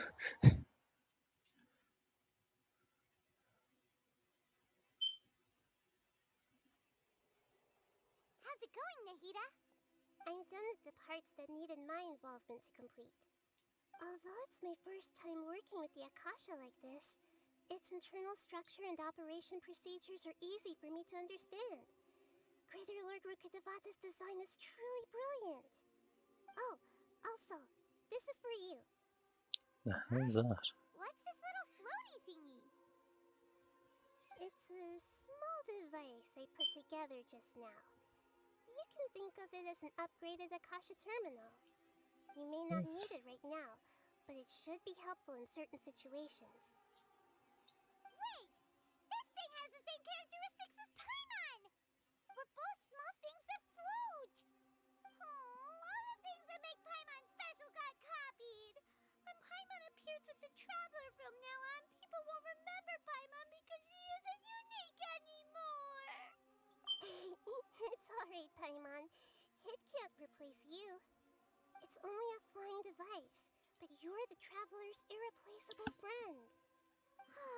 You're so good at comforting people, Nahida. If only the Traveler was as smart as you. I was simply telling you what I feel to be the truth. I wasn't trying to comfort you. Nahida, you're a natural at this. What you just said made Paimon even happier. By the way, there's something I need to confess. Even though I'm the Archon and in control of myself again, I'm not very good at fighting. You may have heard that an Archon's power is derived from their people's faith.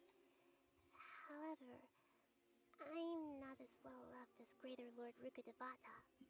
If we get into a situation where combat is our only option, I'll have to count on you, and I'll do my best to provide support. I'm glad I can rely on you. So the God of Wisdom isn't good at fighting? That actually sounds about right. I've located where the false god is. Time is of the essence, so let's skip to it. Oh my god, this hack doesn't end. Whoops. Go through the passage and reach the balladeer. Oh my god, please just make it end.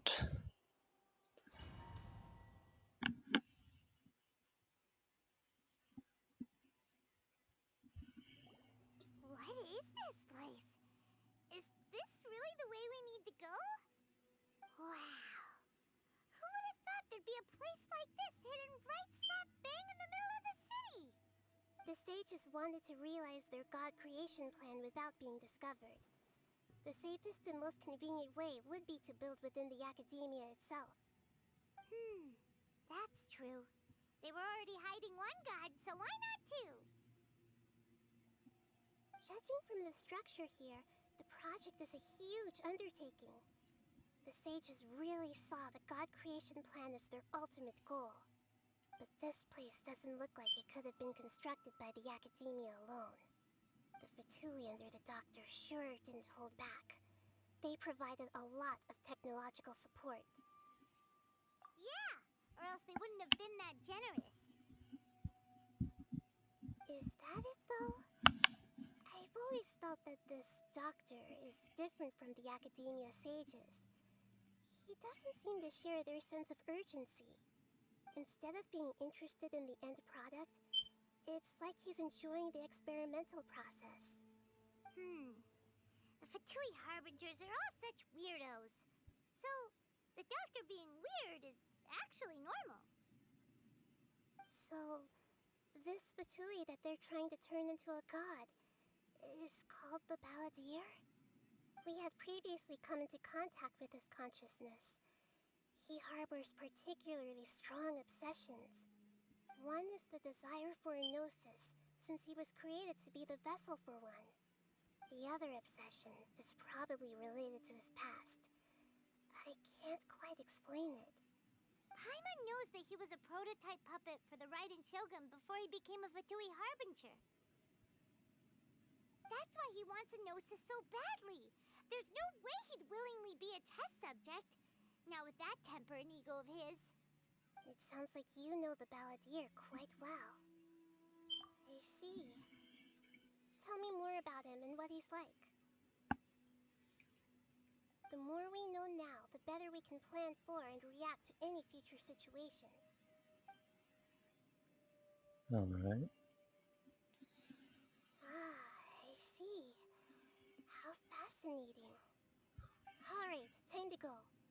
Let's get through here and meet him in person.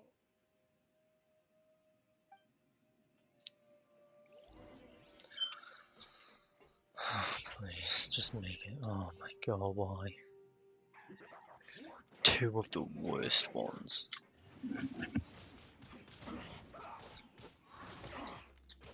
So I need to focus this guy down, otherwise he becomes a very big problem.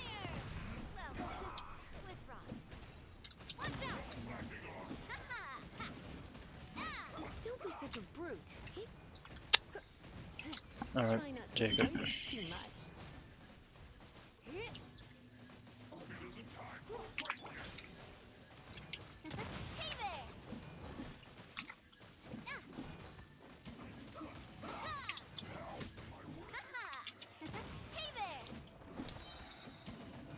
This is gonna take a damn good while.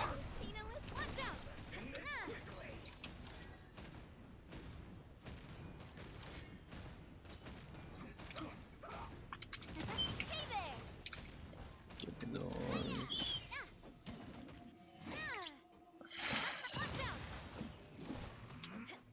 I'm gonna have my ultimate again before he's dead.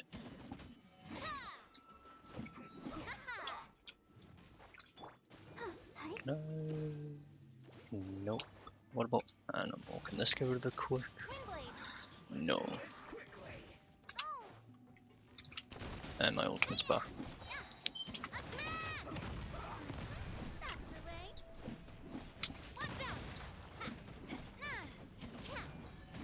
I mean, I'm constantly getting crystallized reactions, which is beneficial to me.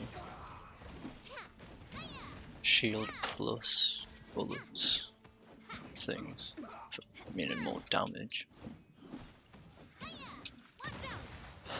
And yet again, the ultimate's almost back. But he's almost dead finally.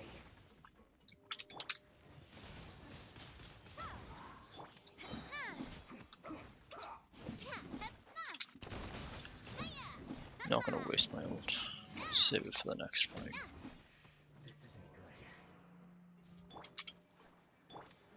Normal fighting for now? Awesome.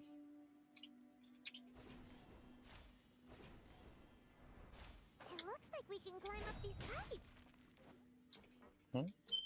Oh. I didn't even notice the ladder looking thing. Oh, this is just a room to fight in, I can tell. Oh. Oh, it's not. Don't know how much I trust this. The pattern on the ground seems all messed up. Let's go around and see if there's a way to fix it. Oh man, puzzles. I love puzzles. It's my favorite thing.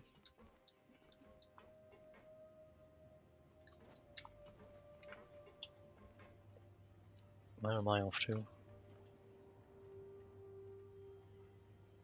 Ah, I see.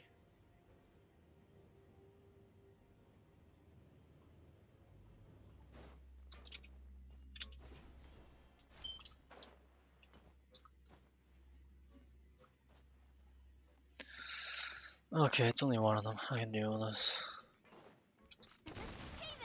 No more words.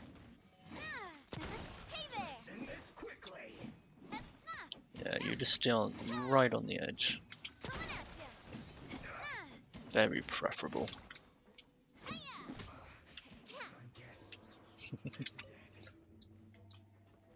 Wait, how do I know if it's right? Oh, that's all.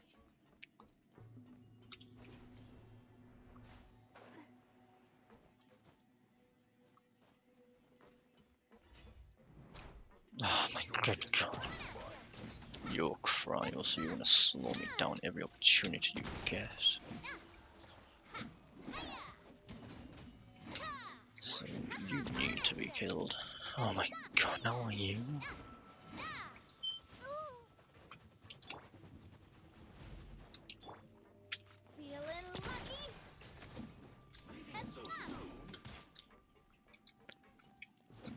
Yeah, I didn't get a oh no, I did get a shield, and it blocked a lot of damage, and then it immediately got broke.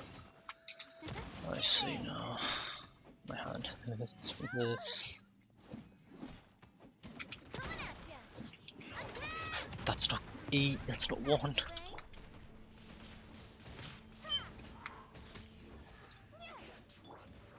Oh, chest. Okay, thank you. And this will be correct. Yep. 2 more. 2 more. The cart is stuck. Maybe there's something wrong with the tracks. Let's try adjusting the direction of the device to clear the tracks. There we go. Now I wait.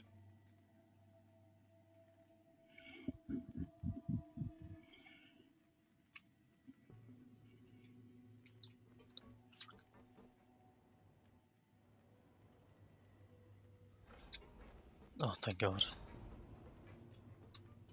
Oh, yeah. Sniper. Is that the only person? Yes, that's good. That is very preferable.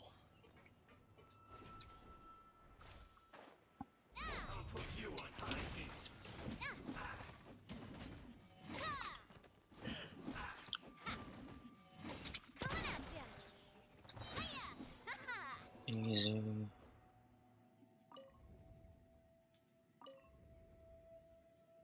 One more. Let the show be.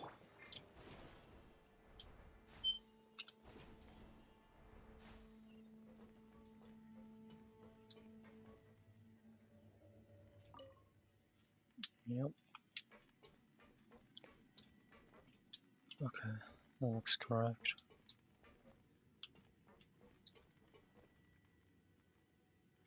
Oh.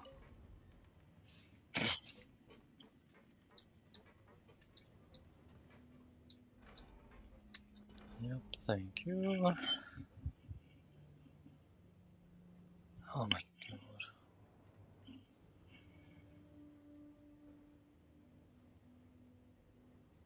Don't know why, but I feel like I forgot something. Oh well. Too late to worry about that now.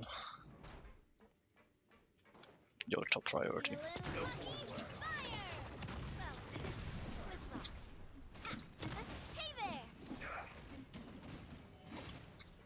Purely because I've got no way to counter the shield. God damn it.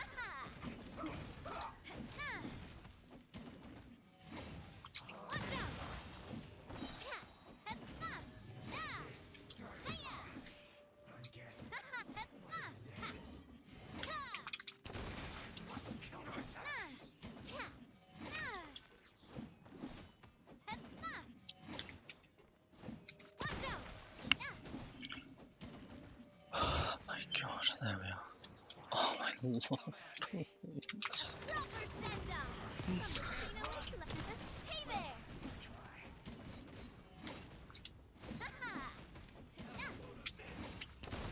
Come on, crit. Oh, well. It was enough to kill him. Guess I got what I wanted. There we are. Oh my god, there's more.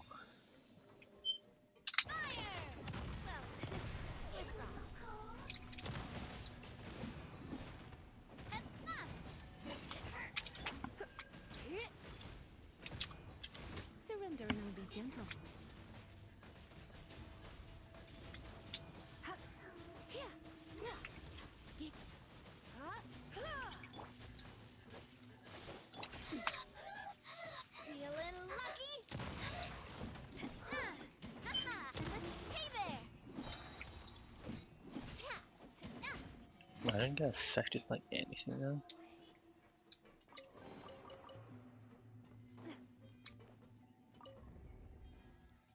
One more. No? Oh, good God, please. One more. There we go. That's that done.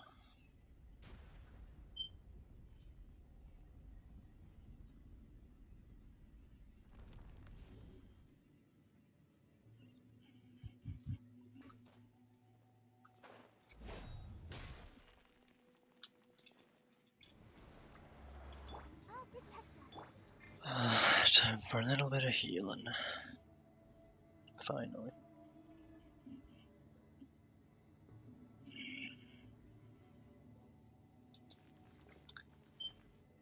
I really do need to get another DPS. Having only one is just not enough. Especially when all my other characters rely on elemental mastery. Looking at its operational status, we must prepare for the worst. The god they wanted to create is likely close to completion or already completed. Oh no, what should we do? Paimon can't imagine how hard it would be to fight against a Fatui Harbinger with a Gnosis.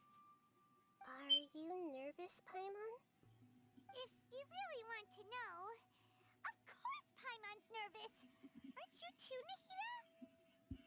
Yes, I am. This is probably the first time I faced with a calamity of this degree since my birth. I feel not just nervous, but curious as well. Curious?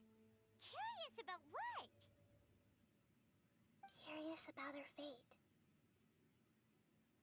To me, everything we perceive in this world, everything we learn, and everything that happens to us is considered knowledge. And if it's a form of knowledge, then it can be understood.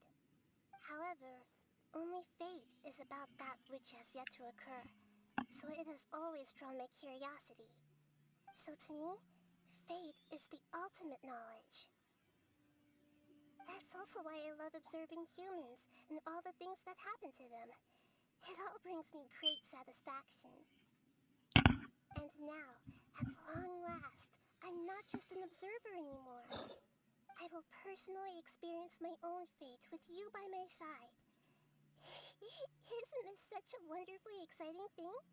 Ah, so that's what you mean. Paimon thinks she understands what you're feeling. Agreed. Okay, let's continue on. I can sense his aura from here. Oh, movement again. Let's go. Wait, what? Oh, no chest. Sad.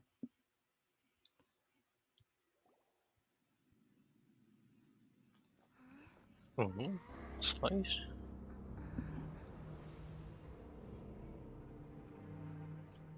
Oh. Oh. Okay.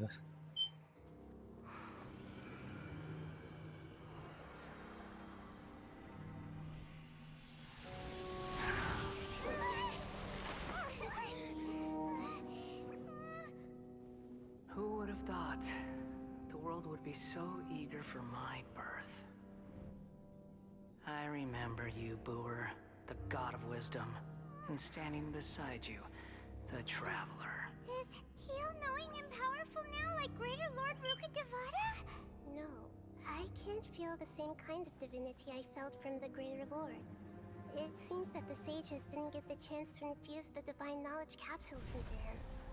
But even still, he has undoubtedly become a true god now. So we're too late? The Balladeer has already become a god? The Balladeer. A long bygone title. When my spirit ascended to divinity, I felt as if I had existed for the same number of epochs as heaven and earth. Looking back, the existence of what once called itself Kunikazushi appears infinitely small and ugly.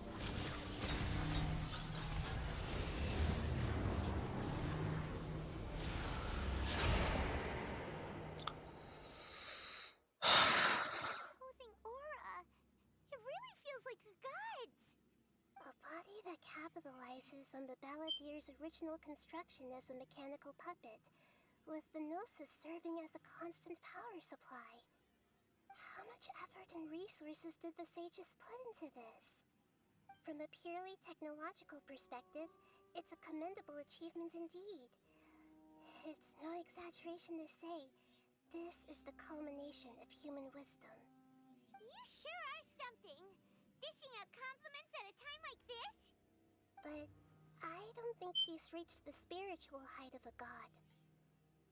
Strife is engraved upon every god and every gnosis brought forth into this world. Can you feel it? The exhilaration of such power, and the thrill of anticipation for our contention. Nahida wouldn't feel the same things as you! Do you not realize that you are interrupting a conversation between gods? Lowly creature, know your place. The strife engraved upon a gnosis.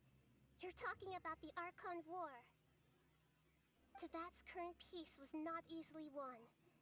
I didn't personally participate in the Archon War, but the way I see it, all those losses were meaningless, driven by the demands of the laws. There's no point in bringing it up again. Is that so? Yet I am deeply disappointed that I was never allowed the fortuity to personally participate in the Archon War. This is a first. Encountering a god in this world who does not crave power. No wonder your own people have abandoned you, god of wisdom. Your judgment is as your existence, unsubstantial. This is where everything ends, Booer, the god of wisdom. You should know that wisdom cannot solve every problem. Like now, where your only option is to face me in combat.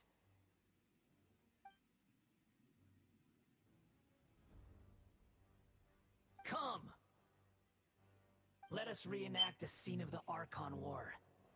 Come and inaugurate my birth as a god.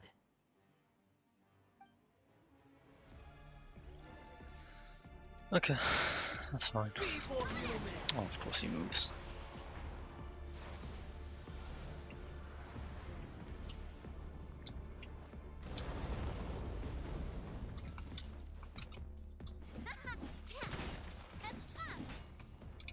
Insignificant pest! I'm seeing T appear constantly, but I don't know where from.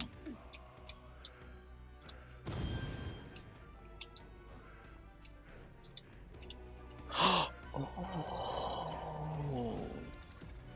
I didn't notice this. You shall fall! This one's got Dora's name on it! Where'd that come from? Insignificant pest!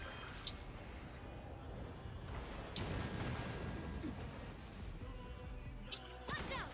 Hiya! I'm healing. Why am I healing? Feeble human!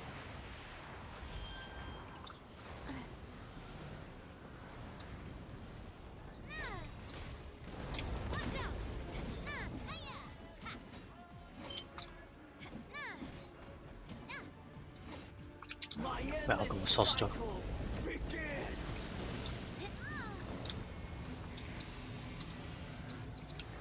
Oh, that's why.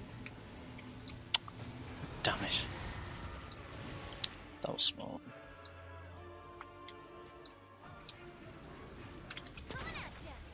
Perish!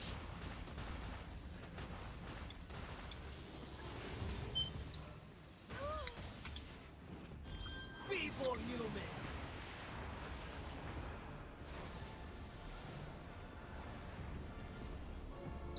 God damn it.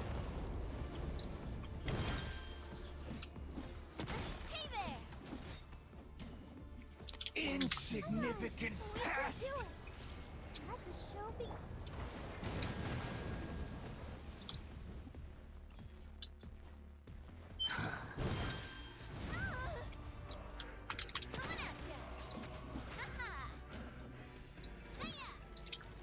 At my command, you shall fall.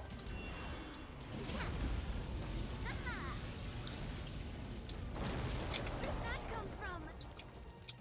Umbrella warfare, I guess. Umbrella warfare. There we are, nice and easy. I think.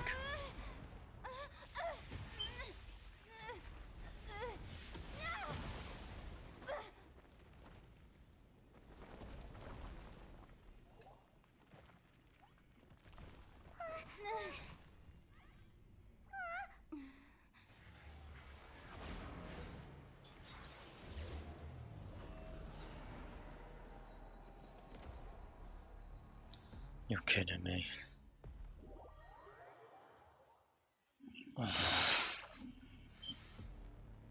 This isn't gonna be easy, and I can tell.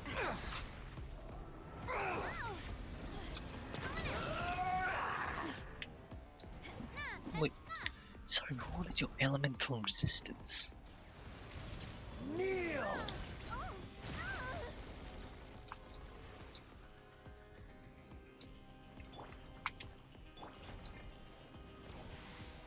Burn to oblivion! What's this? Archon. I don't know what they do.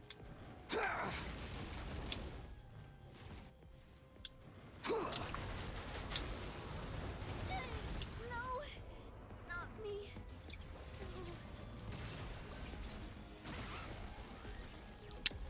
1 second. Let's see.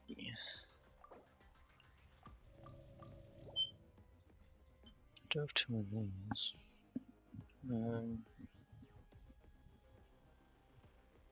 Yeah, seeing as I got 2, why not?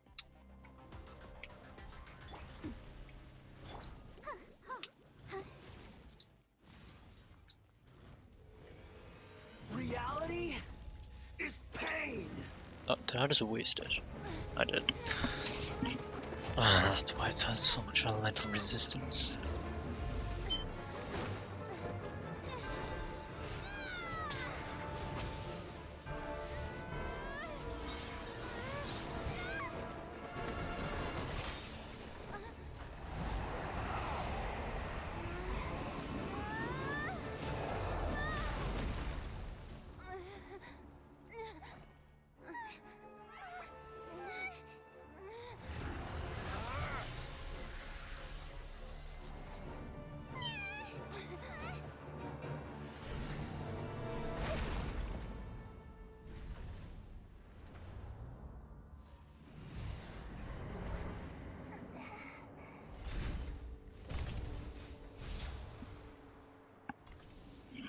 This is supposed to be a battle between gods, yet you choose to hide behind a mortal.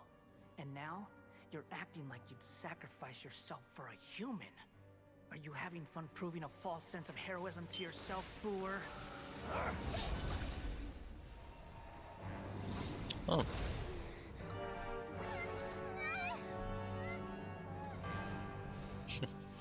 Okay, never mind then. I see. The data collection is almost complete. Do you even know how many times you've tried to take my gnosis from me?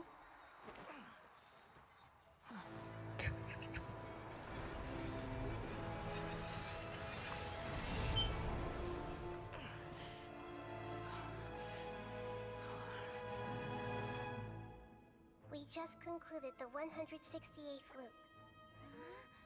Do I saw You know the that 100? in the effort to create you, the people of Sumeru were forced to live through the exact same number of Sub-Zerus festivals and Samsara cycles? The power of dreams. When did you use it on me?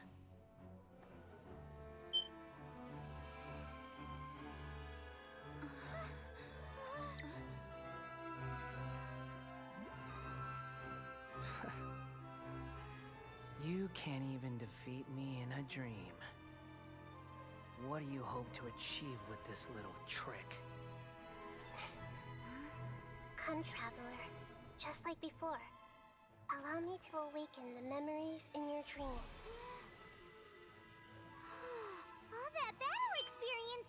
It's more than that. Compile everyone's wisdom in the name of the Archon. That is the original function of the Akasha. I've sent everything that happened just now to the people of Sumeru in the form of knowledge. I've asked them to help you find a way to defeat the false god.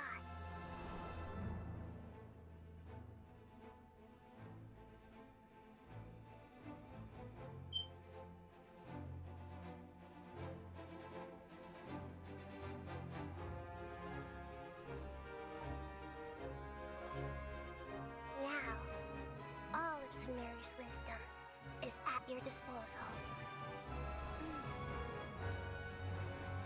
Meaningless tricks won't save you.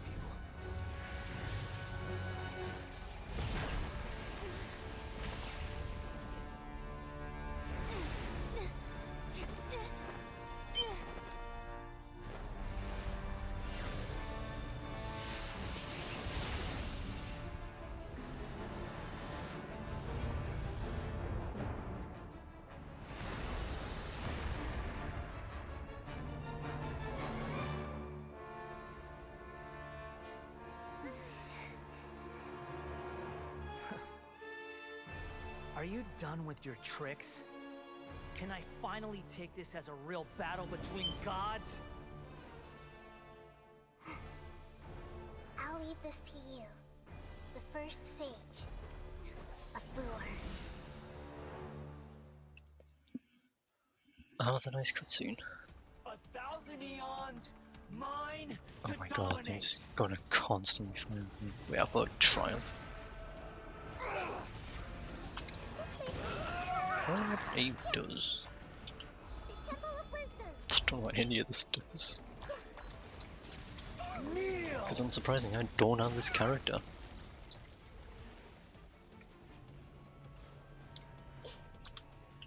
I see everything. I wish I knew what this character did.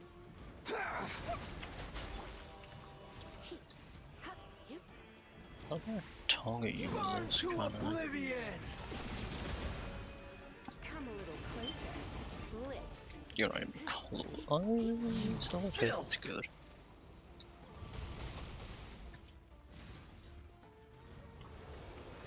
Reality Whoops. is pain.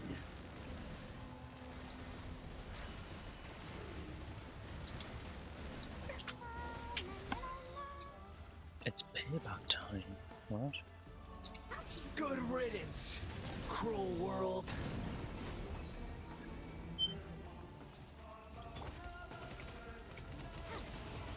How do I destroy it?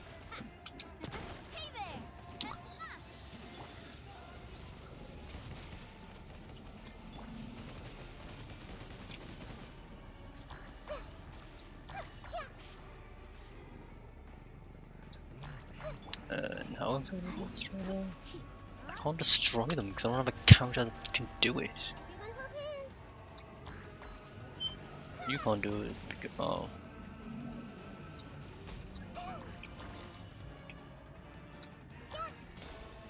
Damn it. I don't have enough stamina. Your new god awakens. Now, your eyes have been opened.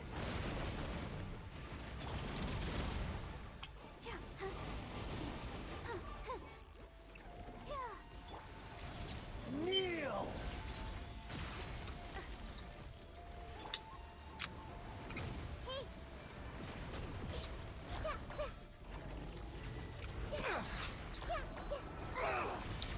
What type of damage though?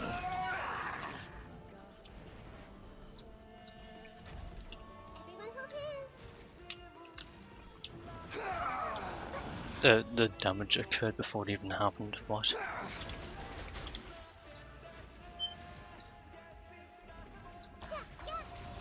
Kneel.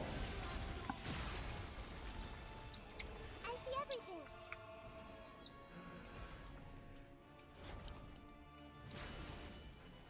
It missed. Reality is pain.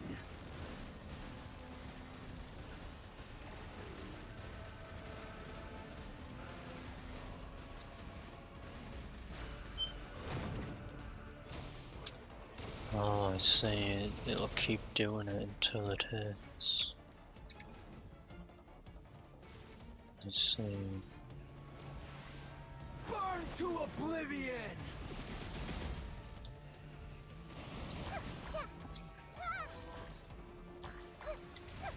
Kneel.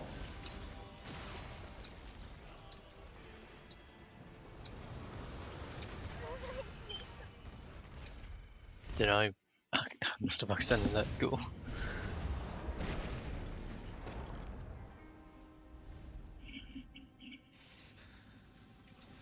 Humans. Filthy humans.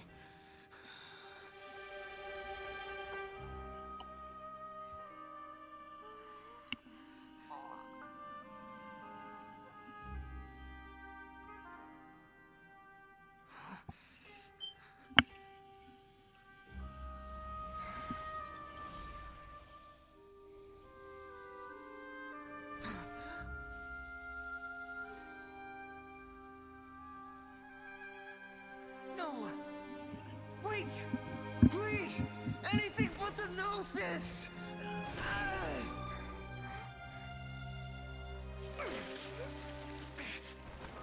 That's mine! Don't even try! I'll never go back!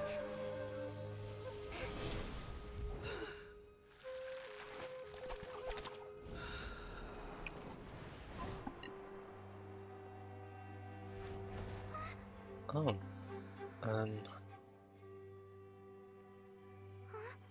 Huh. We haven't yet found the answer to the most important mystery. Irminsul is still waiting to be saved. With the power of another Gnosis, we may now finally understand the last memory of Greater Lord Rukkhadevata.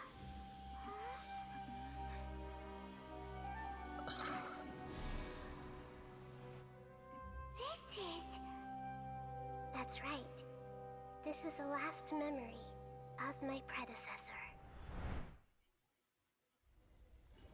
Oh my head hurts from all this knowledge. What the hell's going on, please?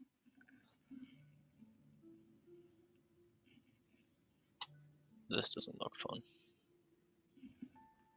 Huh. This sure seems very different from what Paimon imagined.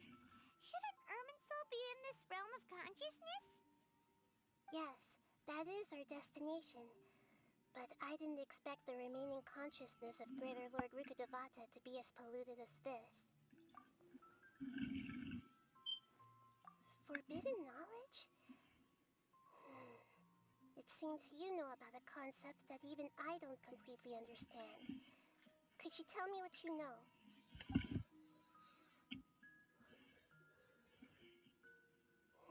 Your inference seems logical enough. Forbidden knowledge once polluted the desert thousands of years ago, but was successfully repelled thanks to King Deshret's self-sacrifice, and Greater Lord Rukkhadevata nearly exhausting her power. Then, a second instance of forbidden knowledge pollution occurred during the Conria Cataclysm 500 years ago. But I'm afraid it is much more serious this time, with Irminsul itself already in danger. So, if we're in the remaining consciousness of Greater Lord Rukkhadevata, and it's also been affected by forbidden knowledge pollution, then does that mean, in order to save us, Greater Lord Rukkhadevata?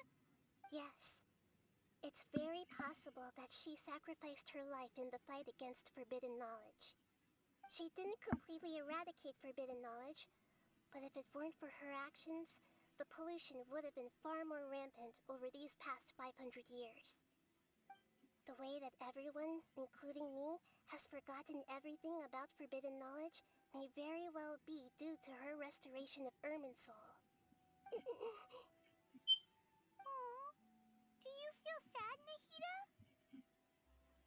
I'm just sharing her pain. The pollution of her consciousness here is severe. There is madness, chaos, and pain all around us.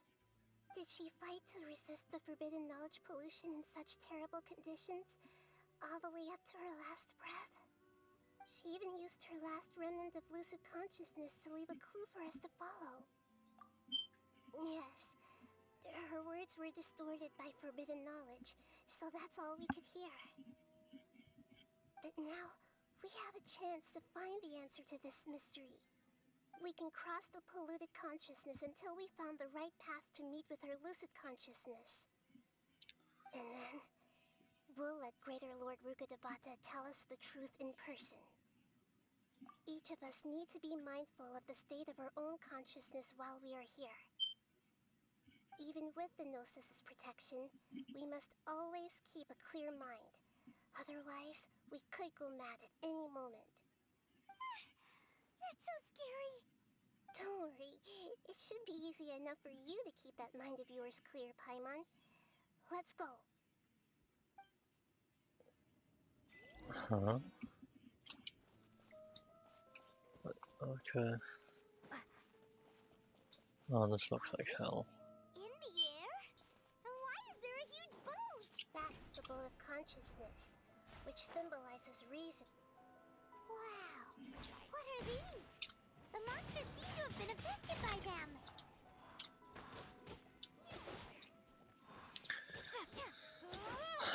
Oh, off the edge you go. Windblade. Off the edge you go. There's only a boat character left.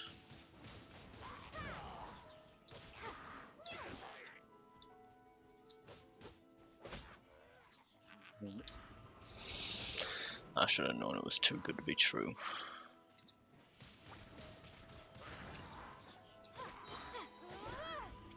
Prepare to be blown away. Oh, my next target.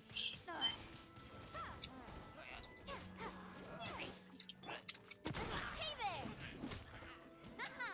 there. They both wore off, sadly. This one's got your name on it. Wait, he's alive?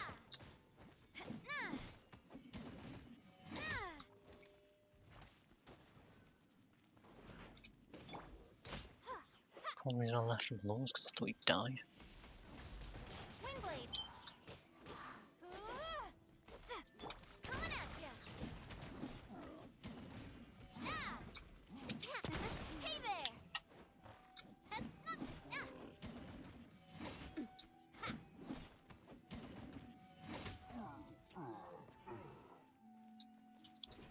Oh, you're kidding me, not these. Oh, no.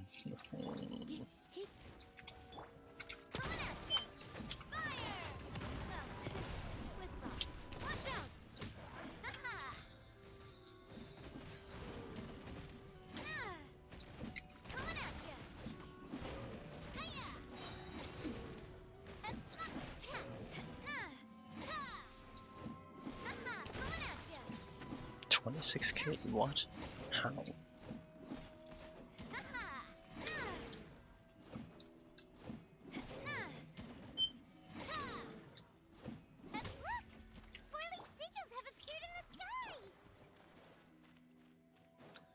Okay, that's good.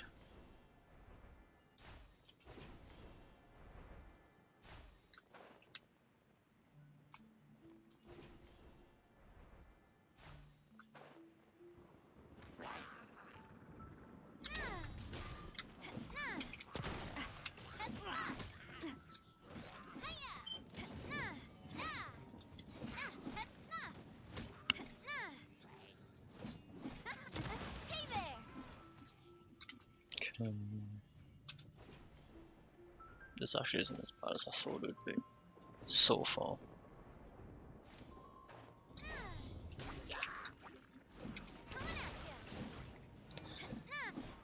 This guy's not too difficult. I don't see a reason to use my ult here.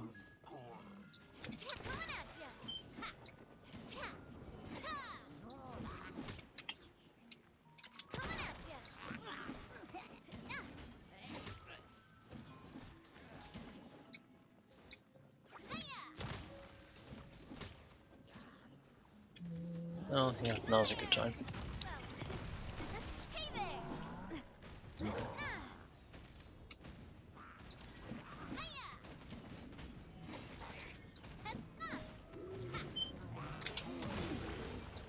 30k, wow.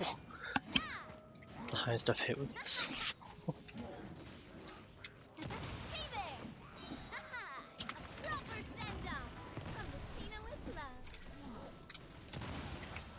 Cha! Haha! Hiya! Coming at ya! Oh, it seems like that attack goes through blocks. I see, that's good to know. Haha! To control the boat of consciousness, we need to find the helm first. Now I see why I've always been dying to them, despite having a shield. Now it all makes sense. It's because it ignores it. We changed direction. Are we still going the right way, Nahida? Mm-hmm. Judging from the current route, the boat of consciousness will soon take us out of here.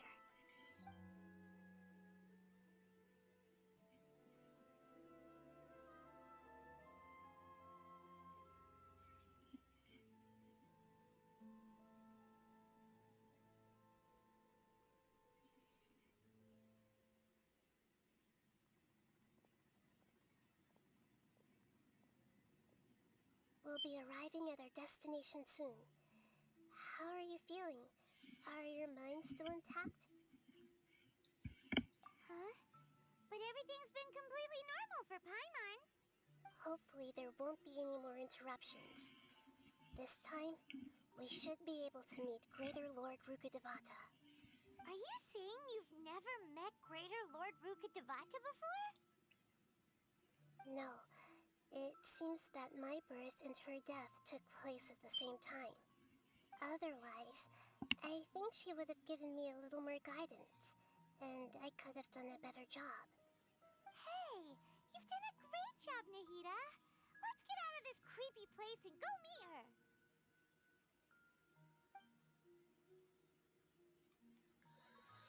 Surely it's gonna end soon, right?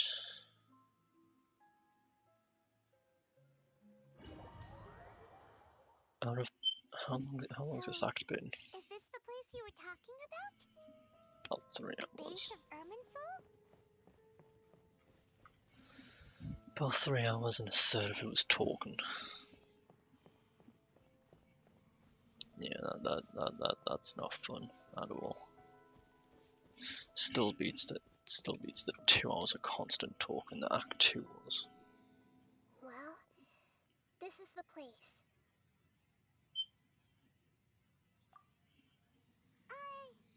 We're here to find Greater Lord Rukkhadevata, right? But the one standing over there is... Is that me?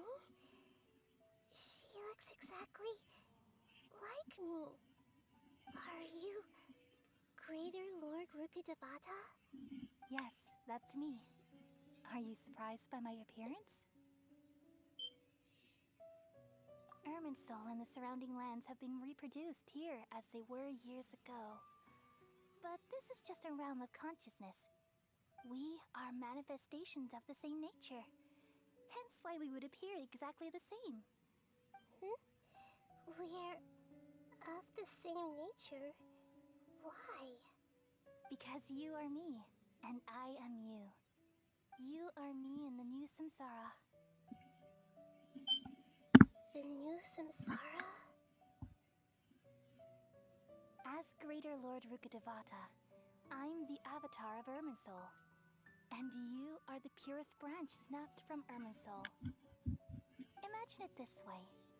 Even if a tree dies, its branches will eventually take root and grow, continuing the tree's life in another form. I'm merely the remaining consciousness of Greater Lord Rukkhadevata. The real me has presumably died a long time ago.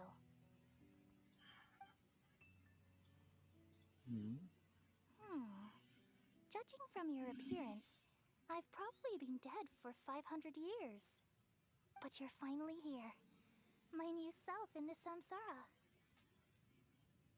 If this is true, then am I going to be a great Archon like you someday? Though we share the same nature, our fates are bound to be different. All things have their own fate. When a branch grows into a mature tree, it won't be the same as the original tree. That's why fate is the ultimate knowledge, isn't it? That's a great insight. Yes, very good. It's also precisely why you won't become like me. Really? But perhaps you may become an even greater Archon than I. I already see a determination in you that I didn't possess in my time, and the future that it leads you to will be yours alone. Along with the blessings from your past experiences. Don't worry. The growth of wisdom is like that of a plant. You only need to wait quietly for the flower to bloom. Come to think of it, the sages never had the faintest inkling of the meaning of wisdom. Thank you. Nothing makes me happier than discovering that the Archon I always admired was in fact myself in another fate. It's so nice to speak with you, Greater Lord Rukkhadevata. I've always wanted to meet you. The feeling is mutual. From the moment I snapped the branch off Irminsul and created you, I've also looked forward to talking with you. Could you tell me why you wanted to create me? And what exactly happened when you died? Ah, I see. You're here seeking answers, right? Everything that day, even the sky itself, changed into a color like this. At that time, the seven were all summoned to the nation of Conria. Except for me. I had a more important task to attend to. I had to protect Irminsul. The disaster occurred together with the pollution of forbidden knowledge. At that very moment, with my consciousness connected to Irminsul, I sensed something was wrong. The pain started to torment my mind. By the time I reached Irminsul, it was already displaying signs of corruption. Had I not repelled the pollution of forbidden knowledge with King Deshret thousands of years ago, I might have felt even more hopeless and lost. So what exactly is forbidden knowledge? It's a kind of knowledge that doesn't belong to this world, and a form of truth that can't be understood. It came from the very bottom of the abyss. Even I could never understand it. The world is constantly rejecting it, leading to all kinds of bad phenomena. If we allow forbidden knowledge to pollute Irminsul, I'm afraid the entirety of Tevat could fall apart. So, there's knowledge that even the God of Wisdom can't understand? At that time, I knew I couldn't repel the forbidden knowledge with my strength alone. Which is why I created a device that compiled human wisdom and named it the Akasha. It's truly the world's most amazing invention. Thank you. For a long time, I thought dreams were the fruit of human wisdom.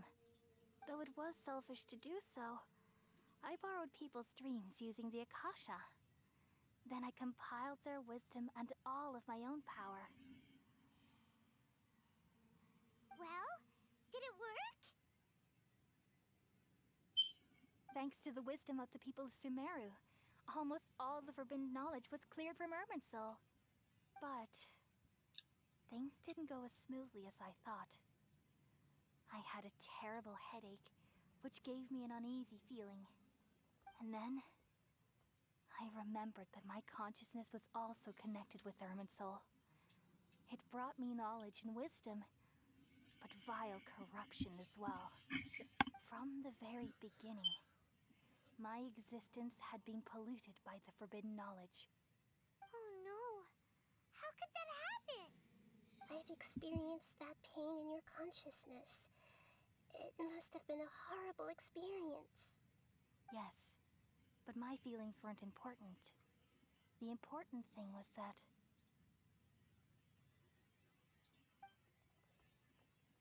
even if I died, my existence and everything related to me would continue to exist in Irminsul as memories and knowledge, meaning that the forbidden knowledge couldn't ever be permanently eradicated.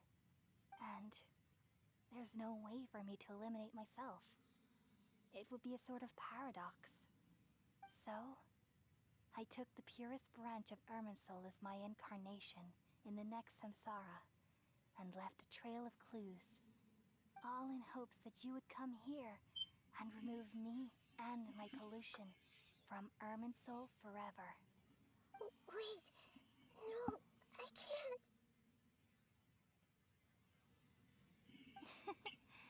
So you realize what that implies. You are very smart indeed. Irminsul has all the knowledge and memories of this world. And as you've realized just now, removing me from Irminsul means I essentially will never have existed in this world. But this is the only way to save Irminsul. People love you so much, and they've missed you so much over the past 500 years. I'm exactly the same. So how can we just forget you like this? Is there really no other way? There must be something else I can do. You're the god of wisdom, Booer. You should know that there is no other way. But this is so cruel. I don't want to forget you. No need to feel so sad, Booer. As someone who delights in wisdom, you should feel joy at finally finding the answer. These are the words in their entirety. The answer you've been seeking all along. Let the world completely forget me. We all nestle under the great tree of wisdom, peering out to perceive the world. From the earth and from the rain, we perceive its wonders, until we become a white bird to perch atop a branch, and finally snap off the most important leaf. Once upon a time, I alone dreamed in this world. In my dreams, everybody would also dream after they fell asleep. Wild and wonderful thoughts would emerge from their minds. Some tumbled to the ground, and others floated to the sky, connecting all things in the world into one dazzling net. Among a plethora of worlds were numerous smaller worlds, all of fate, finding within the tapestry their brilliant glow. I gradually understood that these indescribable and constantly changing things are the most profound things in the world. Only they can completely repel the madness. Only dreams can awaken consciousness from the deepest darkness.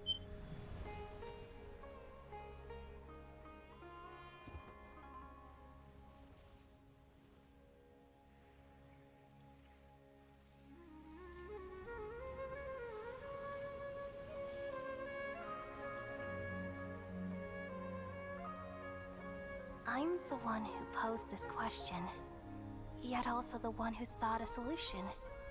Saving the world with the dreams of the people used to be my answer. And now, you've also found your own answer, and I shall return all the dreams to the people.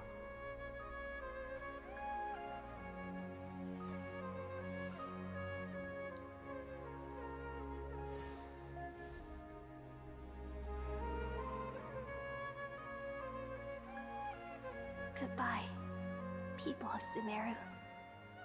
May you be blessed tonight with the sweetest of dreams.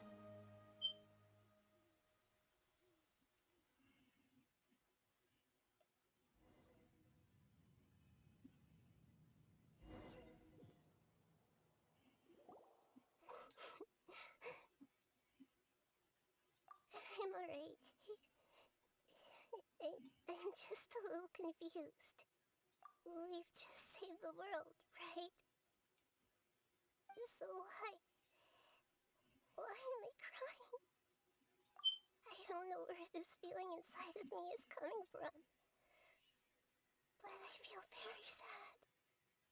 Just now, we used the power of two gnosis to successfully connect with the Irminsul consciousness from 500 years ago. Then, we removed the remaining pollution from Irminsul. Yeah, what's wrong? Weren't you there just now?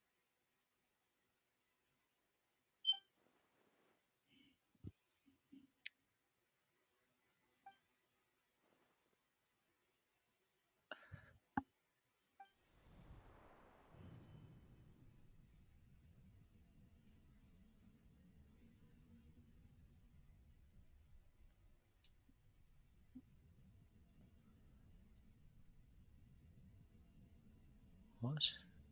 Huh? Huh? Huh?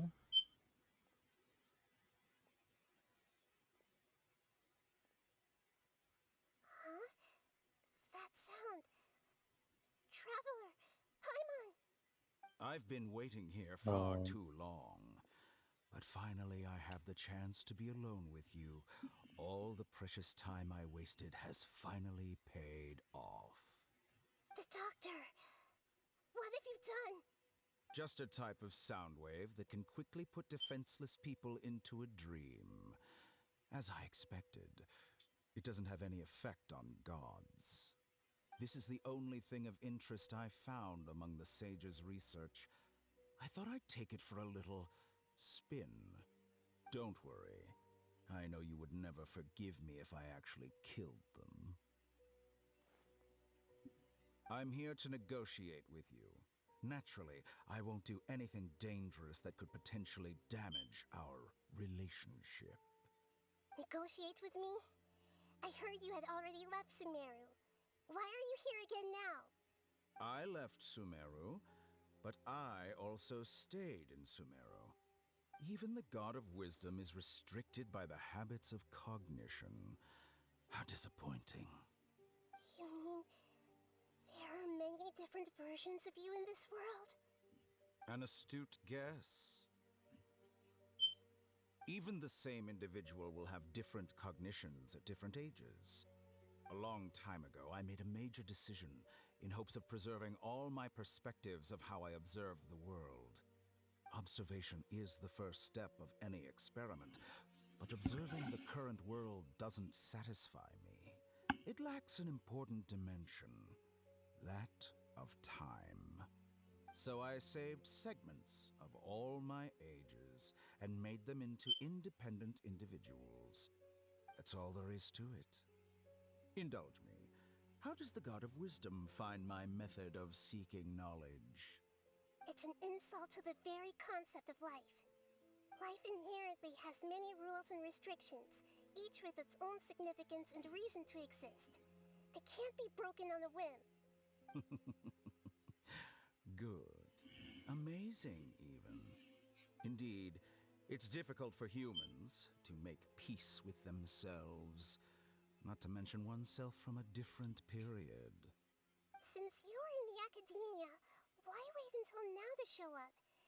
You could very well have stopped us and helped that fake god. Simple. Let me ask you this. Would any staff member ever help the subject in the middle of an experiment? It was my experiment. So why should I interfere with the results? The academia saw the plan to create a god as their ultimate goal, yet you only saw it as an ordinary experiment. You really are crazy. If the experiment succeeded, you would have had a new god on your hands. How would you have faced your own god then? Would you still take the same stance? Would you still hold the same view of yourself? I'm first and foremost a scholar. These results should be left to the judgment of the hypothetical me confronted with that outcome. But you're right. And that's exactly why I'm disappointed with the conclusion of this experiment. As an individual, you don't have any sense of belonging. You seem to have even fewer convictions than a typical scholar. Oh no, I certainly have my own convictions. They just don't fit your standards, that's all. All right, that's enough conversation for today. The experiment is over, and it's time to tidy up the equipment and reclaim any useful materials. For example, the Gnosis. Lesser Lord Kusanali, you're an intelligent Archon. I'm sure you understand the disparity in our combat abilities at this time. Besides, you have no way to use that electro-gnosis in battle. Didn't you say you were here to negotiate with me? Somehow, it's starting to seem like you intend to take it by force now. I'm merely stating a fact. After all, I'm also a scholar. Naturally, I hope to show proper respect and dignity to the God of Wisdom. Your hypocrisy is built on absolute confidence. I understand your scheme, but... what if I were to destroy the Gnosis now and awaken the heavenly principles? Awaken the heavenly principles? Do you think that's really possible? The heavenly principles have been silent for many years, but the Gnosis are symbols of their control over Tevat and all the laws. Will the destruction of a Gnosis attract the attention of the heavenly principles? And if so, how do the Fatui plan to deal with the consequences? Do you dare to gamble such a possibility with me? Gamble? How surprising. I thought you would show evidence or use rigorous reasoning to prove your point. The word gamble is the last thing I expected to hear from the God of Wisdom. But this is a clever move. You must have seen through me when I first captured your consciousness. As a scholar, I respect all possibilities. This has always been my principle and is an essential trait as an experimenter. Indeed, I can't ignore this possibility. So tell me then, what are your conditions? This foreign Gnosis will only lead to disaster if it stays in Sumeru. But this Electro-Gnosis is the prize I attained after defeating one of your fellow Harbingers. Now, as the one who initiated this cascade of events, shouldn't you pay the corresponding price? Price? Interesting. What price would you have me pay? How about erasing all your other segments? So this is how you wish to restrict me, the most threatening opponent of the Nation of Wisdom. What you request of me is like plucking out the eyes I have placed in the dimension of time. Segments are extraordinarily difficult to make. They require extremely rare resources and enormous amounts of time and effort, requiring me to destroy them all here and now. Bravo. A suitably wise decision on your part. Yes, how very interesting. Can I assume that you have long been wary of me? Among all the versions of me, this segment you see now is the most selfish. If it weren't me, your idea wouldn't have worked. What did you see when you were imprisoned? You were observing me, and that's how you know I've long grown tired of their doubts and endless arguments. Like you said, it's difficult to make peace with yourself. Being as smart as you are, have you managed to do that? I see. If you think all those versions of me are worth a gnosis, then deal. You sure didn't hesitate much. Is the relationship between all the versions of you really that bad? I don't think there's any need to dwell on that. The surplus versions of me can be exchanged for a gnosis. Do you think anyone can offer themselves at a higher price? Besides, with my abilities, It's only a matter of time until I find better perspectives. Perhaps it's best to say you're just temporarily ahead.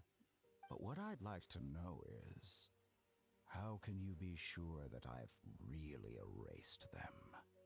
I can see your remaining honesty.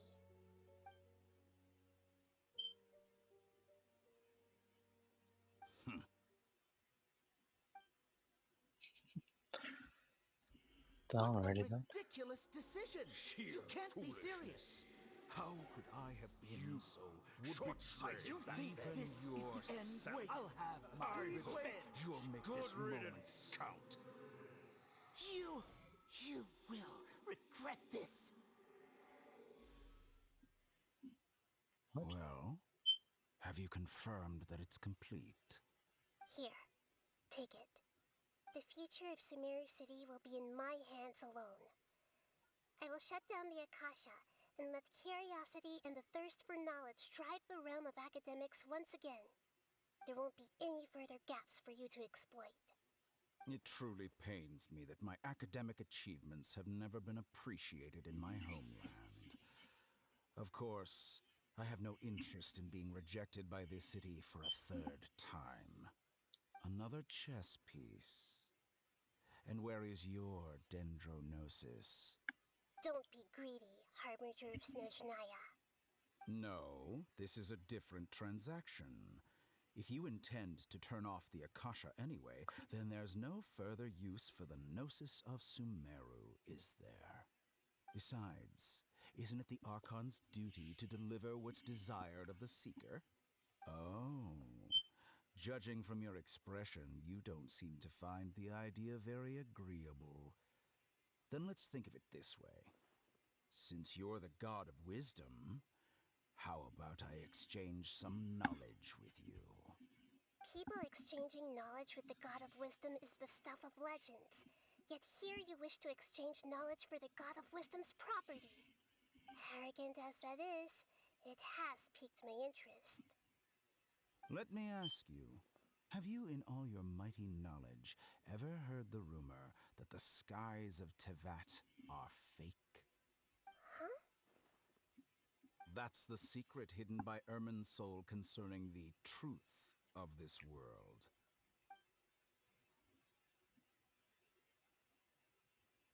Once I finish telling you about this, it will be time for me to say goodbye. With negotiations, we've all gotten what we wanted. I'm very glad I got to meet you like this.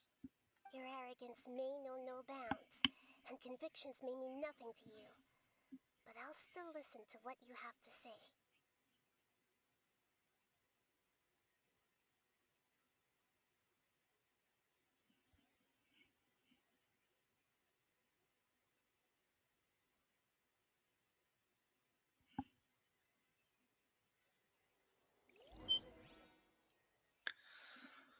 Okay. What? What's even happening at this point? Together! Okay, wake her up.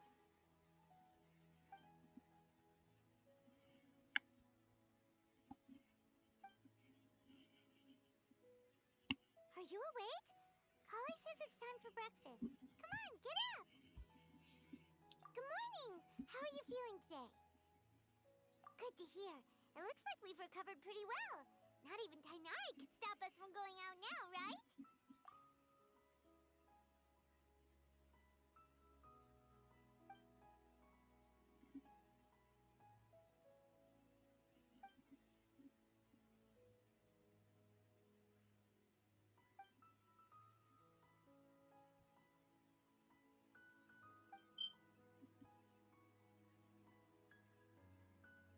Come on, Traveler, let's go! Finally, I can move again.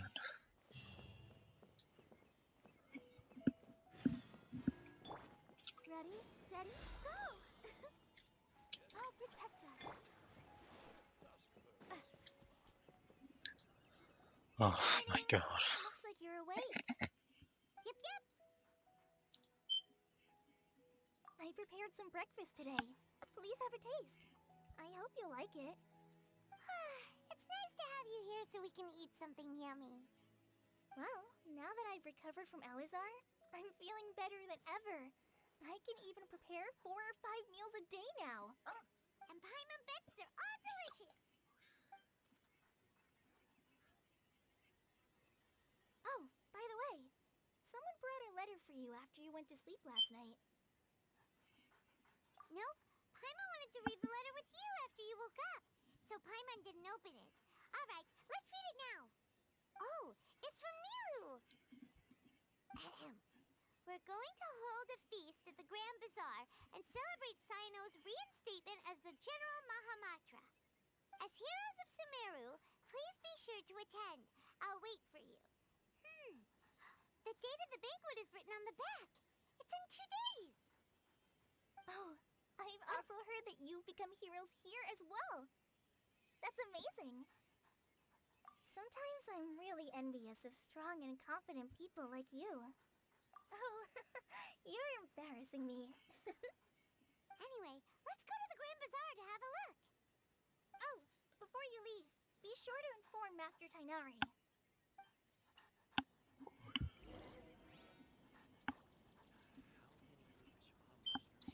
Oh, that's not too much dialogue. Oh my god.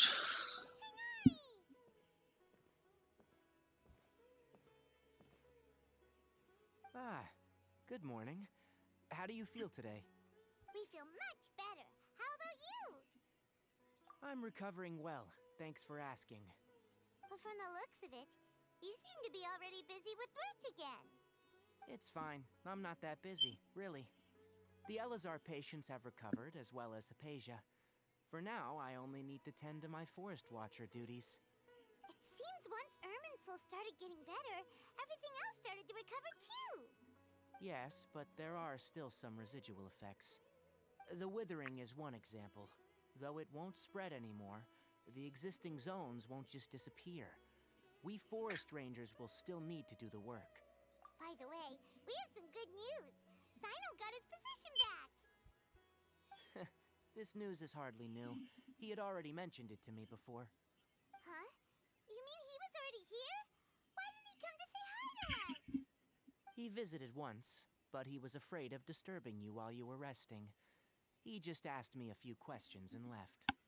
And you probably already know all about the celebration feast. Celebration feast? No, I haven't heard anything about that. Huh? But didn't Nilu say in her letter that they would celebrate Sino? He didn't tell you? Perhaps. Or, alternatively, he doesn't know about it either. Come to think of it, Sino doesn't seem like the type who'd enjoy a celebration feast. You and Kale are both Sino's close friends. Why don't you come to the feast with us? Kale has taken over some of my tasks these days. I don't think she'll have time for it. Not to mention me. You see, some VIPs have come to the forest recently. Huh? VIPs? Very important Paimons? Well, technically speaking, they are former VIPs. The sages involved in recent incidents have begun their training in the Avidia Forest, and the people they had previously imprisoned have all been released. Huh? Yes, he's a little weak, but he isn't injured and his condition is stable. Lesser Lord Kusanali, in her boundless mercy, has decided to spare Azar and the other wrongdoers.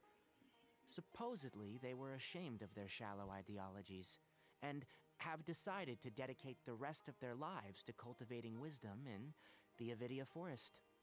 When they learned that Lesser Lord Kusanali had defeated the Balladeer and saved Irminsul, they were shocked at first, but also became happy, feeling that the sacred light guiding them on the path of discovering wisdom had begun to shine once again. As a result, work has increased for the forest rangers. That sounds really exhausting. There is nothing we can do, really. But that's another topic. Back to the matter at hand. Are you two planning to head out? Ah, right! We're here to request permission to head out. Would that be okay? You've recovered well. You may go. But be careful.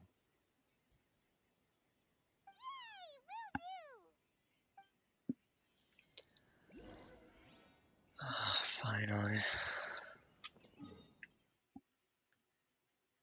Jesus Christ.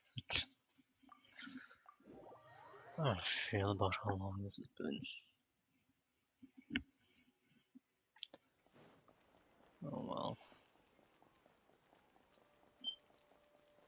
Act 5 has just been dialogue and it's boring. Oh well.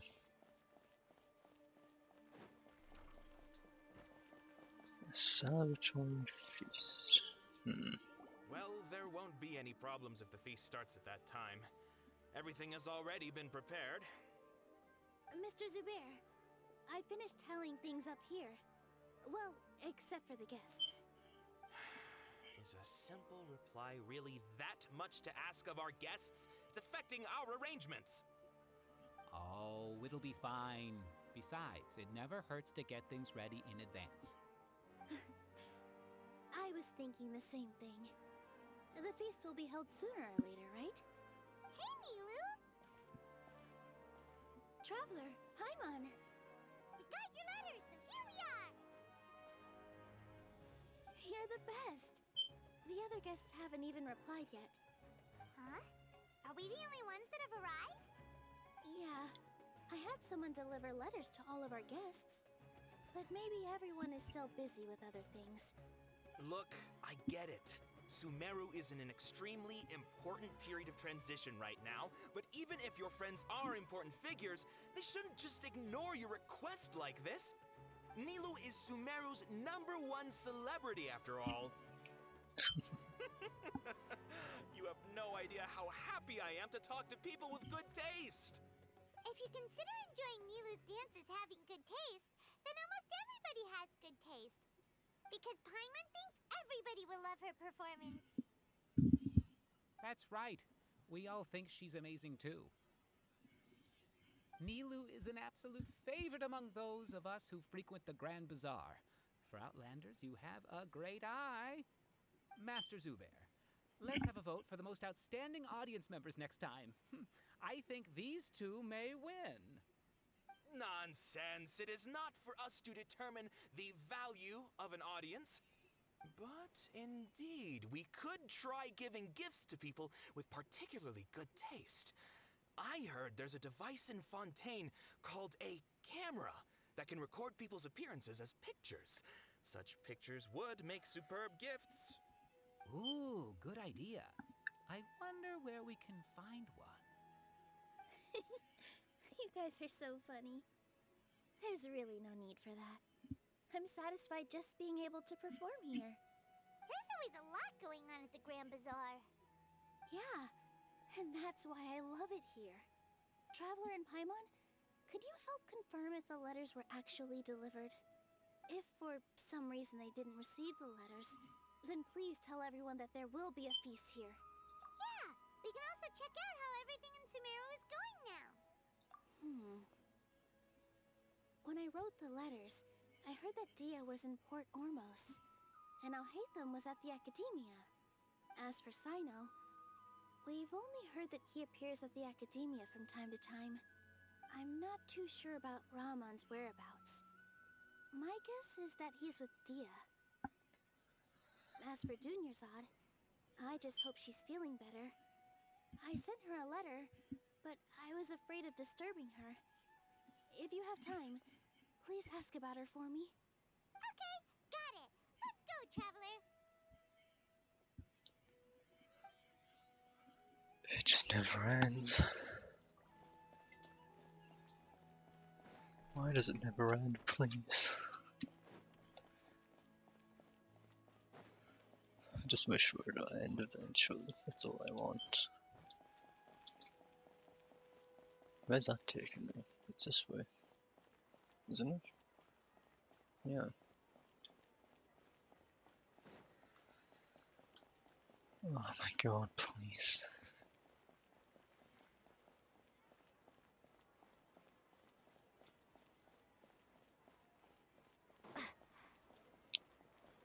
Well, what is it?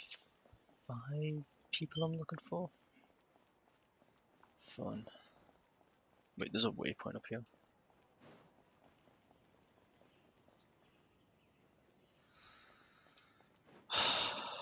I'll keep that in mind next time.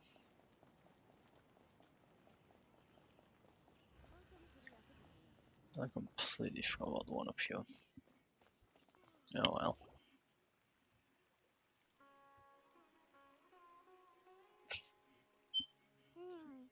We haven't seen Alhaitham anywhere. Let's ask that person over there. Oh, no moving. Okay. Hey there, have you seen Alhaitham around? Yes, it seems Scribe Alhaitham has gone to the House of Dana. You should be able to find him there. But you're already the second group of people I've seen looking for him today. He must be quite the busy man. Oh? Who else was looking for him? Mr. Cave was just here asking about him. You wouldn't believe how terrible their relationship is. And now you two are here. Don't tell me everyone's here looking for gossip about the sages. No way! We're strictly here on business. Ah, I see. Sorry, I thought maybe everyone's as interested in rumors about the sages as I am.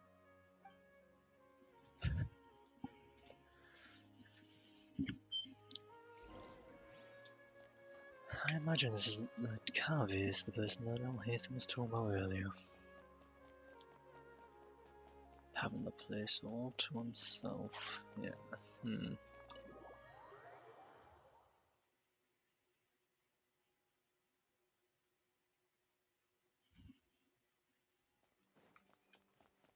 Also the audio though.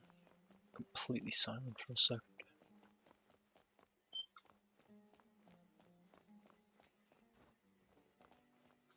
Oh boy, there's gonna be stuff here to collect. Yay! Wait. What?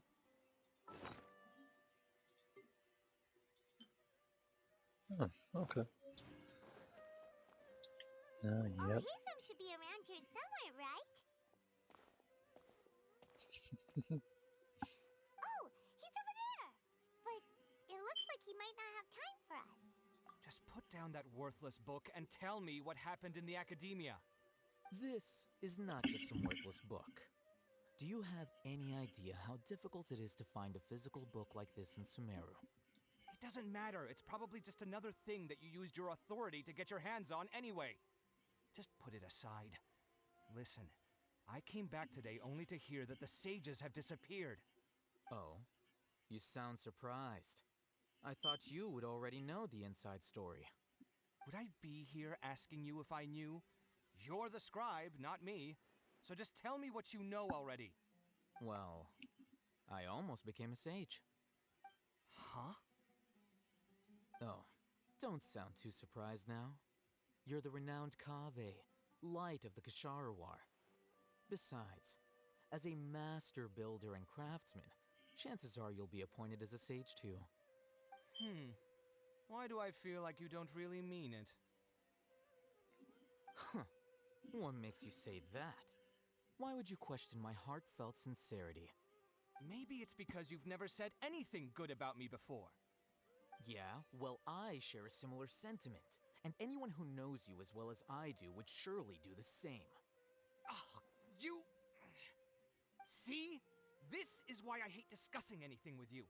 Your ridiculous and arrogant attitude always gets in the way. It seems that you really can't stand my personality. Ha! What was your first clue? Well, then you might as well move out of my house. Are you threatening me?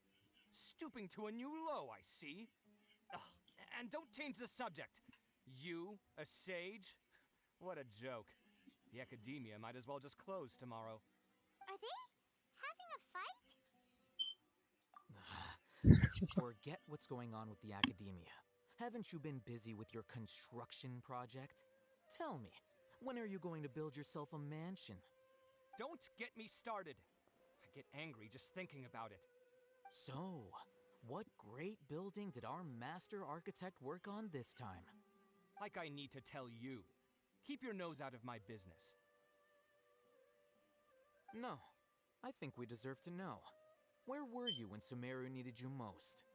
I was in the desert for a large project, but considering Haravatat's utter ignorance of architectural and aesthetic matters, you probably wouldn't understand. Ah, which is truly unfortunate. I can only pity the man who doesn't understand the first thing about beauty and romance. Unlike a true... hold on, wait a second. What do you mean by when Sumeru needed me most? Well, while you were out fiddling around in the desert, many people came together to save Sumeru from a crisis. Ha! And you think I'd believe that? Look, all you really need to know is that Azar and all his accomplices have all been overthrown. Huh? What nonsense are you talking about? It's no skin off my nose if you don't believe me. It's not like my Darshan was the one trying to apply for funding from the Grand Sage.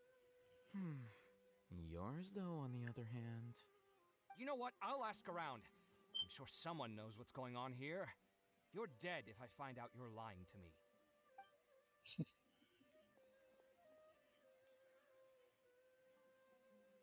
Well then, that was certainly an argument.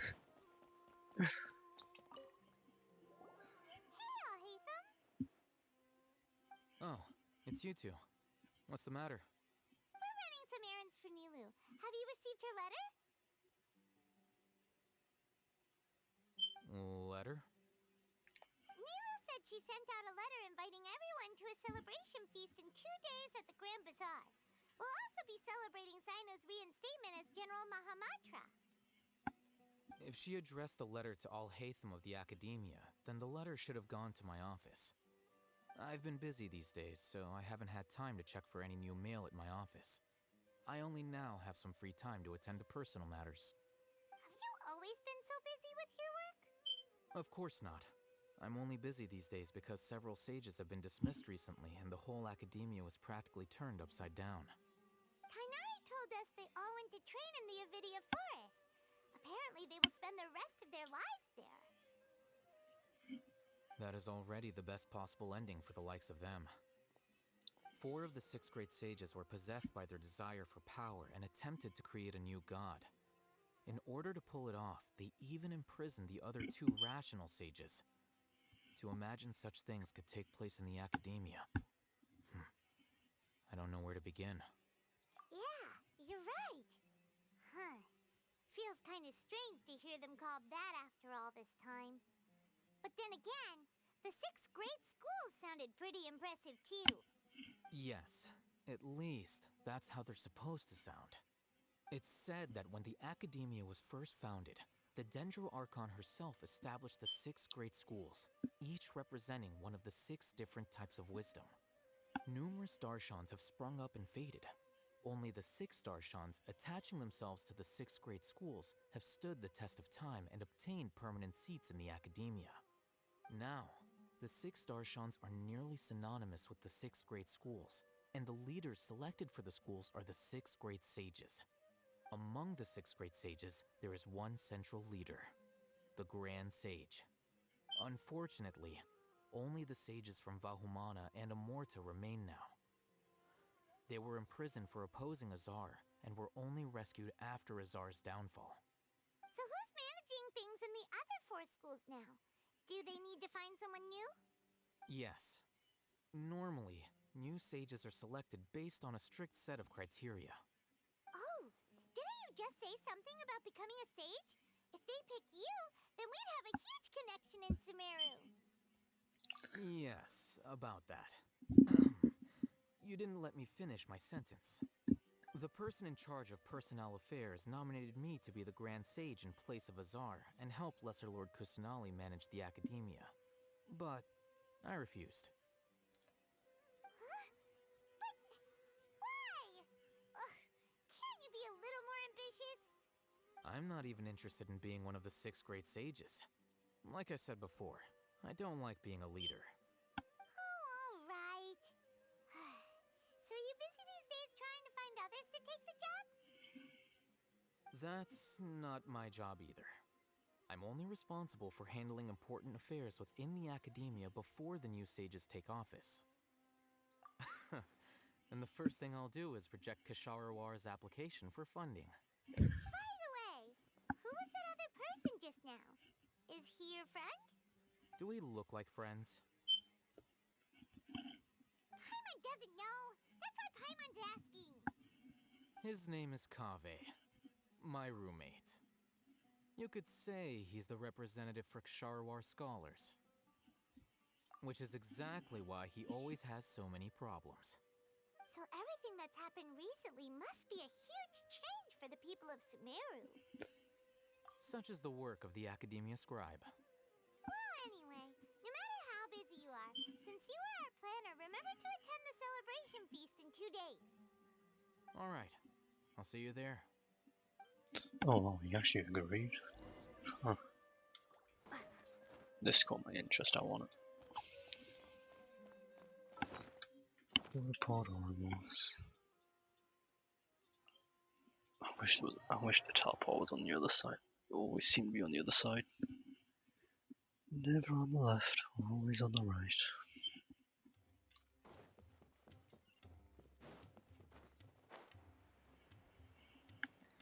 Little glide over.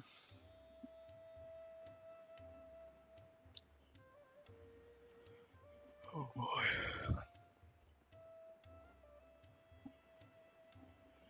I don't know how they managed to make this act last so long.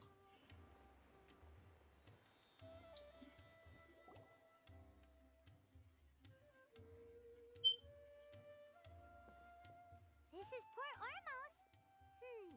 Now where could The sound cut Is off. that Paimon I hear? Huh? Oh, it's been a while. How are you doing? Dunyarzad! It's been so long since we've seen you! I'm doing well.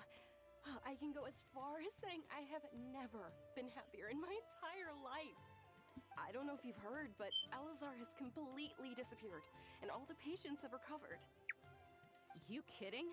Knowing them and the connections they've got, I'm sure they've heard about it. Yeah! That's right. My lady is feeling better now, so I'm accompanying her for a walk. Why do you still call me that, Dia? You've already informed my father of your resignation. I guess I'm just used to calling you my lady. Old habits die hard. Resignation? You mean you're quitting? Yeah, I might start losing my edge if I keep being a bodyguard for the Homayanis. You know that my parents and I are fond of you, and that we appreciate you very much. It wouldn't be a problem if you wish to continue to be our bodyguard. I'm not a woman that's easily persuaded. You should know that by now, my lady. When I took this job, I had already decided that I'd quit as soon as you recovered. It's time for me to get back out there and chase that horizon. So what are you gonna do now if you're not gonna be a bodyguard anymore? I want to take a risky job and put my body to the test again. Huh? But we literally just finished one of the most dangerous jobs ever! Are you getting bored already? I know. If I hadn't joined in that plan with you, I wouldn't have come up with this idea. I guess I still get fired up by that feeling of going all out in a fight. It made me realize that I'm still a mercenary through and through. Life is short, and I'm happy that I got to be a part of that operation. But the whole thing also made me realize that there are still many problems in Sumeru. And as a desert dweller, I'm still not completely ready to settle down on this side of the wall. Well, I remember a friend had someone bring you a message. You mean I'll hate them? I didn't expect him to still remember that. I thought he was joking. We just came from talking with Alhaitham at the Academia. Did he tell you that he suggested that I come work at the Academia? What? I heard that Azar and his cronies fell from power, and Alhaitham told me that now was a good time to find a job in the Academia, but only if I wanted to. Whoa. Paimon can't see you being anything other than a mercenary. Me neither. But I think Dia would look great dressed up as a scholar. Ugh, forget about it. I wouldn't last 10 seconds in there. I'll hate them probably just like the way I worked and knew I'm good in a fight. So he suggested I find some work in the academia. But you know, if you take him up on the offer, Sino might actually agree and let you become a Matra. Because you're super amazing! The Matra have all the talent they need as long as they have Sino. I prefer to be free to live however I choose. In fact, I chose this job from the very start because I knew it'd be right up my alley. Even if being a mercenary means facing all kinds of danger. A lion has to return to the wild sooner or later. If anything, being your bodyguard has been unfamiliar territory for me. I don't want to see you go, but I'll respect your decision. I'm glad to hear you say that. Come on, no need for the sad face. It's not like we'll never meet again. Once the whole Dendro Archon thing is settled, everything in Sumeru will take a turn for the better. That makes me happy too. But a peaceful society will probably mean less demand for mercenaries like me. Before long, we'll be a dying breed. So I'd better get to work while I still can. Huh? But wait a second! You make it sound like you're leaving now! Well, no, not yet at least. I promised my lady I'd stick around until next week. So, have you been in Port Ormos this entire time? We were wondering if you had received a letter from Nilu. Oh, did Nilu write to us? She heard that you were seen in Port Ormos, so she sent the letter here. Huh. It was probably sent to the inn that we're staying at. My lady has been very energetic lately and keeps taking me on hikes, staying out even into the night. By the time we get back, the receptionist is usually off napping on the job. Right, and we tend to leave quite early in the morning, so the old man on duty is also usually dozing off. So what it really sounds like is that the person on duty is always asleep. I bet the letter's at the reception desk. I'll go check later. No wonder there wasn't a reply. You never received the letter. Good thing Nilu asked us to come and check on that. Sorry to make you two come all the way out here. It must be something important for Nilu to specifically write to us like that. Yes, she said they were preparing a victory feast in the Grand Bazaar, and will also be celebrating Sino's reinstatement as General Mahamatra. She was hoping you could come. Great! I'll be sure to attend. Count me in too. But is there some sort of dress code or anything for the feast? Can I just show up looking like this? Since it's being organized by Nilu, I don't think she'll be too picky about that. If anything, I think she wants to see us as our most natural selves. All right, then this is how I'll show up. The feast will be held in 2 days, so don't forget. Sure. Thank you so much for letting us know. We'll see you there. Oh, by the way, do you happen to know where Sino and Raman are? The General Mahamatra always comes and goes without a trace. Normally no one knows his whereabouts. Oh. But last time we met, he mentioned that he had something to do in Aru village. You can try your luck there. As for Raman, your guess is as good as mine. I only remember he said that he had something to discuss with Sino. You can ask Sino when you meet him. Don't mention it. You better get going. All right, on to our next stop. Oh my god. Oh, the dialogue, please. Just make it end.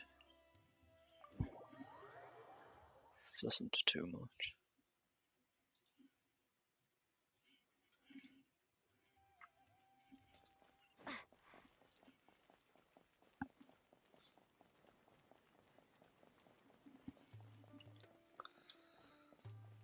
Oh well.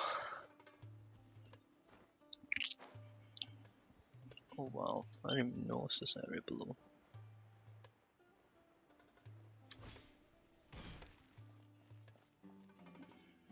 It's been a while since we last visited Aru village. Ah, there's Sino! He's just standing there. What brings you here? We recovered well, and Tanari agreed to let us leave, so now we're out and about again. It seems Gandarvaville's medical treatment is still as good as ever. And Tainari is recovering well, too. That's good to hear. Yeah, you're the one who brought us to him when we lost consciousness, right? Thanks for that. You're welcome. Tainari has excellent medical skills, and Kale is quite attentive. It was the best place for you. But why are you just standing here like a dead tree? I'm meeting some people. Oh, you mean Candace? I've already talked with Candace and the village chief. They're still at the usual place. You can go there if you'd like to see them. But you know one of the people I'm meeting as well. Oh, by King Deshret's blessing, my friend suddenly appears in the desert. Don't tell me you've run into trouble and need us to help now. Roman! And, Sataria? Oh, you know me? Oh, well, you're pretty famous in the academia. Don't worry, these are our friends. No need to be so guarded. I see. I'm doing well. Many good things have happened recently. Same here. Really, I feel that my whole life has started to shine after suddenly finding a new direction. Oh, tell us everything. Yeah, you go ahead. Alright, well, I suppose I should start by saying I've decided to leave the academia. What? It's not that I've given up on being a scholar. Instead, you could say I've found a new identity. I will no longer pursue research like a typical scholar, but I have not completely given up on my relationship to knowledge either. I can see what you're saying now. What do you mean? I plan to leave the academia and return to teach here in the desert. Wow, so you want to become a teacher?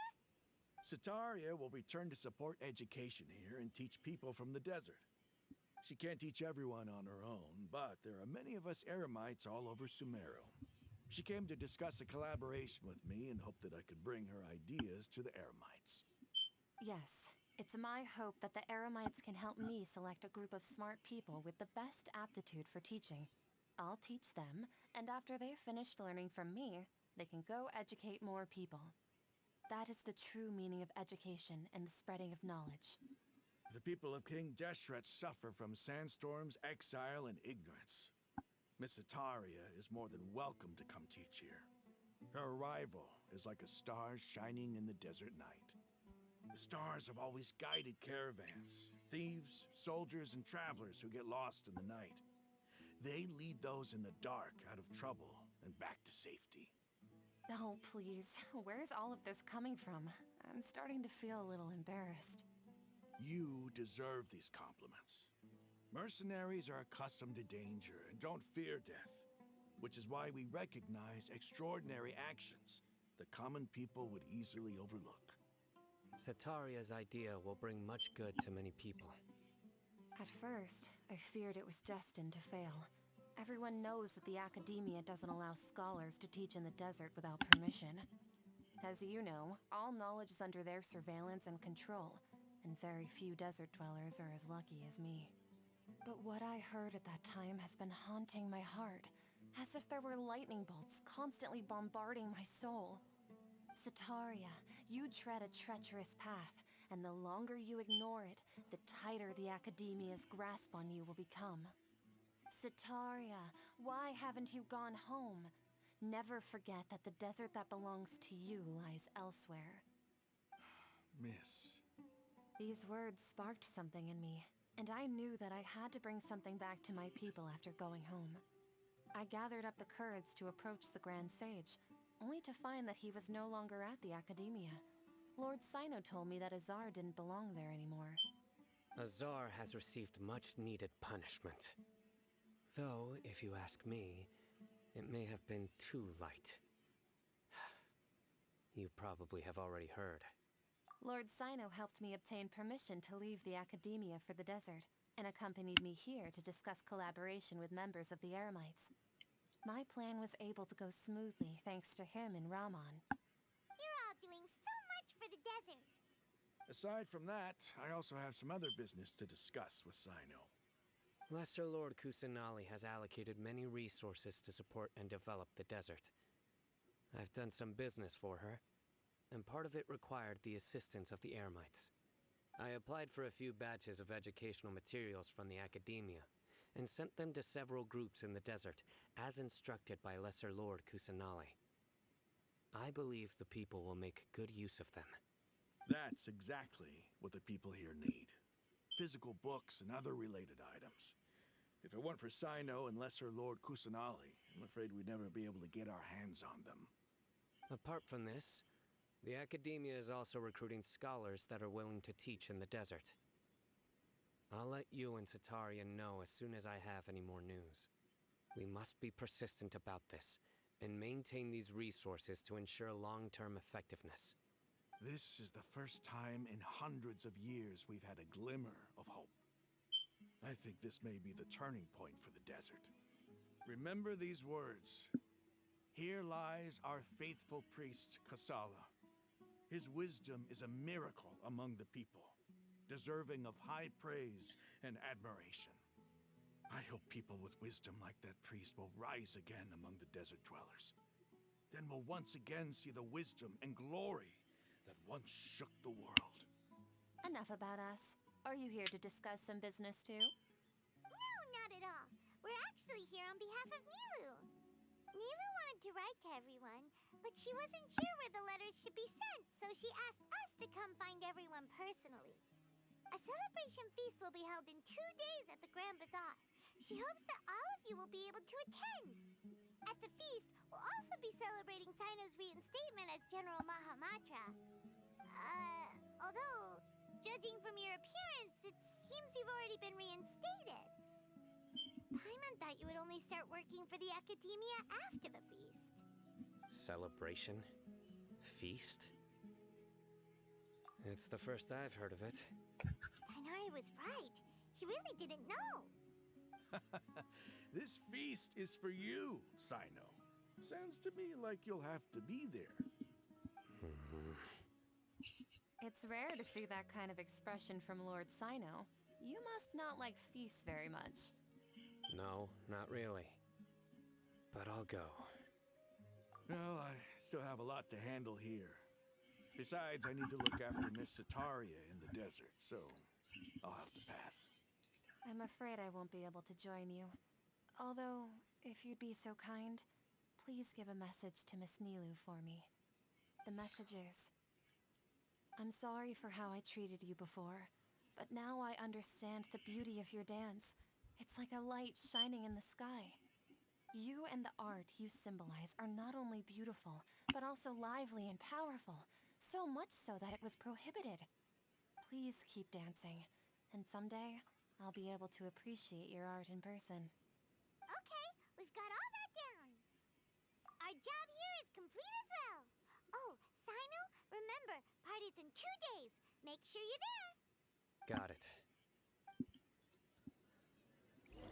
Wait 2 days. Yep, knew it. For God's sake.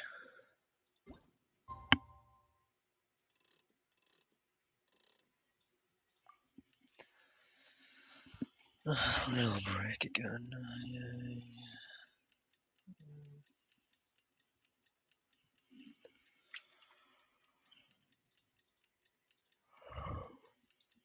One day this won't be so boring. One day. Oh my god, 6 hours? Today's the big day.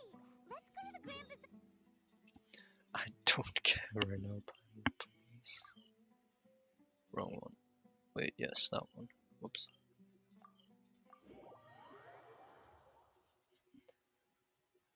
Nothing, I think dailies are about a clock over. Nah, not gonna be worth my time.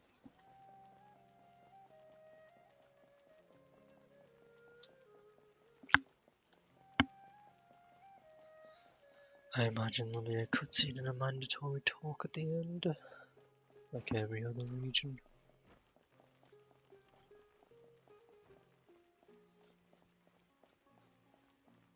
I'll just get after you then. Everybody's already here. Looks like we're the last ones to arrive. You're here. Ah, there you are. Well, look who finally decided to show up.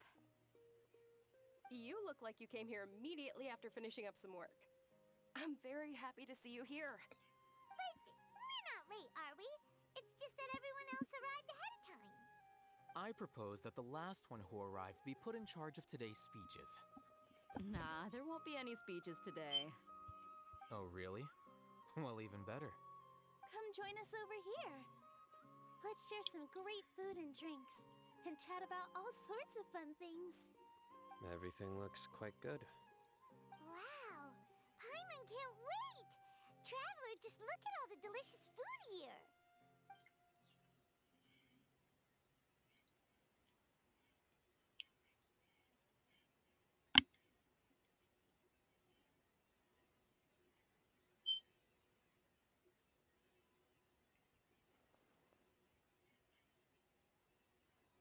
Whoa! It's so delicious! Oh, this grilled meat tastes amazing! The food was specially prepared for you by everyone in the Grand Bazaar. And we have gifts that were sent by the residents of Sumeru City when they heard we were holding a feast. Everyone that came said that you saved Sumeru and wanted me to thank you all on their behalf. Ah, feels kinda nice to be seen as a hero. I could get used to this. Being a bodyguard is also a hero's job. You've always been amazing, Dia. My lady sure has a way with words. Thanks. I'm glad to hear it. And I'm happy to meet everyone that participated in the great plan. Don't mention it. Come to think of it, we've really done something impressive together. It's unbelievable! We owe it to our abilities. And luck.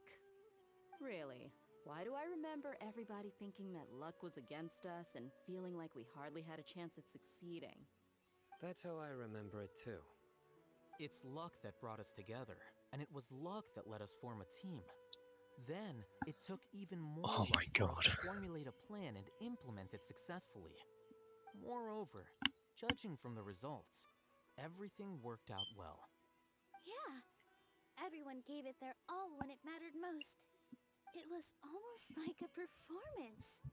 We took the stage and put on our best show. Everyone played their part, and thanks to everyone's efforts, the performance was a great success. So, would you say we're good actors too? It's such a blessing that Lesser Lord Kusanali was able to return to power at the Academia. Yes, even after being abandoned and neglected so many times, she's finally returned. Uh-huh. Lesser Lord Kusanali once used all her power in a great disaster, which resulted in her losing all her wisdom and memories of the past. The Academia basically abandoned her because of it. This should be something everybody should remember. Huh? You look surprised. I didn't say anything wrong, did I? No, everything you said is correct. That's good. Something wrong? Yeah, what's with that face? You knew all of this already. Even if those two giants of the Academia are here, I still have to say it. Those sages really have some nerve. 500 years ago, Lesser Lord Kusanali used all her power for the people of Sumeru, and what did they do in return?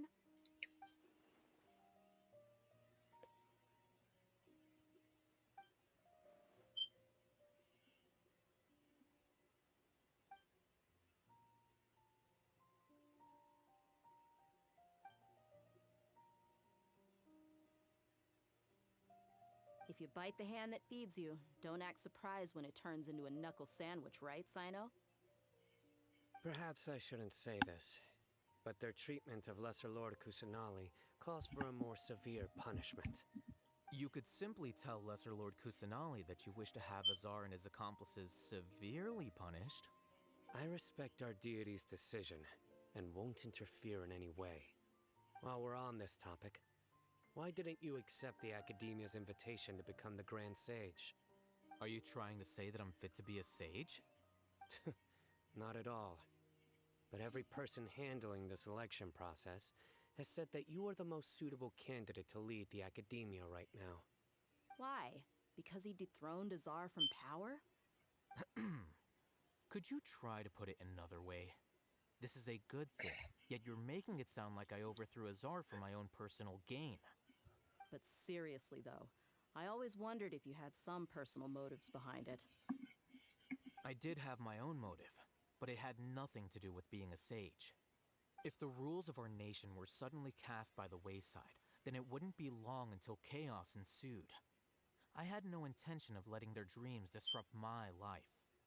By that, you mean your life working as the Academia's scribe. Precisely. Wait, is that all? So, that's the only reason why you joined us and came up with all those plans? It's reason enough. You've certainly got quite the personality. You flatter me. All right then. How about you? You've already resumed work as the General Mahamatra, right? That's right. Will you be happy with that life? It's not about being happy. There are merely a lot of things that I must do. Even so, keep your spirits up and try to be happy, okay? And try to smile more every day, just like I'm doing now. Thank you. I'll keep that in mind. Oh my god, when does it end, please? I seldom participate in such lively gatherings, but the atmosphere here is quite good. No, this gathering today has a unique meaning. The Grand Bazaar is lively because the people here feel happiness from the bottom of their hearts, unlike the farces at the Academia. That happiness is an emotion that'll be forever alien to those bookworms who have driven themselves insane by studying. I seem to have taken both keys when I left the house. Oh well.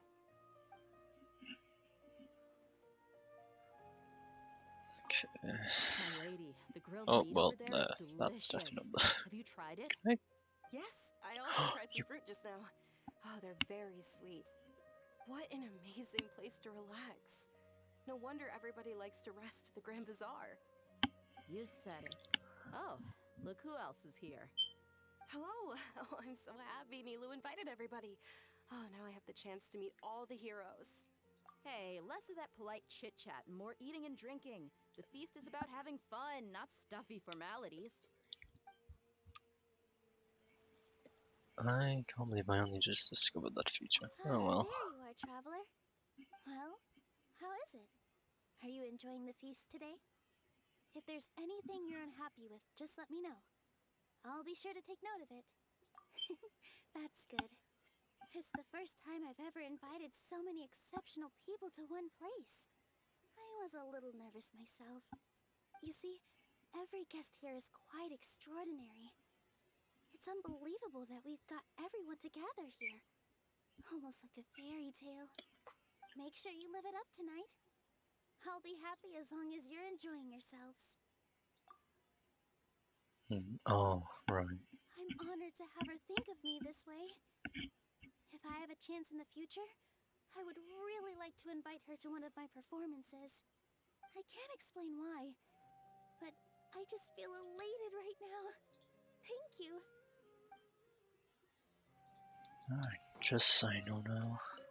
Did I The just atmosphere clip here through is that? good, and everything is delicious. Yeah. I don't often come to such places, but it feels quite good. I have a lot to handle these days. Otherwise, I could show you around. There's always next time. We're friends after all.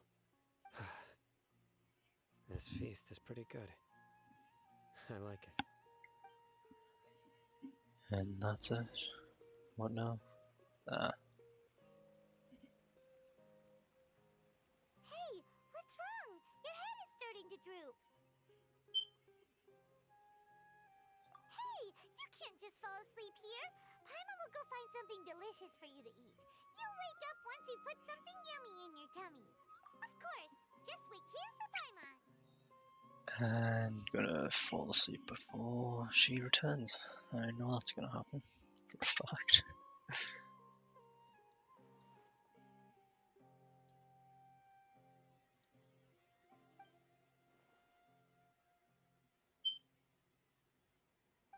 Oh, no. Okay.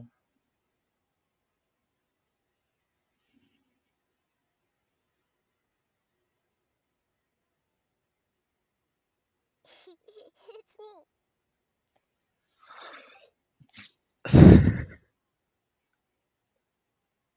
Mm-hmm. You may blame me for being a bit too self-indulgent. I was thinking about talking with you, and the next thing I knew, I had made a connection with you. The connection between us is amazing. It's like flora and the fence it grows upon.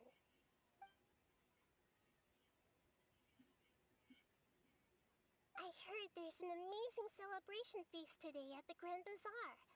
I wanted to have a look for myself, so I snuck in. Lately, I've been so busy dealing with all the fallout from recent events, so I really haven't had any free time. Although you've already helped me with a lot, there's still one more thing I hope you can help me with.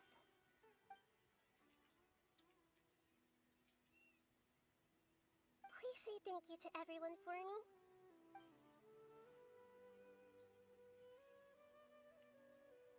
Oh, is it not convenient for you to do that for me?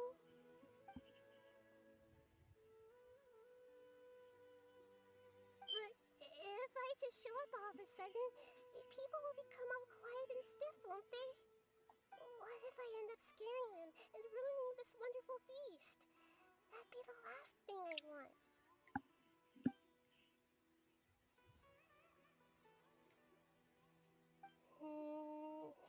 Let me think about it. Okay.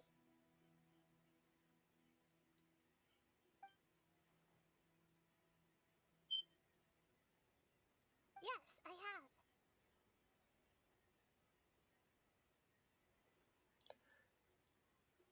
You said I should go thank everyone as myself, right?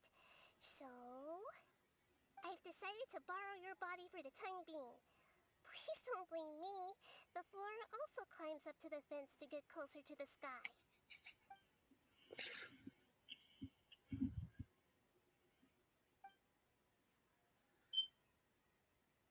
Oh, cutscene finally. Right? No. Everyone! Are you awake now? Paimon was just about to bring you the food. It's me. Huh? That voice. Nahida? Hold up. What's going on? I didn't expect to have a conversation with the consciousness of Lesser Lord Kusanali in the Grand Bazaar. Interesting. Is this also a part of the feast? No, of course not. Are you Lesser Lord Kusanali? Hello, Nilu. You know who I am? Yes, I already know every one of you. Nilu, Alhaitham, Sino, Dia, Paimon, and Dunyarzad.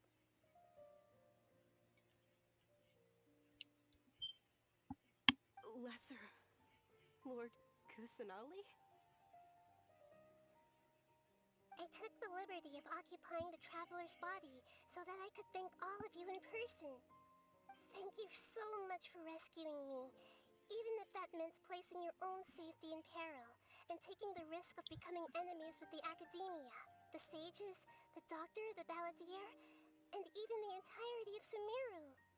Without you, without any of you, I would have been in a much more difficult situation.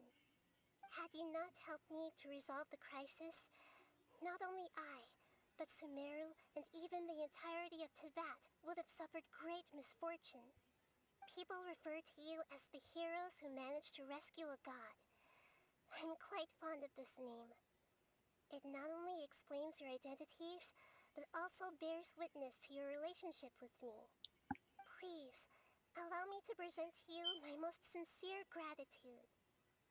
Lesser Lord Kusanali, you have done so much for Sumeru, and I didn't even have a chance to do anything for you. You don't have to do this. Dinyarzad, the suffering you endured during your illness is also proof of you being with me and praying for me. Thank you. You don't need to be so ceremonious. It's always been my duty to protect you. This is how the relationship between the Academia and Dendro Archon should be. We just did what was necessary and set things back on the right path. You're an Archon, but you act so humble. You really don't need to be so polite with us. I'm honored to have been able to take part in this plan. I hoped you liked the dance I dedicated to you. Thank you, all of you. Thank you so much.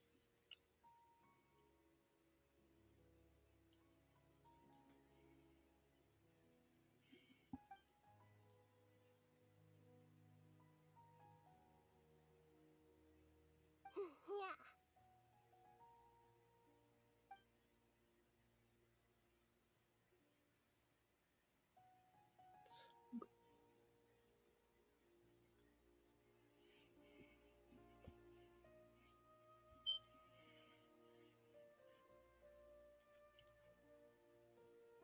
Is this where the mandatory conversation is going to occur?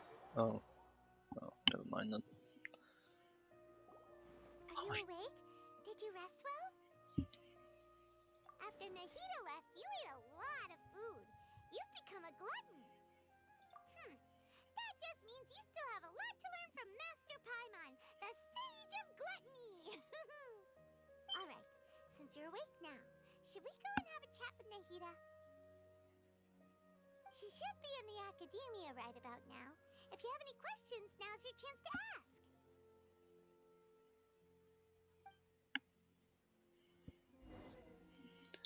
Oh my god. Yeah, no.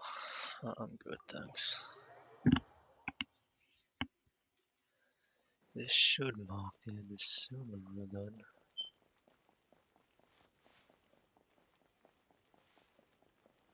It only took 6 hours. Wait, is it 6 hours or more? 6.5 hours pretty much. Oh my god, yeah, no, that's the last time I do that. I don't want to begin what Fontaine's like. Imagine what Fontaine's like.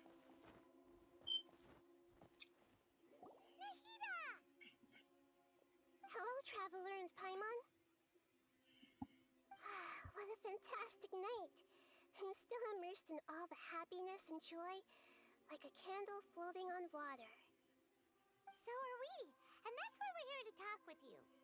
Is there anything you want to know? Here we are.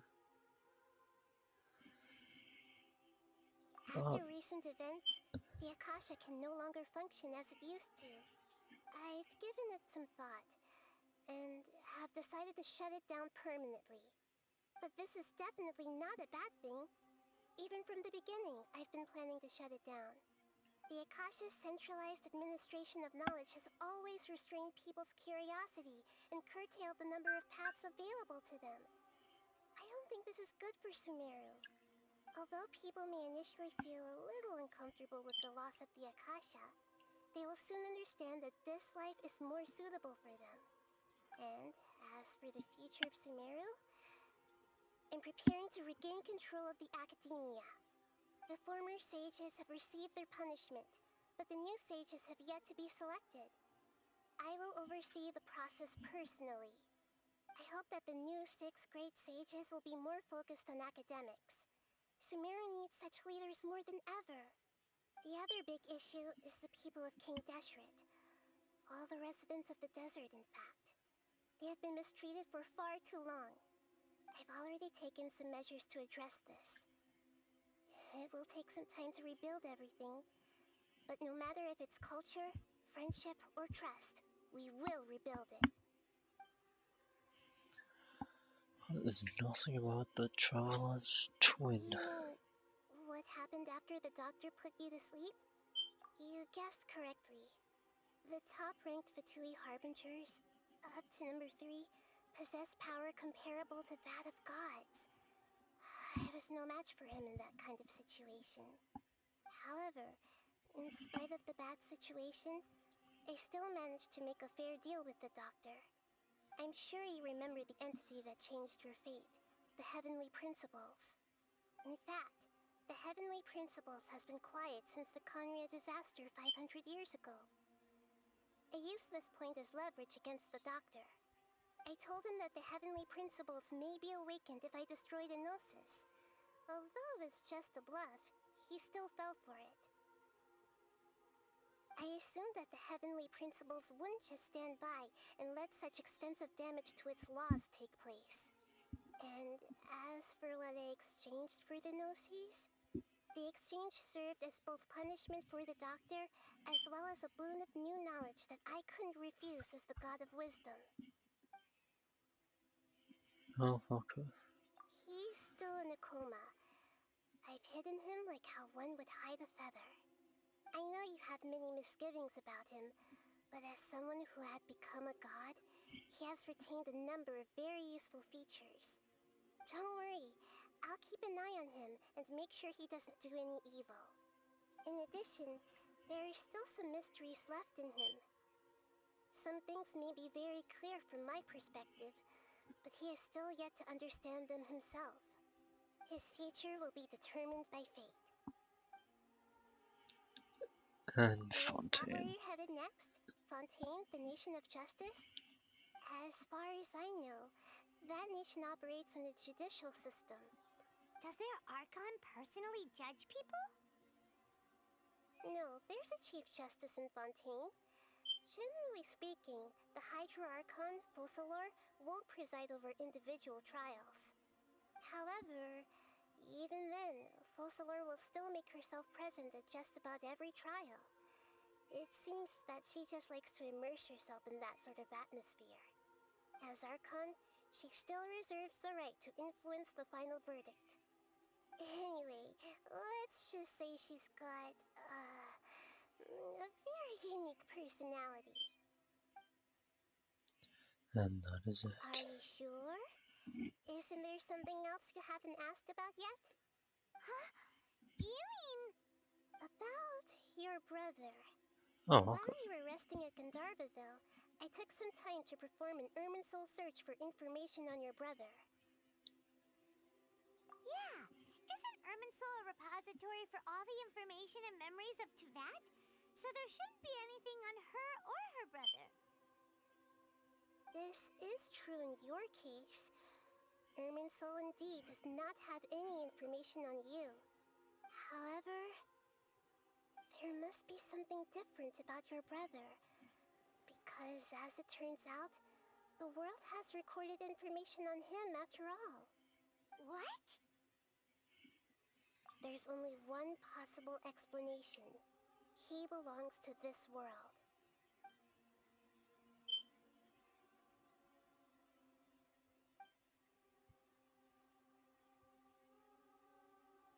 But nothing about this makes any sense. Wasn't this your first trip to Teyvat? According to the records I was able to access, your sibling suddenly appeared in Conria.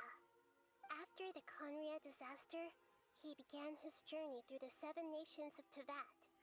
But just as his journey was about to reach its conclusion, the Irminsul records on him suddenly become fuzzy. What do you mean, fuzzy? Did something happen to him? All I know for sure is that somebody, for reasons only they can know, is deliberately obfuscating his fate. And whoever it is, if they can do that, who knows what else they're capable of. But even that wouldn't explain how he somehow comes from this world.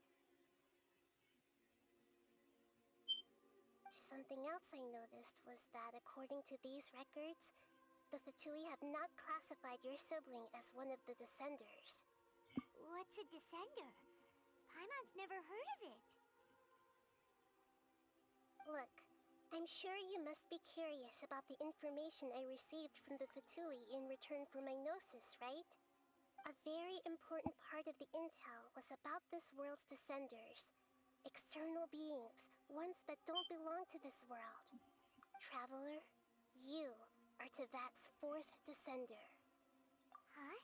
So the Fatui count 3 other descenders before the Traveler, and her brother isn't even one of them? That's right. My current hypothesis is that the first descender was likely what we now call the Heavenly Principles.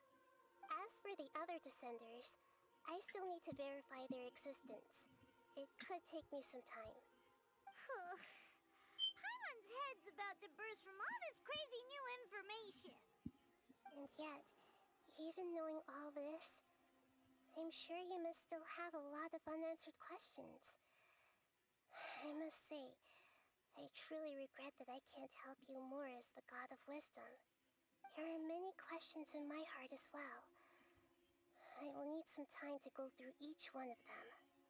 And soon, you'll also begin your journey anew and depart from Sumeru. I'm very interested in your future. It's a journey that can't be observed or recorded by this world. If fate is the ultimate knowledge, then your future will be the ultimate fate. Paimon's sure glad we got to meet you, Nahida. The pleasure is all mine. I can't thank you enough. Alright, that's enough talk for today. If you ever miss me, just close your eyes, and maybe I'll appear in your dreams. Finally. Oh, it's about time.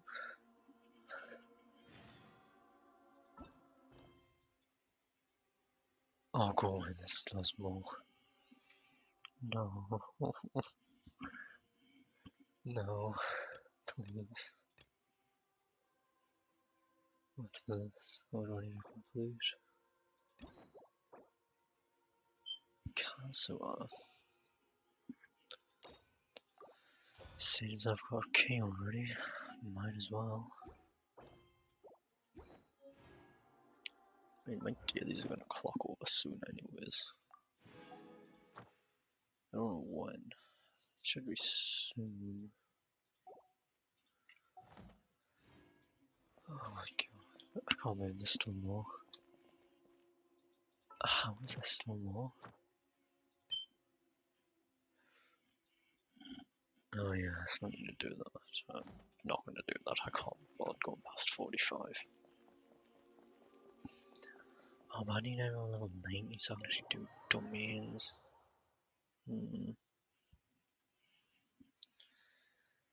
But that also means I'll be really close to the world's max level.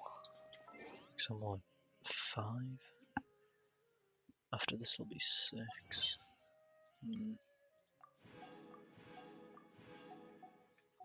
I'm curious. Oh, let's level more.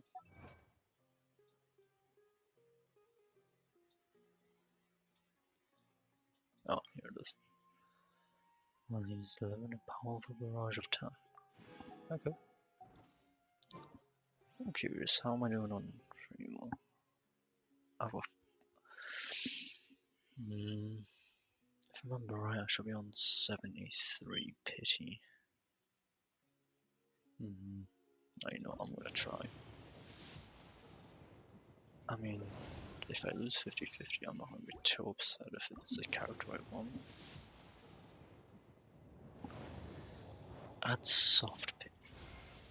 What? A complete change in one's appearance and you barely recognize me. Then let one dispel any doubt. One is in all things unconstrained and unabashed, free to live as one pleases, go where one desires, and journey with whomsoever one wishes. Oh my god, you... In light of one's considerable renown, please call me Xian Yun in public. Okay, she's done. Nice. Jesus Christ. I didn't expect to win 50-50. Where's my pity? Oh, it hasn't updated for today.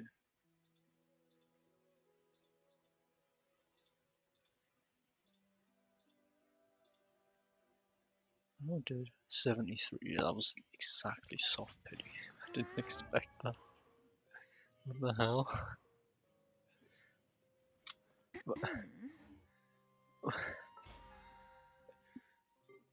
Oh, yep, Danny's just clocked over. No, there's my 2 pulls back. As if they were never spent. When does Lantern Raid start for this? I thought it'd start by now. I was looking forward to it. I did not expect seeing Yan. Oh well. Finally, 6.5 hours. It took me until Daly's clocked over to finish. I think I've played too much today. I can't believe there's still more to that goddamn chapter. There is, what, 6 parts. Part 5 took 5 hours. In a third, at least 2 hours was dialogue. Maybe 3. And there's still more. How on earth? Well, I'm gonna do the chapter 3 interlude act before that. I could not be bothered to do any more Sumeru. But it does mean I need to do that before Fontaine. RIP. I'm sure it'll be enjoyable. Surely.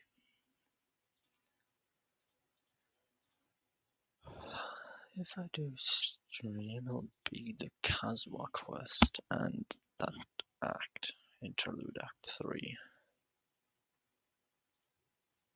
No, Interlude Chapter 3. That's the name. Hopefully, it'll be enjoyable like Chapter 2 was. Only time will tell.